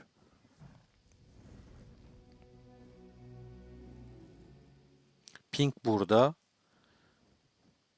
Piccolo'ya şu an sürpriz yapacak Pink.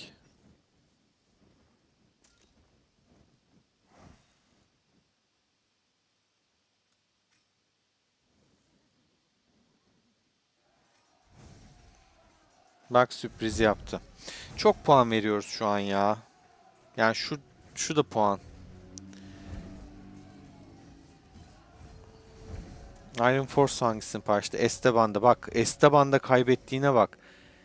Yani dediğim gibi çok raporu var. Aldığı daha fazla bu arada. O çok kötü. Çok puan kastı orada. Kovana çekiliyorum.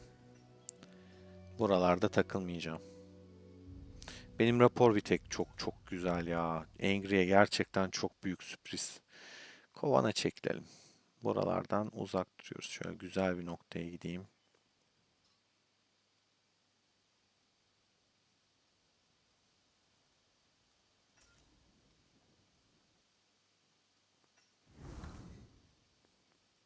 Gelen benim kaleye.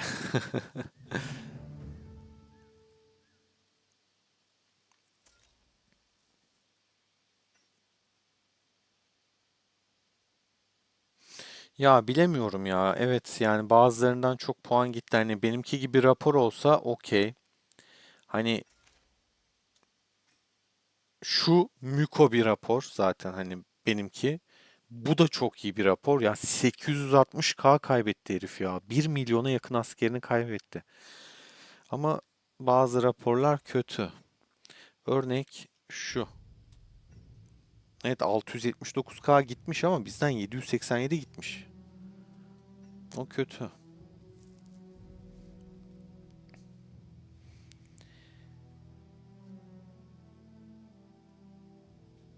Şey kesin Sinan ya. Bana geleceğini bir daha hiç zannetmiyorum.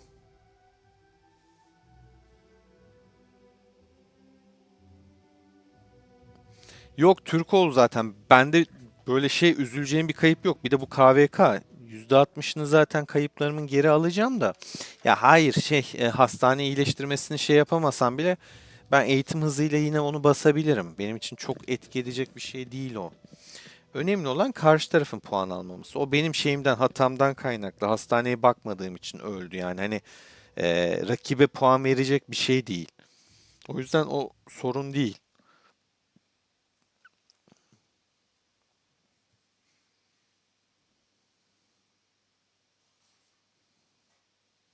Orçun, hoş geldin. Türk komutanlar var.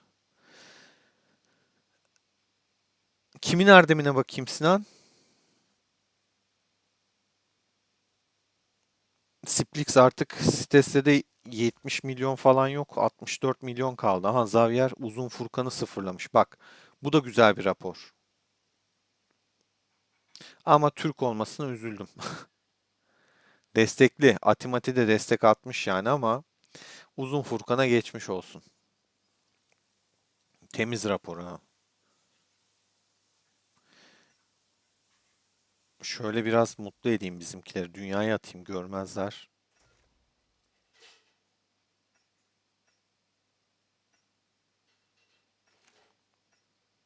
Angry'ciğim de şöyle bizim dünyaya atayım.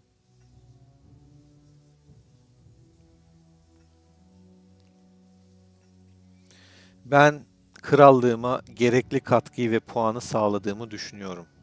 Raporlarımda, savaş anlamındaki raporlarımda güzel. Çok asker yedim. Puan ne alemde bu arada? Sıralamaya bakayım. 1 milyar 163 milyon ben kasmışım.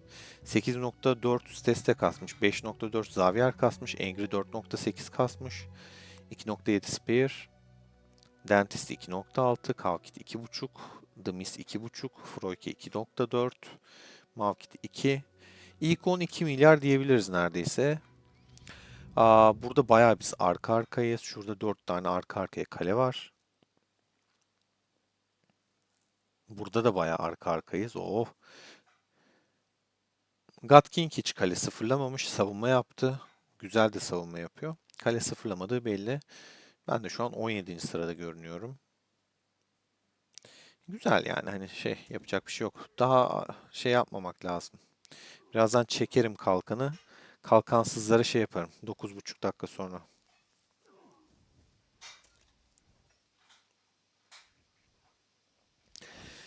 Savaşmayı bitirin diyor. Kovanlarınızda HIV'in şeyin Türkçesini unuttum. Kovanlara dönüp kalkan basın diyor. Bunu diyen arkadaş da kalkansız gezen 80 milyon kaleydi. Ya 104'müş pardon. O da kalkansız ve şeydi. Güzeldi ama.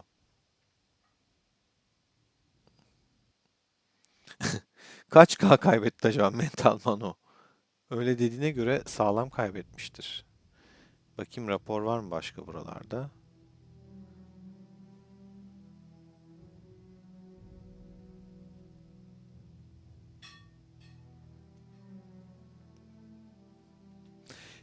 Şey gel diyor. Atışmalar var böyle tatlı atışma ama bunlar şey gibi değil. Böyle küfürlü müfürlü değil. Tatlı atışmalar var. Ama Görkem'de daha fazla tabii ki kasmamak gerekiyor. 1 saate ittifak kalkanı aktifleşecek diye yazmış arkadaş da.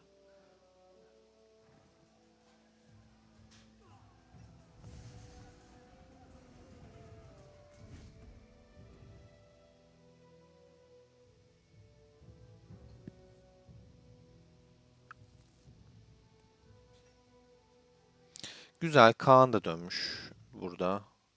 Savaşacak adamlar hepsi şu an burada görünüyor. Güzel.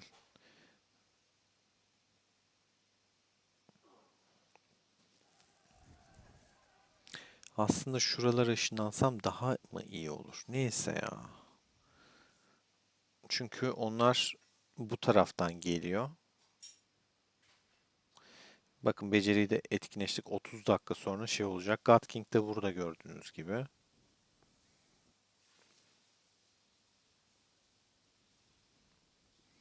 Şuraya ışınlanıp aslında evet burada çok kalkansız var. Bunları korumak bir tık mantıklı gibi.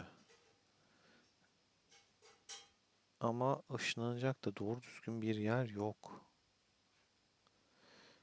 Evet.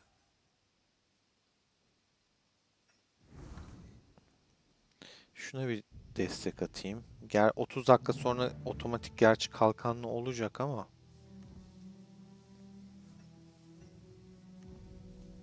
Ya buna neye destek atayım abi? 18 milyon kale ya. Allah aşkına.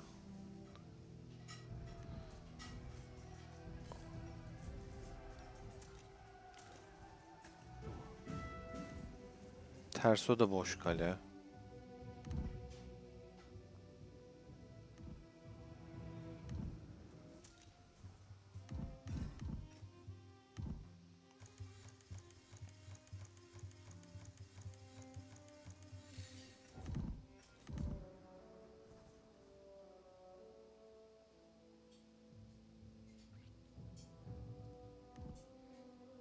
Bunlar ne yapar biliyor musunuz? Giderler, toplaşırlarsa God King'e falan şey yapabilirler. Sıfırlamaya çalışabilirler. Yapmışlıkları var bu arada daha önce. Kanuni kalesinde. Böyle son artık kritik dakikalarda bunların böyle gözü falan dönüyor. God King kalkansız kalabilir. O yüzden ona bir tane takviye atacağım. Dursun. Bu adamda 6 tane takviye var. 40 milyon. Kadem. Şuna bir tane takviye atayım. Onun dışında kime takviye atalım?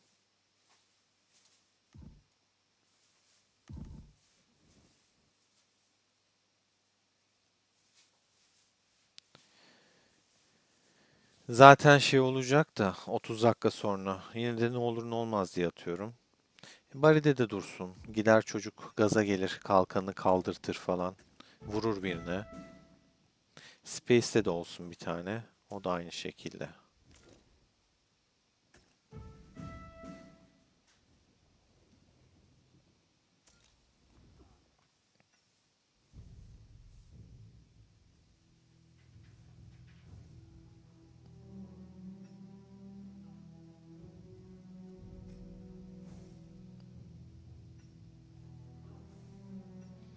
Kim savaşıyor meydanda? Bir de ona bakalım merak ettim.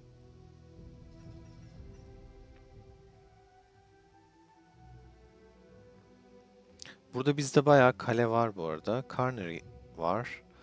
Ama bunlar kalkanlı. Bizimkiler savaşmıyor. Tatar da orada kalkanlı. Güzel. Bu da kalkanlı. Spoton var savaşan.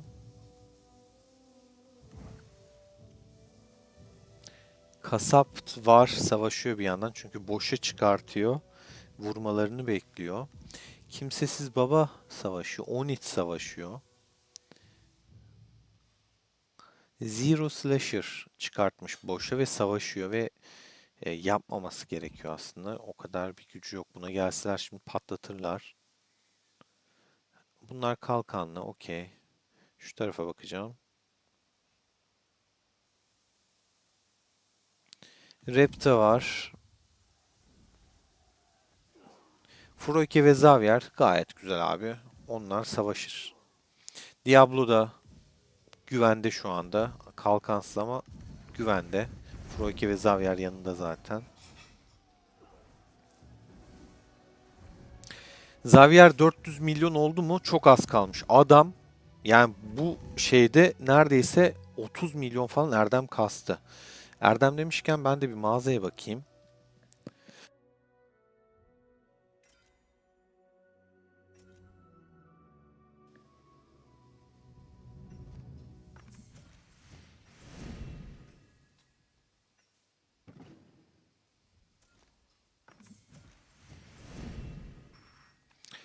Sekize çok var. 3,8 milyon var.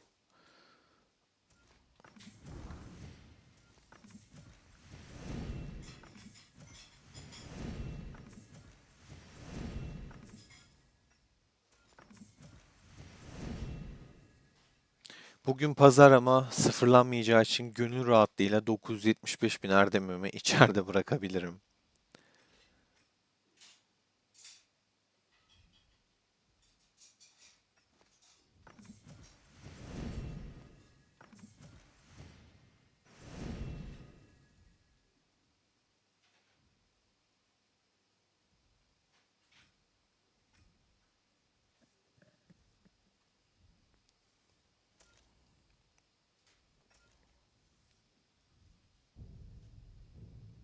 Iron Force'un da kalesi güçlü. Birlikleri. Strider.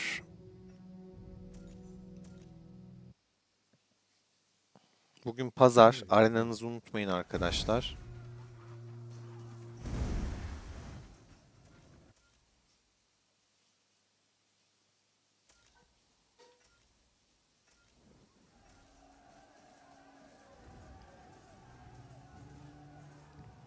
F ekibine vurmuyorum ben. V'ye vuruyorum. Genelde yani ittifaka vurmayayım diyorum. Yoksa V'de dost da. Mümkün olduğunca burada bir tane hata yapmışım. Gözden kaçmış da V'ye vurmaya çalışıyorum. Mümkün olduğunca.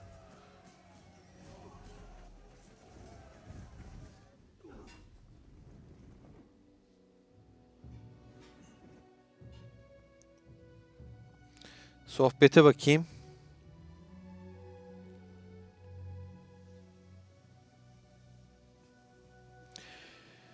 Vallahi iyi yerden kasmışım Sinan. Gördüğün gibi mağazada bir nokta bilmem kaç milyon erdem vardı.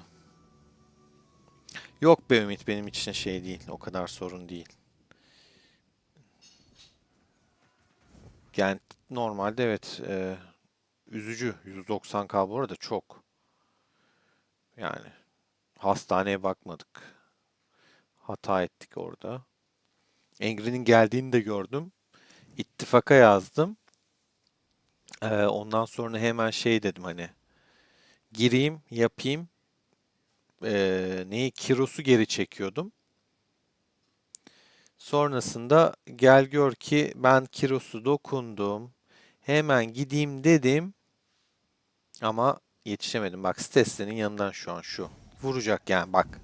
Biliyorum abi, yani hani vuracağını. Bu adam niye kalkansız, gözünü seveyim ya. Niye kalkansız ya? Ya Froke Xavier vardı, gitmişler abi. Bu niye kalkansız abi? Bomboş kaldı. Gir çık yapacak şimdi. Kaç milyondu bu? 10 dakika önce bile olmadan baktık zaten arkadaşlar. Bir de aktifmiş ya. Işınlandı yani. Hani gerçekten bazıları çok boş hareket ediyor. Ben mesela Angry'nin geldiğini gördüm. Destek istedim. Hani adamları çağırdım. Rakibe tuzak kale misali hasar verdim. Tek zararı orada şey oldu. Kendi hastanemi sıfırlamadım. O kötü olduğu için iyileştirmediğim, ölen askerlerim oldu. Ama bu farklı bir şey.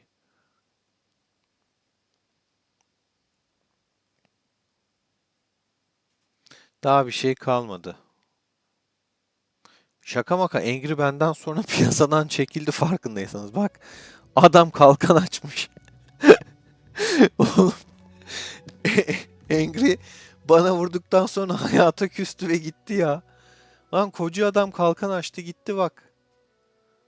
Adamı hayata küstürdük beyler bayanlar. Ya hakikaten Ümit, işte direkt hastaneye gidecektik de. Yazmam da lazım da, eğer hani bana vurunca göreceklerdi çünkü ittifaktakiler bu sefer yetişmekte geç kalabilirlerdi. O zaman daha çok zayiat verirdim. Ama işte,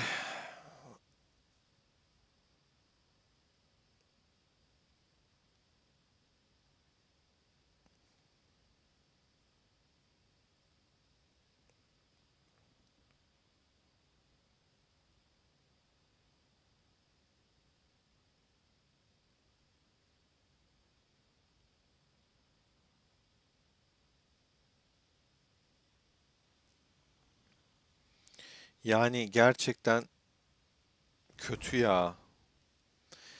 Adam Angry'i hayata küstürdük. Bak, koskoca adam 420 milyonluk kale, ne 400, 413'e düştü. Adam 440'lardan 413'e gitti ya. iyileştirmiş bak, 417'ye çıkmış. Adamı hayata küstürdük ya, kalkan çekti. Şu rapordan sonra nerede benim raporum? Şu rapordan sonra adamcağız vallahi Ingrid gönül isterdi daha çok kayıp vermeni. Şurada 1 milyon görmek isterdim ama 860'da takılı kalmışız. Bir de şöyle küçük bir altısı var.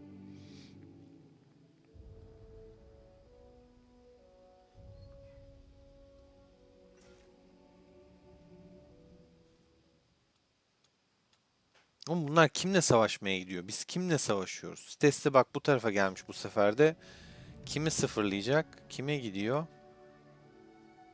Bak Zero. Al işte. Daha bak 10 dakika önce dedim ki bu adamın etrafta dolaşmaması gerekiyor. Yalnız bu adam kafalarsa da çok komik ya. Çok güzel asker kaybediyor. Oh çok güzel.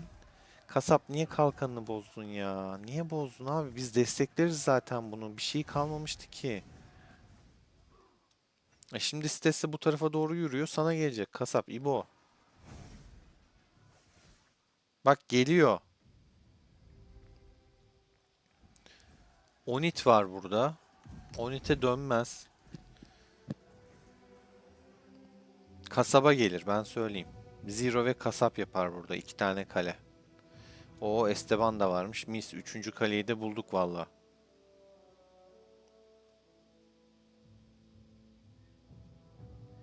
Bakayım ne kadar askeri kalmış. Kalesinin de canı da inmiş bayağı. Ne yapmış bizimkiler bunu?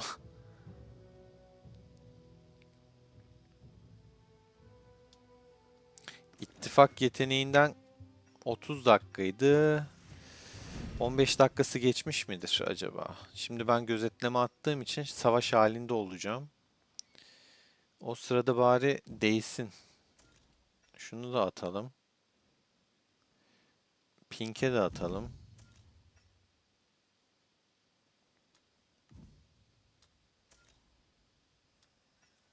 Ati sonra da sana bir tane atayım.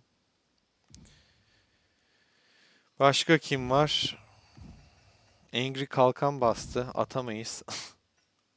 Angry'cimi küstürdük.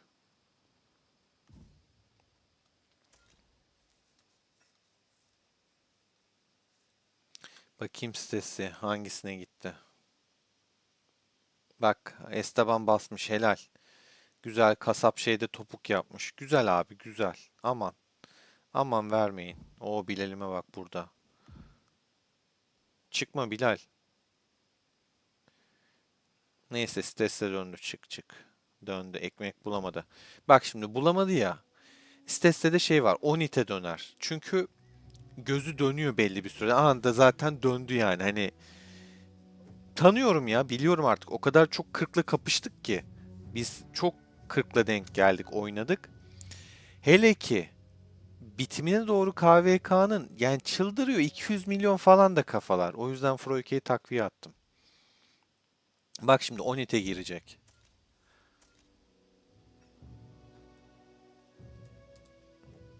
Oğlum bu kod ne lan? Ha adam tam ışınlanırken dedim oyun mu bozuldu? Tam ışınlanırken attı. Güzel. Ekmek falan yok burada. Onit buraya gelmiş.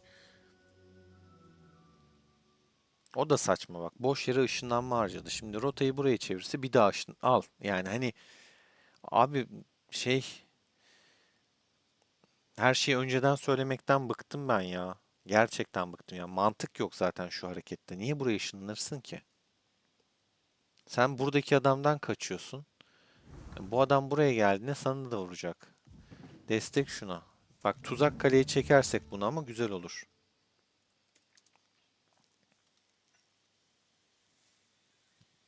O 12 tuzak kale yaparsak, takviyelerse herkes, işte o zaman Stesse'ye geçmiş olsun olur. Kaç askeri var? Bir daha atacağım gözetleme. Ha. Pink'te 5 milyon var. Kav'da 2,1 milyon. Ben kadar var. 65 milyon. Düşmüş yine. 700k kaybetmiş. Angry'e atamam. bildiğim halde yine de denemek istiyorum. Belki hani arka planda güncelleme yapmışlardır, bize söylememişlerdir falan diye. Bakıyorum ara ara. Şeyi göremedim, Spare'ı göremedim. Onun da çok askeri vardır. Spare'da da rahat 25 milyon asker vardır, ben size söyleyeyim. Nerede bu Spare? Bana Spare bulun. Çöl geliyor. Askerlerini öğrenelim en azından. Bilelim.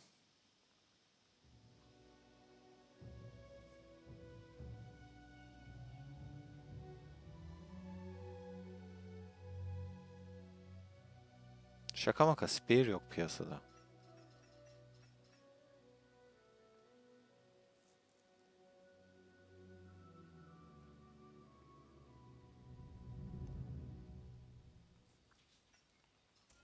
Kovan sıfırlıyor olabilir mi? Bak 146 milyon öldürmüş burada. Hep şeyden. X'ten. Spare'ı bulmam lazım.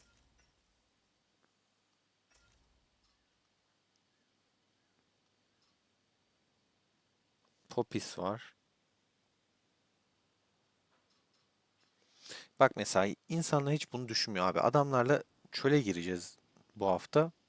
Ne kadar askerleri var? Bizim için çok kıymetli bir şey. Öğrenmemiz lazım. Not tutmamız lazım. Sonsuz askeri olan sadece Stesse ve Engri. Ha, bir de artık işte şey, Spare. Ama onun dışında Kavkit mesela ben kadar. 2 milyon askeri var.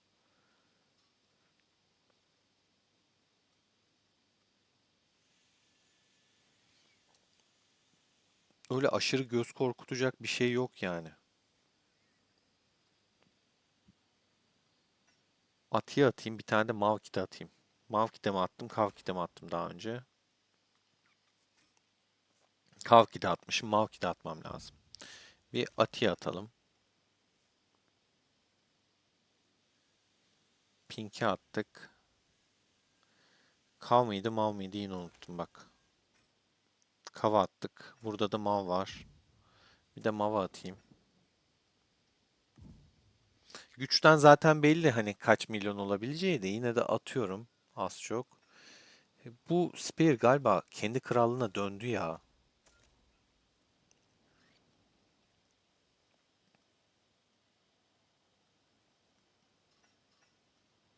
Thorin dönmüş.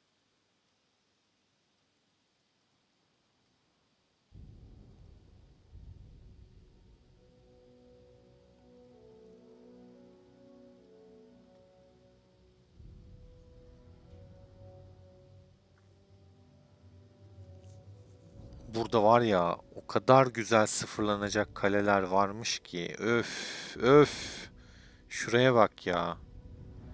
Ama şunu isminden dolayı dokunamam. Bu kaleye dokunamam.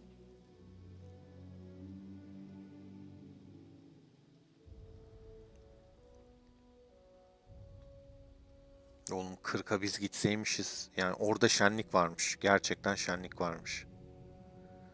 Oğlum bu nerede ya? Vallahi çıldırtacak beni. Zaten burada çıkarsa şey de atamam. Gözetleme de atamam da. Merak ettim, aklıma takarım. Berk ya izliyorsan söyle bakayım bana şey nerede? Hmm. Spare nerede? Böyle diyormuşum düşünsene bir yandan kaleyi sıfırlıyor. Spare nerede Berk? 40'tan arkadaşlar Spare'ı bulun bana. Spare'ın yerini söyleyin.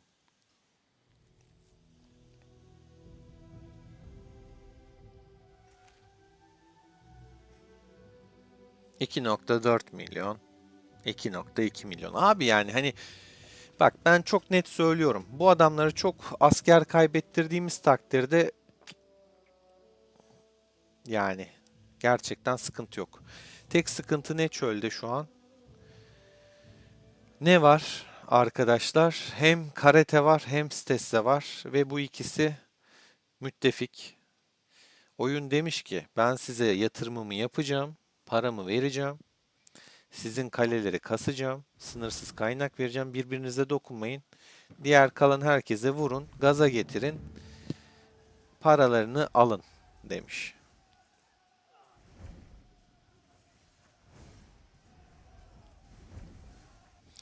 Sinan, ana kompun Miyamoto'ysa Ramses'e değmez. O kadar sıfırdan yatırımına hayatta değmez. Git mızrak kompu yap, daha iyi. Sıfırdan değer mi ya?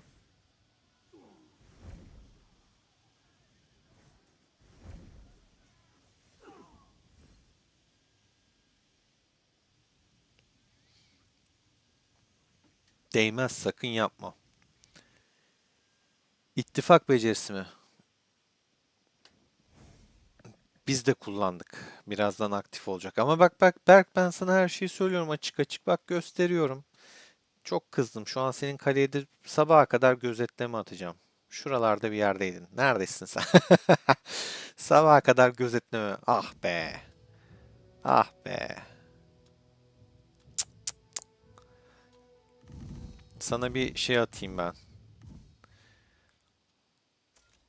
Kalkan düşürücü kod atayım.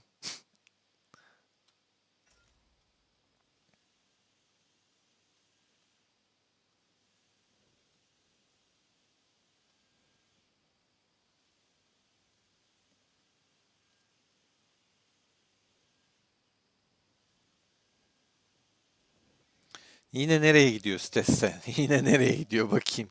Onit buraya gelmiş. Salmaz bu. Bu seni salmaz Onit bak. Kalkansız takılıyorsun. Salmaz. Bari şuradan puan kas. Kalkansız durduğuna değilsin. Bakayım kesebileceğim mi? Ah.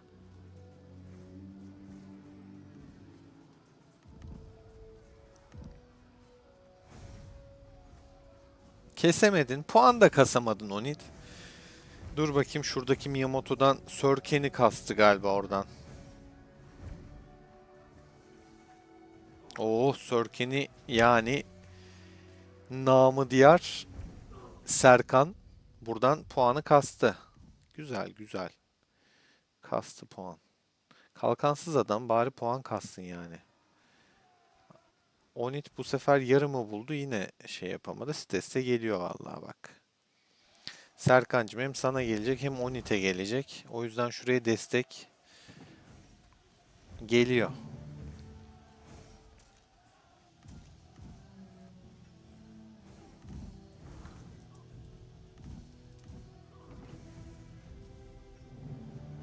Oh, Xavier Mavier geldi hepsi.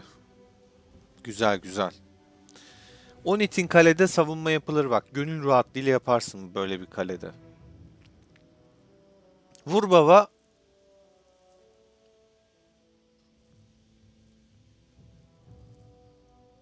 Bir düşündü. Onit de kaçtı zaten. Xavier Mavier düşündü. Sörkeni'ye gelecek şimdi.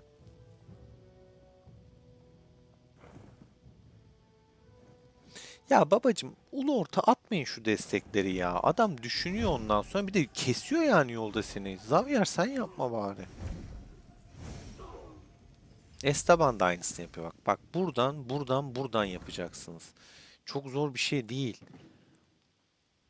Onit daha da uzağa kaçtı. Ya boş yere ışınlanma harcıyor bu adam ya. Gerçekten çıldırtıyor beni. Stesse görse şöyle iki ileri adım atsa yine kaçacak. Niye boş yere ışınlanma harcıyor ya?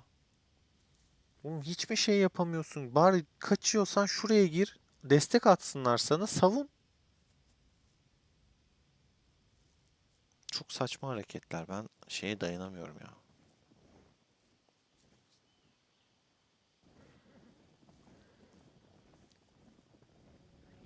Ate hoş geldin. Aleykümselam. Senin kaleye bir işte gözetleme attım. Ümit zaman ne olursun ya.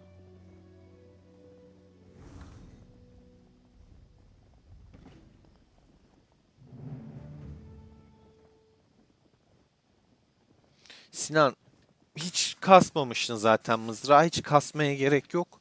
Ramses kasacağına mızrak kas yani.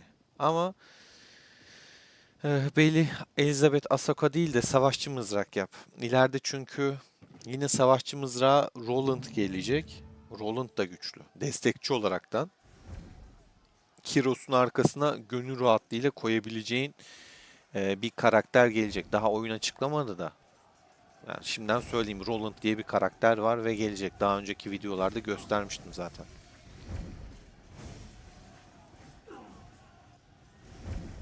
Aynen ya, takviyeli kaleye niye vurursun? Yani saçma ya. Bak Onit şu an şuraya gelmiş, ışınlanmış bu sefer de. Yani Stesse şöyle 2 adım atsa yine kaçacak. Gidiyor ama.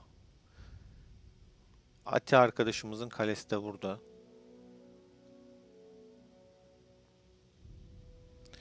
3 milyon dolara yapmış. Öyle videolar varmış ya. İşte şu kadar dolar, bu kadar yatırım yapmış, kalesini nasıl sizce falan.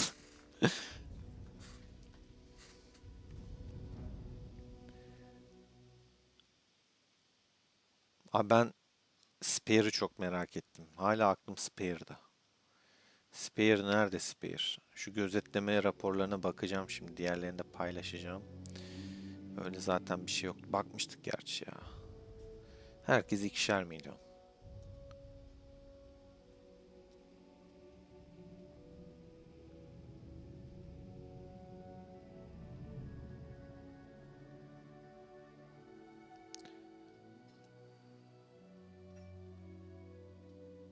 Popis'in canın yarısı gitmiş. Bu adam burada ne cesaretle kalmış zamanında.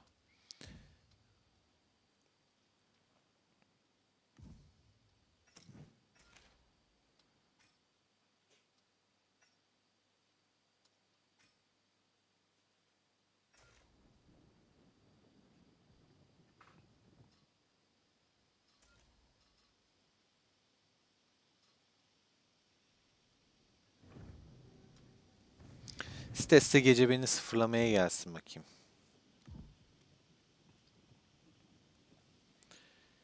Bakalım ittifak becerimize.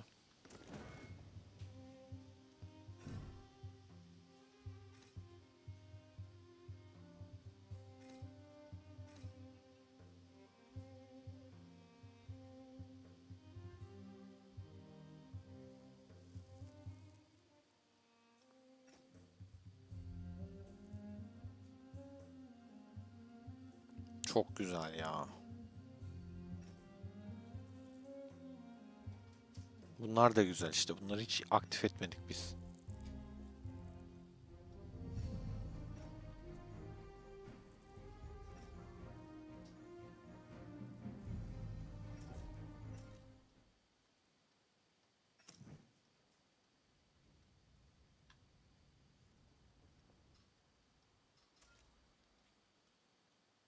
Evet. Artık hareketlilik de bitti gibi. Şurada ne yapıyorlar? Xavier, Malkit, Mr. Beer, Nightmare.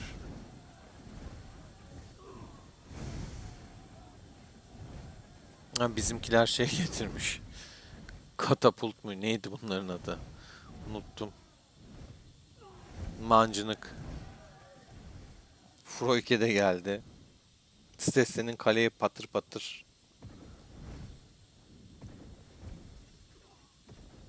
Uçurursa 1 saat patates olur.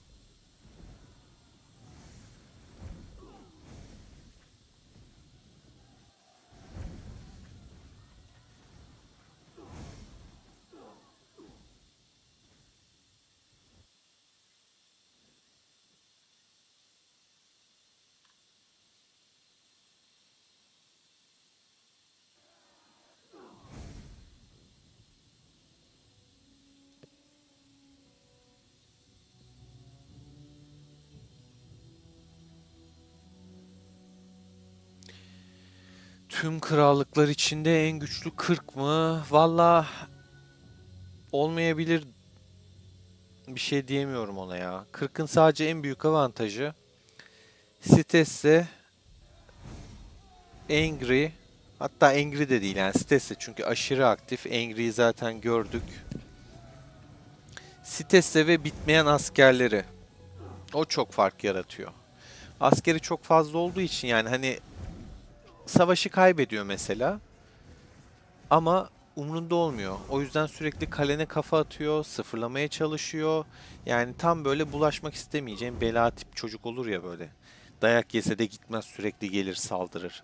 Bir yerden sonra da sana zarar vermeye başlar yani. Çünkü askeri bitmiyor. Hani mesela sana ilk vuruyor. Ondan 500 gidiyor. Senden 200 gidiyor. Güzel rapor değil mi? 200K'ya 500K. Ama bir daha geliyor. Bir daha ondan 500 gidiyor. Bu sefer senden 350 gidiyor. Bir daha gidiyor geliyor. Bu sefer ondan 500 gitse senden de 500 gidiyor. Bir daha gidiyor geliyor. Hiç bitmeyen asker olunca da böyle bir saçmalık oluyor. Yoksa wow böyle hani her kaleyi alıyor ediyor falan diye adam 40 milyon güç kaybetti şu an. Bu savaşta 701 milyona düştü. Ama ne var?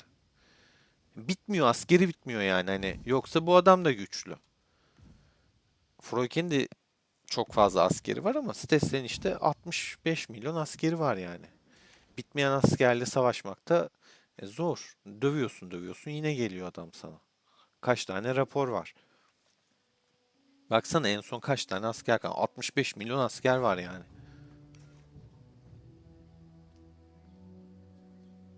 Bumerang gibi. Atıyorsun geliyor, atıyorsun geliyor.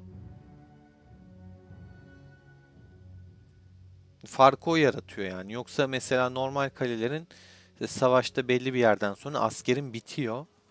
Ama onun bitmediği için fark yaratıyor. Hem de kompları da çok güçlü. O sıkıntı var. Sinan'ım çok teşekkürler. Aynen her pazar beraber gibiyiz zaten. Eksik galiba hiç atlamadık. Sizlere de çok sağ olun. Var olun. Beğeni atmayan arkadaşlar varsa lütfen beğeni atın. Destekleyin. Bakın saatleri burada veriyorum sizin için. Yani yoksa alırım televizyon karşısında oyunumu oynarım. Hem televizyonumu izlerim. Hem filmimi izlerim. Hem oyunuma bakarım. Ama hani sizlerle zaman geçiriyorum. En azından beğeni atıp destek olursanız sevinirim.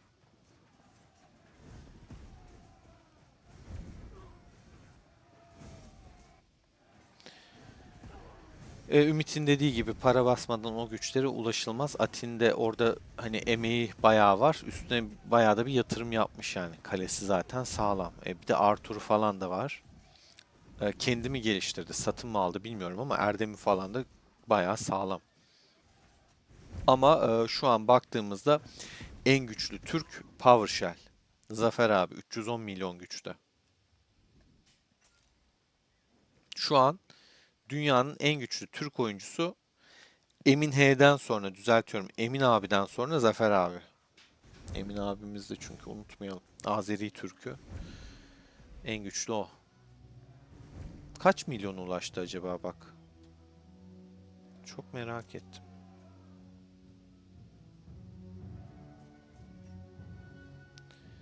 Neyse şimdi onu bulamayacağım.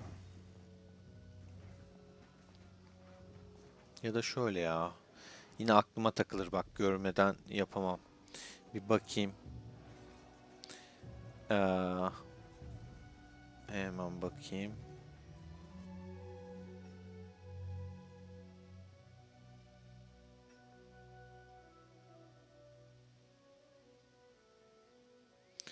...430 milyon o da.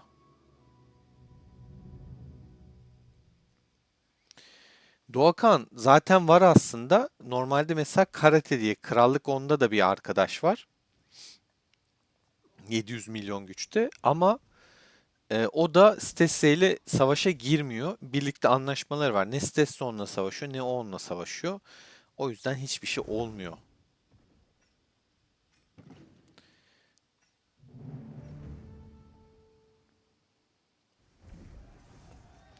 Çok krakenli bir krallıkla denk gelirse olur. Ne bileyim 13 mesela çok fazla şey var. 13'te olur. Yoksa hani 40 böyle şey açısından çok wow şey bir değil. Gördüğün gibi bak bizimkiler bile şey yapıyoruz. Normalde Stestein şu adamla mesela bol bol asker harcamaları gerek. Nerede? Bak bu adam. Ama ikisi birbirine bulaşmıyor.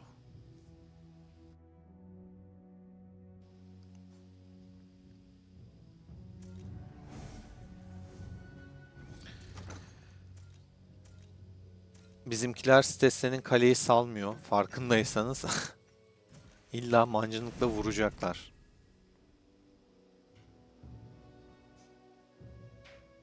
Işınlanmış zaten. Kaçmış buradan.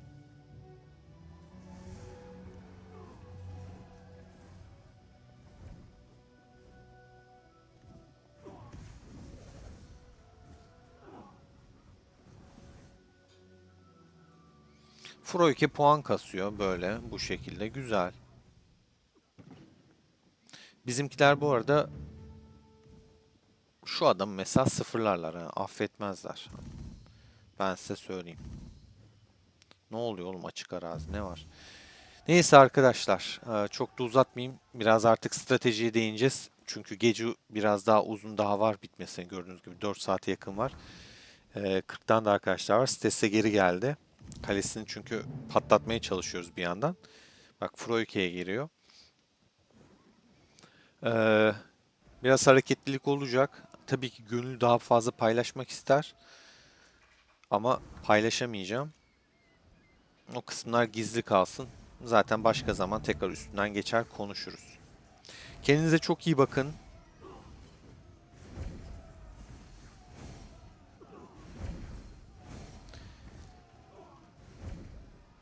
Ha yok ya, sorun değil. L11, L11. L demek yerine L deyince 11'i de İngilizce söyle var değil mi? Niye yarım oluyor? Gerek yok.